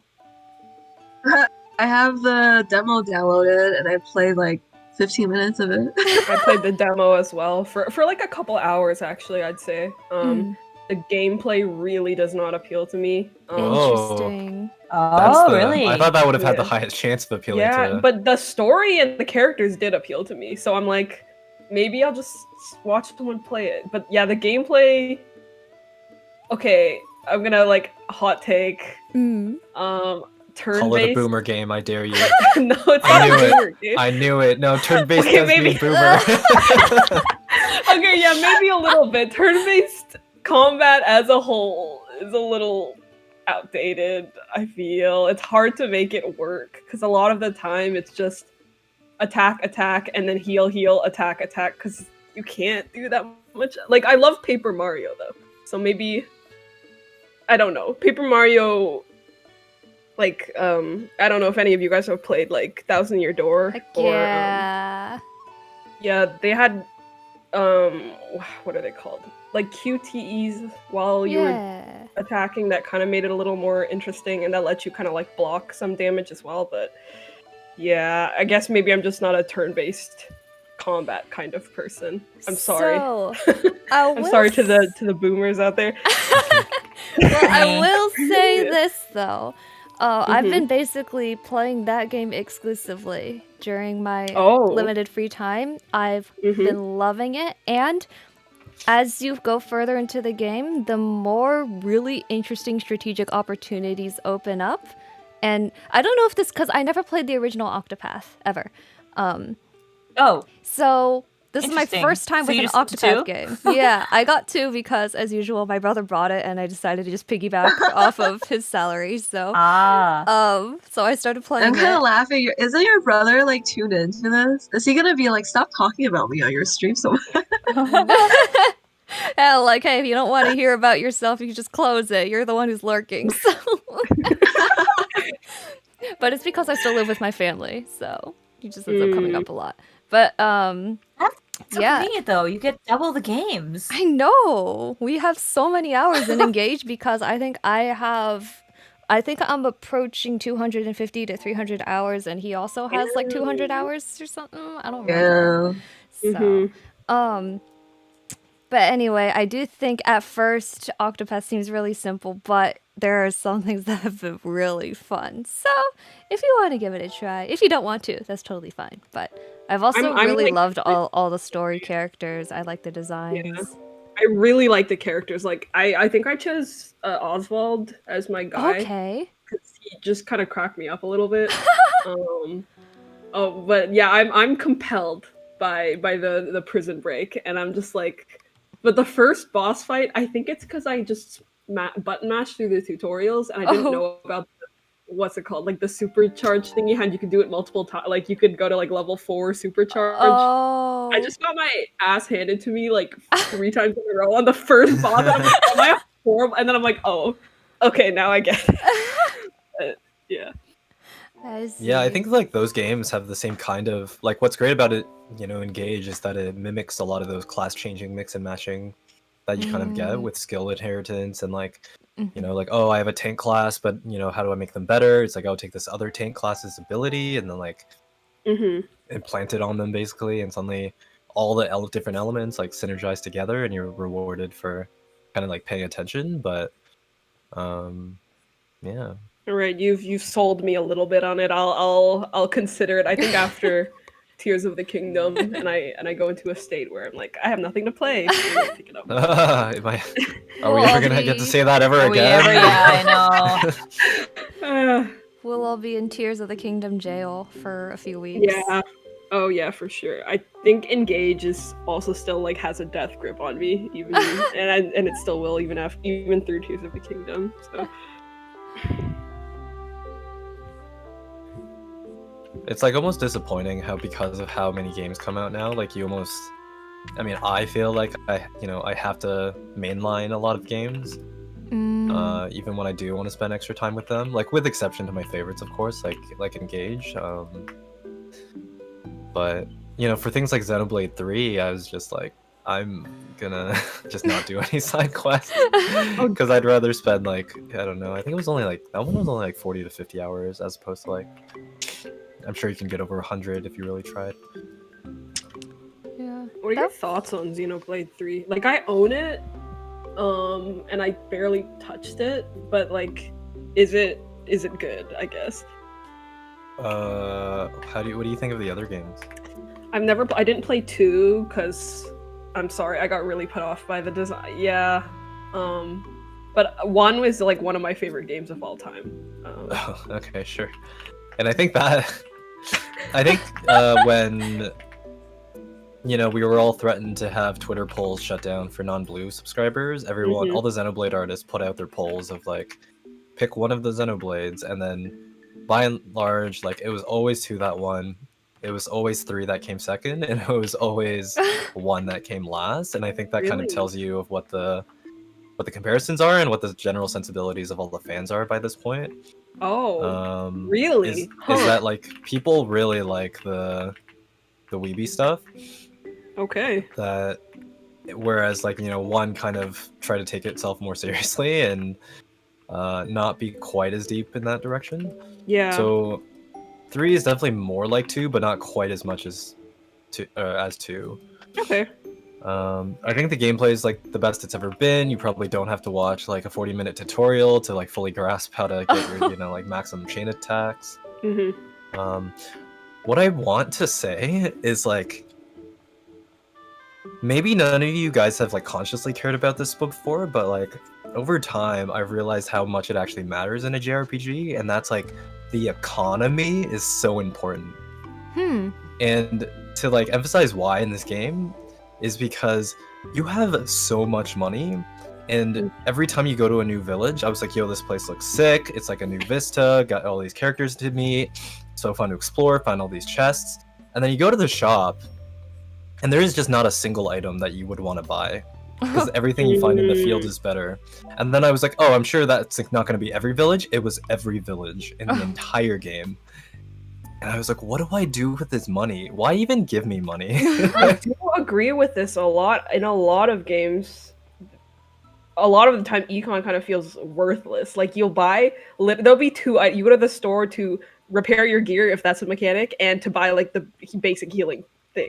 Like, that's it, essentially. Right. Like, Yeah, I granted, felt like Engage did a good job with their Engage economy, did a good actually. job. I always felt poor. Yeah, I know, yeah. it's the first It's a time I've rare- ever been in a video game where I was like, I'm scared to spend my money. and you especially felt poor if you donated for the dumb Oh, right. unlocks. Yeah. Luckily, Oh yes, yes, I read want to not adopt that. cats. No, but you needed to adopt the cats, Ty. But you need to make weapons. Also, you never reacted when you got to adopt Baby Cakes, because I'm sure you found her in the game. So I donated to the point where I was able to adopt Baby Cakes, and then I stopped donating. Who's Baby Cake? My cat's name is Baby Cakes, Oh. and she's a tuxedo. So I Okay. just went, got a tuxedo cat, only one tuxedo cat, and I was like, "Okay, this is baby cakes," and then I adopted dogs for the rest of the game. Because they give you gems, and that's very useful. Yeah. Mhm. Forging. No, Fire. Hold on. Now that we're on the topic of baby cakes, can I just say, for all the people who played Three Houses, Fire Emblem loves my cat. Like, all the cats in the Three Houses, like, cutscenes and, like, supports are always tuxedo cats. And it's just like, it just pulls my heartstrings to see Felix taking care of my cat. You just have an aesthetically appealing cat breed. Tuxedo cats. I think it's just, cutest. I think she's just a mangy, like, normal stray-looking cat, and so Fire Emblem's like, ah, yes. If they're going to take care of a stray cat, it will look just like your cat.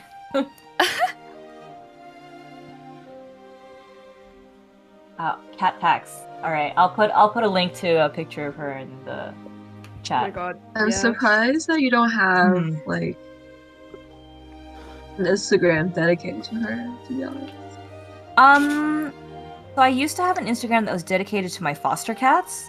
But after I adopted baby cakes, so there was like a lot of drama with. So, okay, backstory is like my cat is a foster cat, and she came into the system with 6 kittens. But then when mom cats like when the kittens get weaned, we separate the mom cat from the kittens so that the mom can like take a break, catch her breath, right? So then she got sent to another foster. That foster couldn't keep her because it was like a stopover place for mom cats. So then she got sent to another foster family, and then there was a ton of drama with that foster in the sense that like they would like sabotage her adoption. Like, What? like anyone who applied to adopt her, they would basically like sabotage the application because they wanted to keep her. But they didn't want to like pay medical fees and stuff, so they just kept her as a foster. So there's a bunch of drama, and she got sent to my place. But because there was so much drama with her, I stopped using Instagram because I didn't want them to know that I had her. Oh my gosh. Oh. Yeah, so I like abandoned my foster cat account.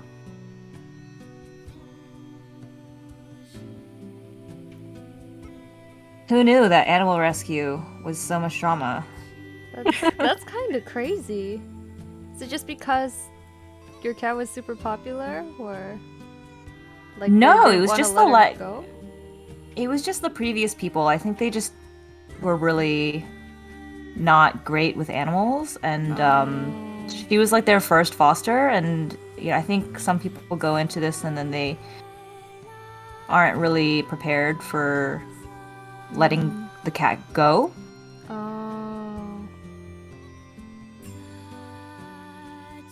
Yeah, it's sad, but you have to like know that you're like sending them to a better home than like yours would be. So then nobody like because the pandemic happened, like nobody or because the pandemic ended, quote unquote, nobody wanted to adopt animals anymore. So I had my cat for like a year and a half Oh wow. because there were just no applications, and then I was like, okay, well, I guess she's mine now.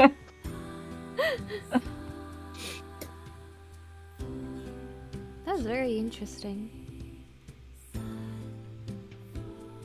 Yeah. Pet ownership, man.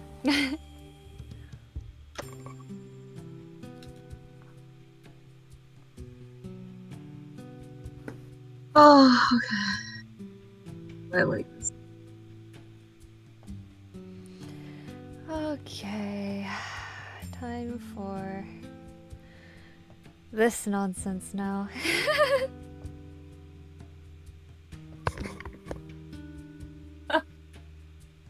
Oh wait, Do I you use gotta a check keyboard with this Procreate? nonsense. No, I don't. That's a fantastic idea, though. I should. Yeah, our friend San uses Procreate only too, and he says it like makes a world of difference. I don't use the touch undo gesture because it registers my hand when I rest it on the surface as an undo. So You I basically can turn manually- off yeah, hand stuff, right? Like, I think you can set it so only your pen gets registered at all. yeah, it just makes it inconvenient. Oh, does it? Mm-hmm. Because I use the undo button very, very liberally. Gotcha. Oh my god, Pandreo. I miss him. I know.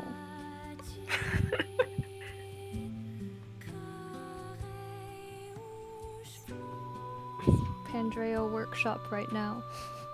Yeah, for real. Soul characters. Ugh. Solm is definitely some of the craziest designs, I think.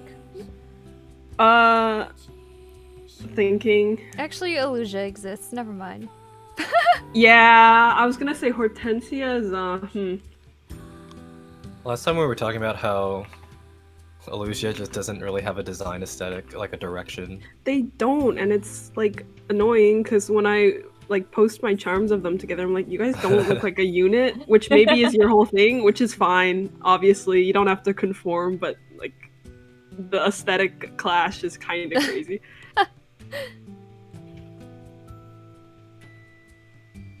I think, yeah, they're, well...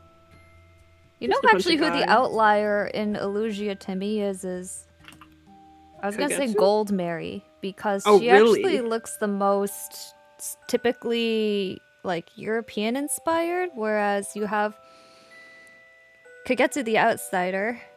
Ivy is, like, upper Victorian fashion, but flower-based, and then you have Lolita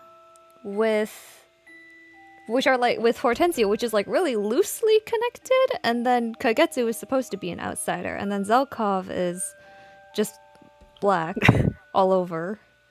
But that's why I thought he was the most Illusian, because it's like you look at what Illusia looks like, and then you look at all of them, and Zelkov's probably the one that like seems like he would live there, right? Yeah, Yeah, I agree. actually. Oh, why did they make him gray, though? Ugh. Oh, I know, so It's- weird. I hate The first it. time he showed up, I'd like fought so hard with my eyes to like, is there like a rendering issue here? Or, Yeah, like- like it's so. I really don't understand the decision behind that when Fagato and Tamara's skin tones look great, and then Zelkov's actually like a zombie. Like that, no human has He, that he color. literally is colored like a corrupted. It's true. I know, If like you I will look- not color pick his skin. I refuse to. I'm giving him like a human skin tone because I can't. If you look at his concept art, it's even grayer. Like, It's just, It's yeah. crazy. Like, why did they do that to him?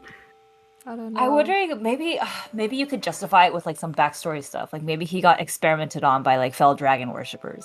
Yeah, but like, right? That would like maybe kind of, but then that's like not his backstory at all, right? He's just a guy, He's just a guy.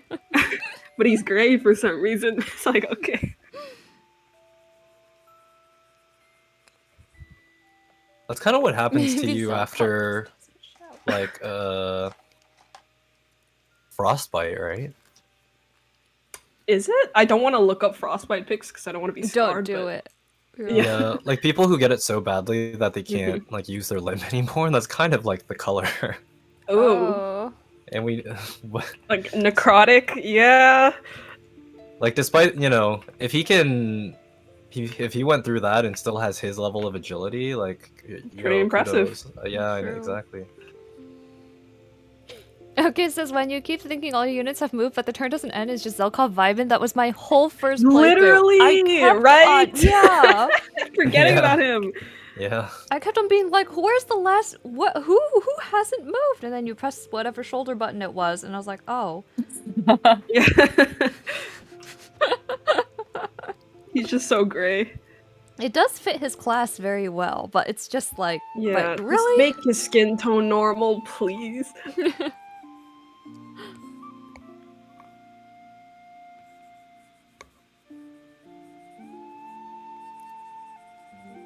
That reminds me of when Vega played this game for the first, or I guess at the beginning, he The chapter where you get Chloe and Louis, they like he like died immediately because he didn't realize they were on his team already. Oh. Oh. And he just thought it was weird that the turn did not automatically end, so he manually ended turn, and then they had like a death quote after they died. He's like, "Oh, okay, I understand now." There were some like interesting quirks in the game, just like when you meet Seedall, and then so Seedall and Yunaka are the only two characters that are not like retainer locked to like one of the lords. And so when Yunaka joins the team, like there's this whole arc about like why did you decide to do that? Oh, it's because of this. Oh, that's why you should join us. You know, there's like this whole thing. So you're like, okay, Yunaka's part of the team now. Seedall was like, we rescued you. Yup. And then he's in the Somnial. True, now that I never noticed that. It's kind of... I mean, There's if you just- met God and God rescued you, I think you'd probably be like, yes, I will serve you. There's just like zero acknowledgement. He's just like, It's pretty I'm just gonna funny. follow you guys without saying anything. Like, okay. That's hilarious because, like, in my brain, I'm like, oh, well, he's a traveling dancer. He was just practicing and performing wherever, and it just so happens that he has a really prestigious audience, literally the royalty of each country, blah, blah, blah. But that's a lot of justification that is not actually written, you know?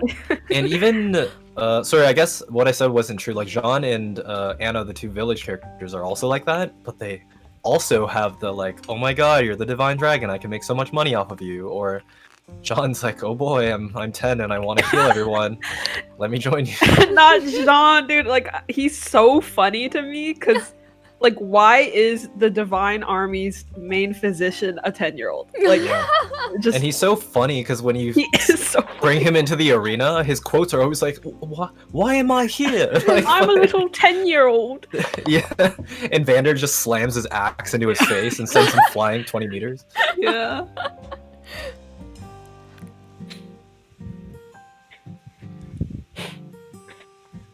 This is such an interesting facet of the English dub. The accent? Like, randomly making Jean British and Yeah, also that- Tiki for some reason. That and He's- also Jean just being a weenie. He's usually just like, I'm Jean. Yoroshiku. Like, you know what I mean? Yeah. But in like his accent. I'm not gonna try to fake a Kyoto accent, but like, you know, he's always just like, oh, thanks. Now, the only thing that threw me off is that his dad nor his mom talked British. I think I would Really? have understood Wait. if they did. I thought thought they they did. did. Wait, I I thought Yeah. they didn't. did. I didn't hear it. Maybe I'm just deaf. Oh my goodness. That would be hilarious if he was just like randomly British. I mean, why did they do that to Tiki? I just... Why do you sound like that, Jean? I watch a lot of YouTube. Like, YouTube. yeah, just Jane fake his Austen is British my accent. favorite.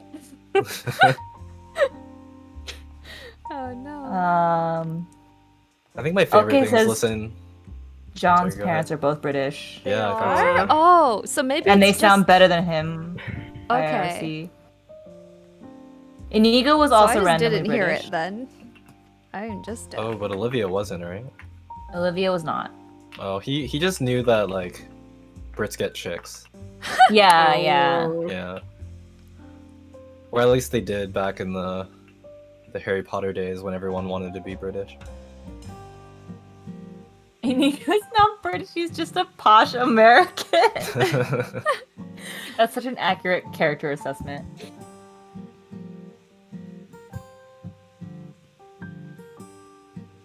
Okay says, I can assure you Inigo doesn't have a British accent. LOL. That's so funny. I feel like Tiki is all... I agree though. Like, Tiki, if her actor was actually British, it would bother me less. But it's like so obvious Yeah. that she's not. And it's to the point where she's kind of like affecting like a not British accent. Like, you can tell that she's not actually trying. She's trying to make her own thing, but it's not working. Yeah, I don't really get, like, why didn't they just cast someone with a British accent if they wanted, like, a British accent? You know, it's Yeah. strange. That's the one thing about Xenoblade 2 and 3 is Oh my god, well, I love the voices. really, do you? I kind of adore them. Maybe it's because I'm mega biased because of the first game, but the British, like, Xenoblade would not be Xenoblade without the British accents. Oh no. The problem, like 1 is great. The problem is the exact performances in 2 and 3. I guess I haven't played enough to like hear the issue, but oh, what's her name? One of them has like a Pyra has an American accent. It's not. It's in 3. The Mio, is that her name? Welsh. All the cats are Welsh. Yeah, it's funny. I like it. Yeah, Xenoblade 2 in particular was just like notoriously known for awkward voice acting. So I think that's something if you like them, I don't know, maybe it'll be okay. But it's also like not just the acting, it's like the sound mixing and the sound design in general. Like everyone. Oh yeah, I think I had some beef with that. Yeah, everyone when they're shouting, their special attacks sound like they're, trying not to wake up their neighbors. Yeah. Like they're kind of like whisper yelling.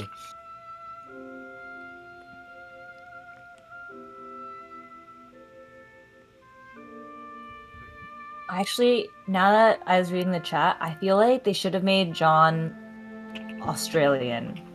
Ooh. Instead of British. I feel like it would have matched his Kyoto Ben a lot better. But my first thought was since just because it's slightly more hick-like.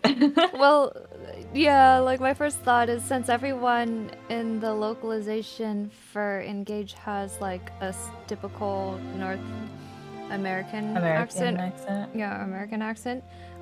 They should have gone for like Southern, but then I was like, I think that would come across really weird. So I feel like it's just because every single time they try to do Southern accents, it always falls so flat.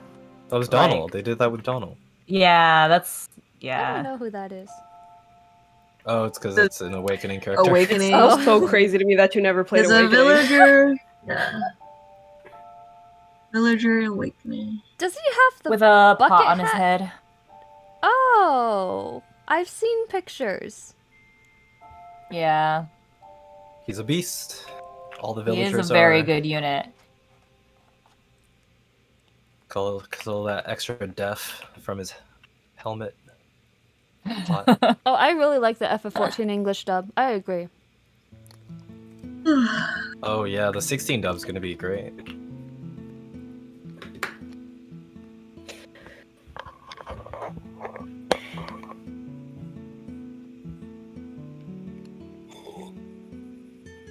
Everything is just red or white. It's all red or it's all white. Oh, Pandrea's outfit, his colors. It's it's a choice. I think he's too busy partying to really look at his wardrobe that much. Yeah, I mean... I'm so glad we can appreciate these people while also acknowledging how hideous they are. Yeah. This is his walk of shame outfit. That's just his outfit, so... I mean, I think it's really a testament that we like them this much when we don't like drawing them this much. Yeah. It's kind of a direct parallel, to be honest. Like the most objectable designs are like the best characters, and like the best designs are very often not that interesting. True. They had to nerf the good interesting characters. True. Otherwise, yeah, it makes the tier list more balanced. Yeah. I fully acknowledge that Lapis was probably mostly popular only because of her design, but I don't care. She's so cute. No, I love her. Like, even personality-wise, I think she's great. Oh my gosh, her support with Boucheron is probably my favorite support in the entire game. Yeah. What? I didn't. Oh my god, I don't think I. Wait, is that the watering down milk one? Yeah. Okay. It's just, how poor are you, Lapis? Let me explain how poor I am. I was like, oh. Yeah, Lapis is like, her design is so inoffensive in comparison. Yeah. But also, she's the relatable She's cute. character. I think her, and then actually, Veil has a very bold design, but I actually don't mind it at all. I think it's because black and white are less aggressive than red and blue. Have you guys actually seen the original Alir concept art was black and white, and it looked a lot better? I saw the it. male one? Yeah, but I feel like it actually kind of looks weird because there's still red and blue in his like. It's just a lot going on, I guess. I think true. I've really been like Stockholm syndrome. Yeah, Like, yeah. No, That's totally. what I no, I'm was just defending about him. to He's say. fine. Cope, The cope, toothpaste cope. is fine. It's okay. I welcome it. Yeah, we're It's a all problem. in here for some reason.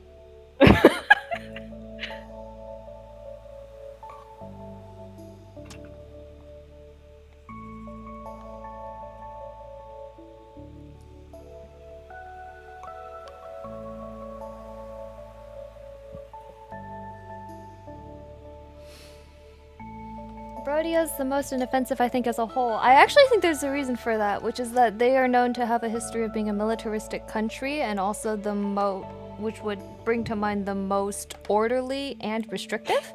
Therefore, a lot of their designs tend to be more on the traditional fantasy end, whereas I think Solm is some of the wildest, and so that's why they have, like, they just stick balloons on Tamara, or, like, Fogado has a ton of feathers and free-flowing stuff, right? So I think that's why Yeah, I can agree Brodia is with that. actually some of the most traditionally acceptable things, because they literally are the traditional country. That's true. Diamant is the most Fire Emblem looking Yeah. character in this game, for sure. I love And then Diamond. Roy Yeah. pops up, and you're like, oh, it's Yeah. just another Diamant. Yeah. I love Diamond. He's my boy. He's so OP in my game.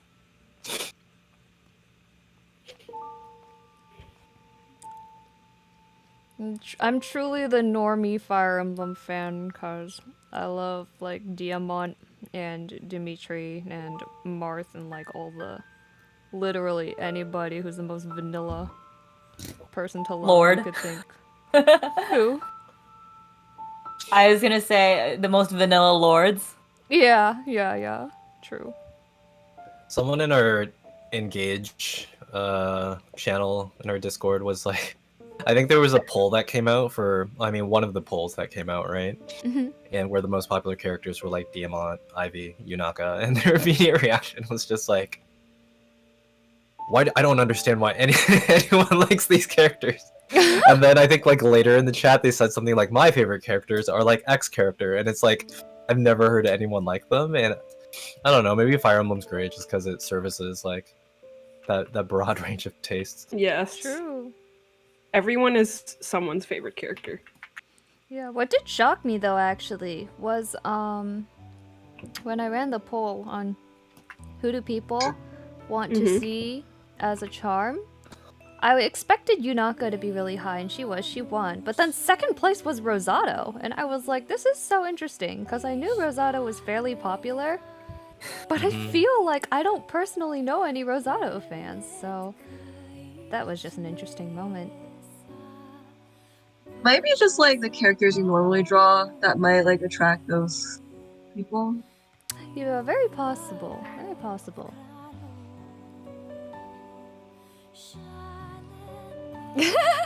Thank you, okay. Oh yeah, Chloe. Chloe's a pretty standard Pegasus Knight design. That's true. She's also has one of the nicest designs, I think. Or inoffensive. Yeah, she's one of those examples where, you know, I kind of want to draw her because she just looks so good, but I'm not like, she's not my number one for a reason, you know? Because you know, it's hard to. She's one of those characters that can't get away with the two gimmicks that they give her, which is just, you know, the food and the Sleeping and fairy tales. eating. And like you never.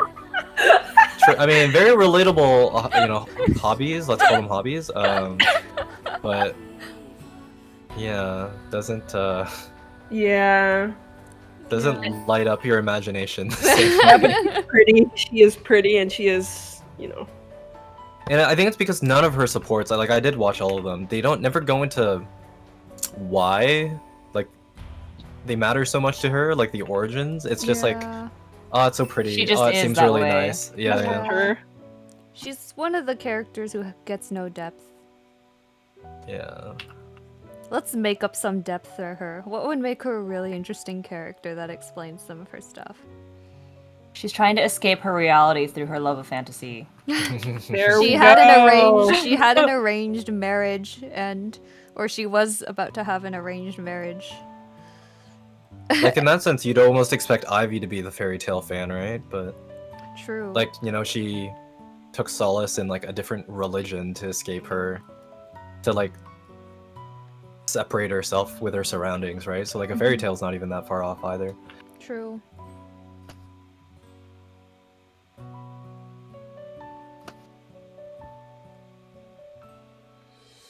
I agree with you, okay? Louis is the armor of all time. Has anyone? I recently had to draw Louis' like neck collar piece thing. It is completely unparsable. I don't know how he puts that thing on. I don't know how he takes it off. I don't really know what's going on. It kind of feels like they took a bunch of geometry in a 3D modeling program and just kind of like layered it on top of each other. Yeah. That probably is what happened, actually. Yeah.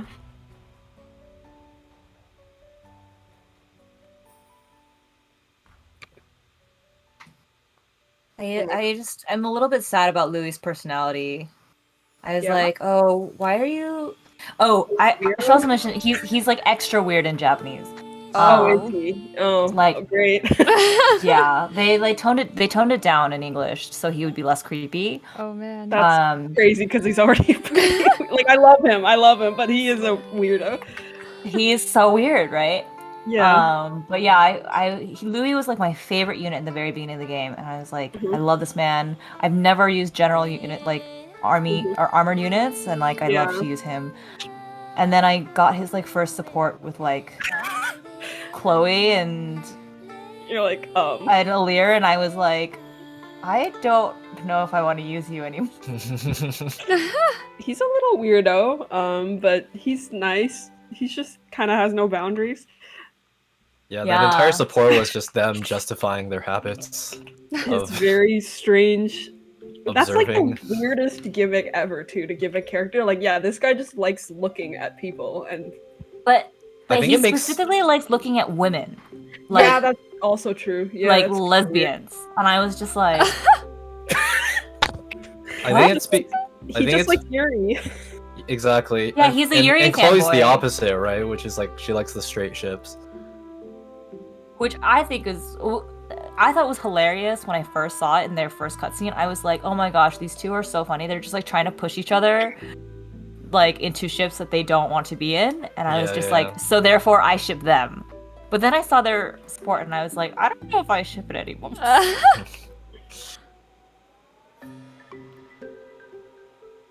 I think like within, you know, the context of Japanese players and like how tuned they are with, you know, the yaoi and yuri fandoms, like I think, I don't know, it feels very expected for them, right? Like this is just another character in this archetype that I'm used to.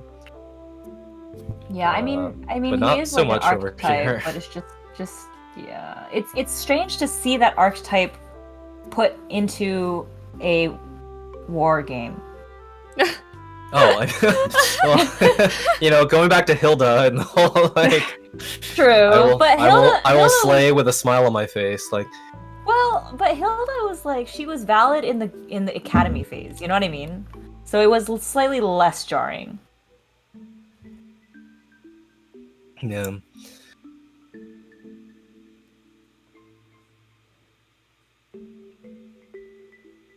Oh yeah, Nina from Fates was the other yaoi fan. And then Soleil is the other Yuri fan, right? Yeah, so they've been around. They're, you know, I guess there wasn't. I it mean, wasn't as defined as. I didn't as- like Nina and I didn't like Soleil, so I don't know what to say.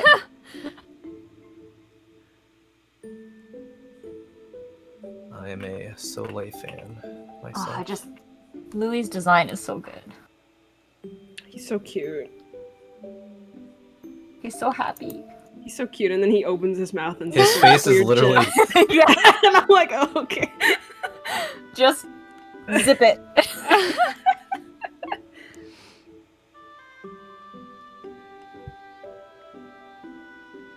Oh, I actually never got Soleil, I think I got her, but I never actually used her.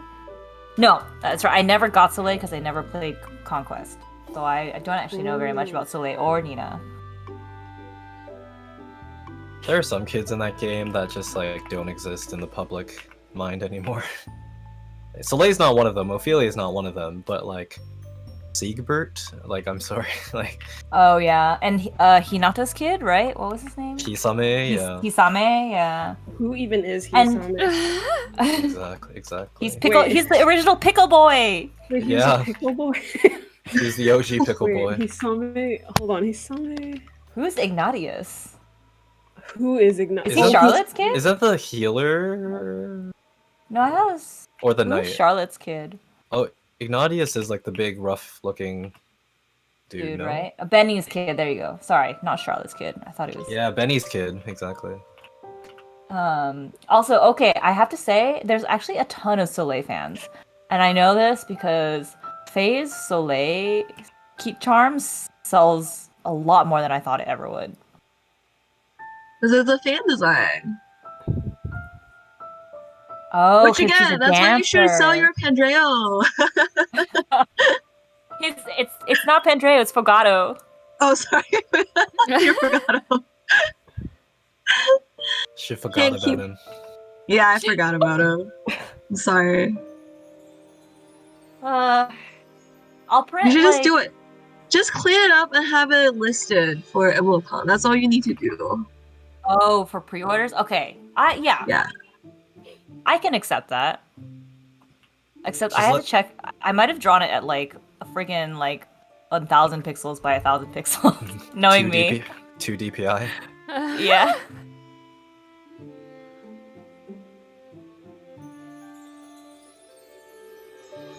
Oh man, I'm already looking at it and I'm like, oh, I don't want to color you. I don't want to do all the steps that I hate about drawing to you.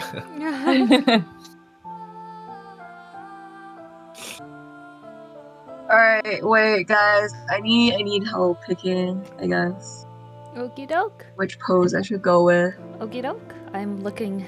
So I moved this one because Ty suggested not covering the face. Okay. So I like change it a little bit, and it's like not as undie showing as one before. And then this is the other one, Ooh, I love both. which is like They're more so of a good. singer pose. So I feel like this one is more representative of. Okay, I have not played the game, so I don't actually know. The only thing I know about her is her dance sequence. So that's why I feel like Right. the one where she looks like she's singing brings to Yeah. mind more of her role, what her role was in the story. Now keep in mind Right, though, right, I didn't play the game, so I think they both look fantastic. One is more battle, one is more singery. I think I prefer the singery one. I Can agree. you go back to the other one? This is the agree. dancing one.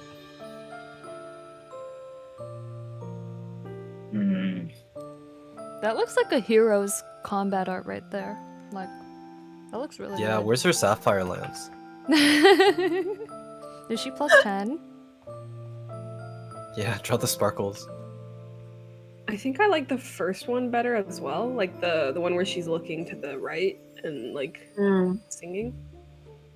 But the I'm battle gonna- one looks really nice too. Like these are both really good. Yeah.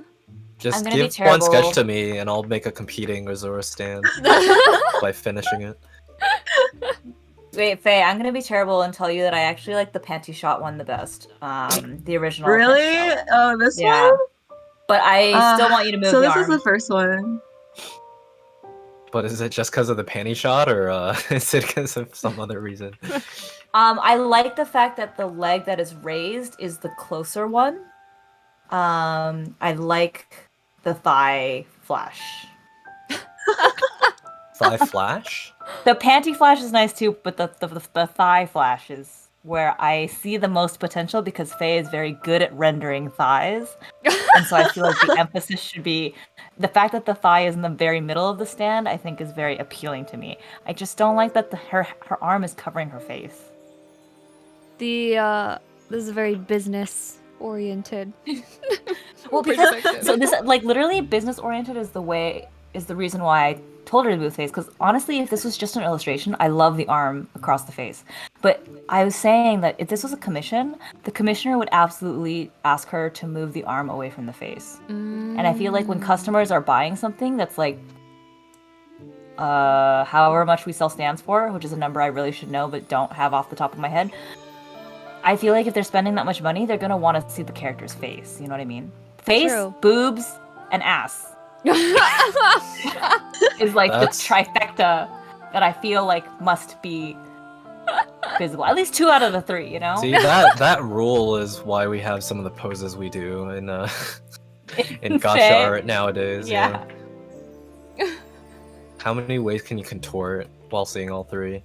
Yeah, and I agree with Acerola in that order. Face, boobs, ass. In that order of importance. Well, I'm sure some people would debate with you, but that's not But me. I feel like as an overall general customer-oriented mind base, like, or benchmark, I guess. Okay, I'll somehow amend this, I guess. No, Faye, I was telling you in the whip channel, I was literally just saying you can literally just have her like hand like her arm out so that she's like manipulating the water, you know?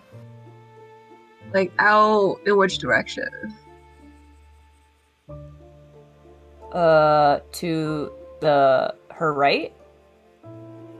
Like this side? Yeah.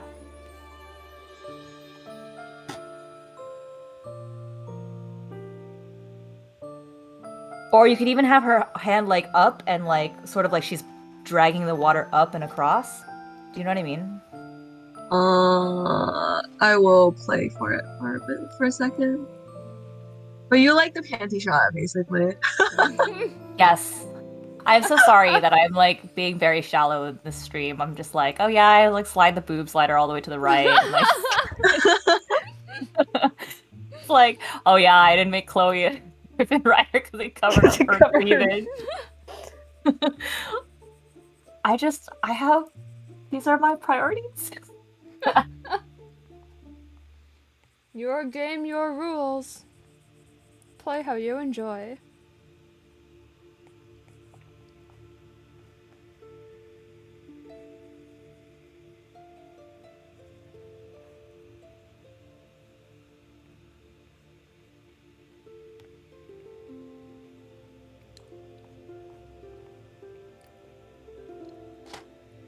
Oh, the button is gold. Oh, like another way you could have her hand is just like to have it like out with the palm up so that like, you know, she's like... Oh. I don't want to for sure. No, hold on. Let me... Trying to...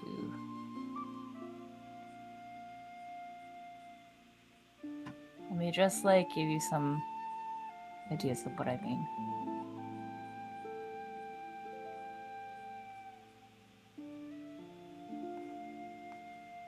Do you ever realize you found the perfect reference and it just like changes everything? And sometimes it just like happens by accident. Like I just remembered that the original Hinoka cutscene from Fates is like the exact angle that I'm drawing from, so now I'm going back and watching it. Just feel like, oh, so that's how lighting works. That's an amazing feeling and very rare. What color should this book be? Make it this dark teal, I guess. Oh, I hate doing these backgrounds more than doing the characters. I can't, man. Really? They look so good though! They look so beautiful. Thank you. Are you making any parts of it transparent or translucent? Yes, I will Okay. figure that out at some point, but Honestly, I might have to dip soon because it's 1 in the morning, and I Oh, know I boy. usually sleep at like 4, but I haven't eaten in a while, and Oh, I'm shit. dying a Oh, little yeah. bit. But yeah, I might head out Okay. now. It's not a bad time to call it, actually. It's been Hmm 4.5 hours of productivity, so that That's is good. really impressive, y'all. Mm-hmm. And it's been really fun chatting, meeting some of the other people. Through Yes. past just Yeah, for the sure. Yeah. drive by. Thanks for having me. No, thank you. Drive by on Twitter. Yeah, yeah. I had a good time talking to all of you. Thank you, Luna, for hosting. Thank you Yeah, guys. thanks for hosting. It was a lot of Yeah, fun. thank you for me. hosting. All right. I feel like I got a lot done. Awesome. I'm gonna go ahead and it's also good to end because my brain is running out of communication juice. But I'll go ahead and close with my chat real quick, and I'll just mute for a little bit, and then I'll probably just end call. Thank you all very much. It was ultra productive for me at least, and a joy to talk to other people in the community about Fire Emblem and other nerdy things. So Yes. awesome. It was fun. Yeah, it was awesome. All right. Okay, bye Thank guys. you. Bye chat. Bye bye. Bye. Bye-bye. Okay, I think I'm still audible for a little bit. Sorry, you're gonna have to deal with the weird layout, but it's just for a few seconds while I close stream. But yeah, thank you. So you can find I have the links to everyone's socials. I think except Ty. So I have to add Ty's socials down, but they're in the description link. They're all wonderful Fire Emblem artists. And yeah, we got 2 people done, so woo. Overall, I had a lot of fun, and I'm really glad you guys could come join for the special stream, and hope everybody who wants to go to EmblemCon, which is free, and on Discord, happening May 5, drop by, say hi to us there. So, thank you very much. Yeah, goodbye. Good night, Maru, Drew Brothers, Mr. Grevin, Jacob, okay, Acerola, Rern, and Scarlet Rook, and Andy. All you guys are awesome. Thank you, thank you, thank you. Good night.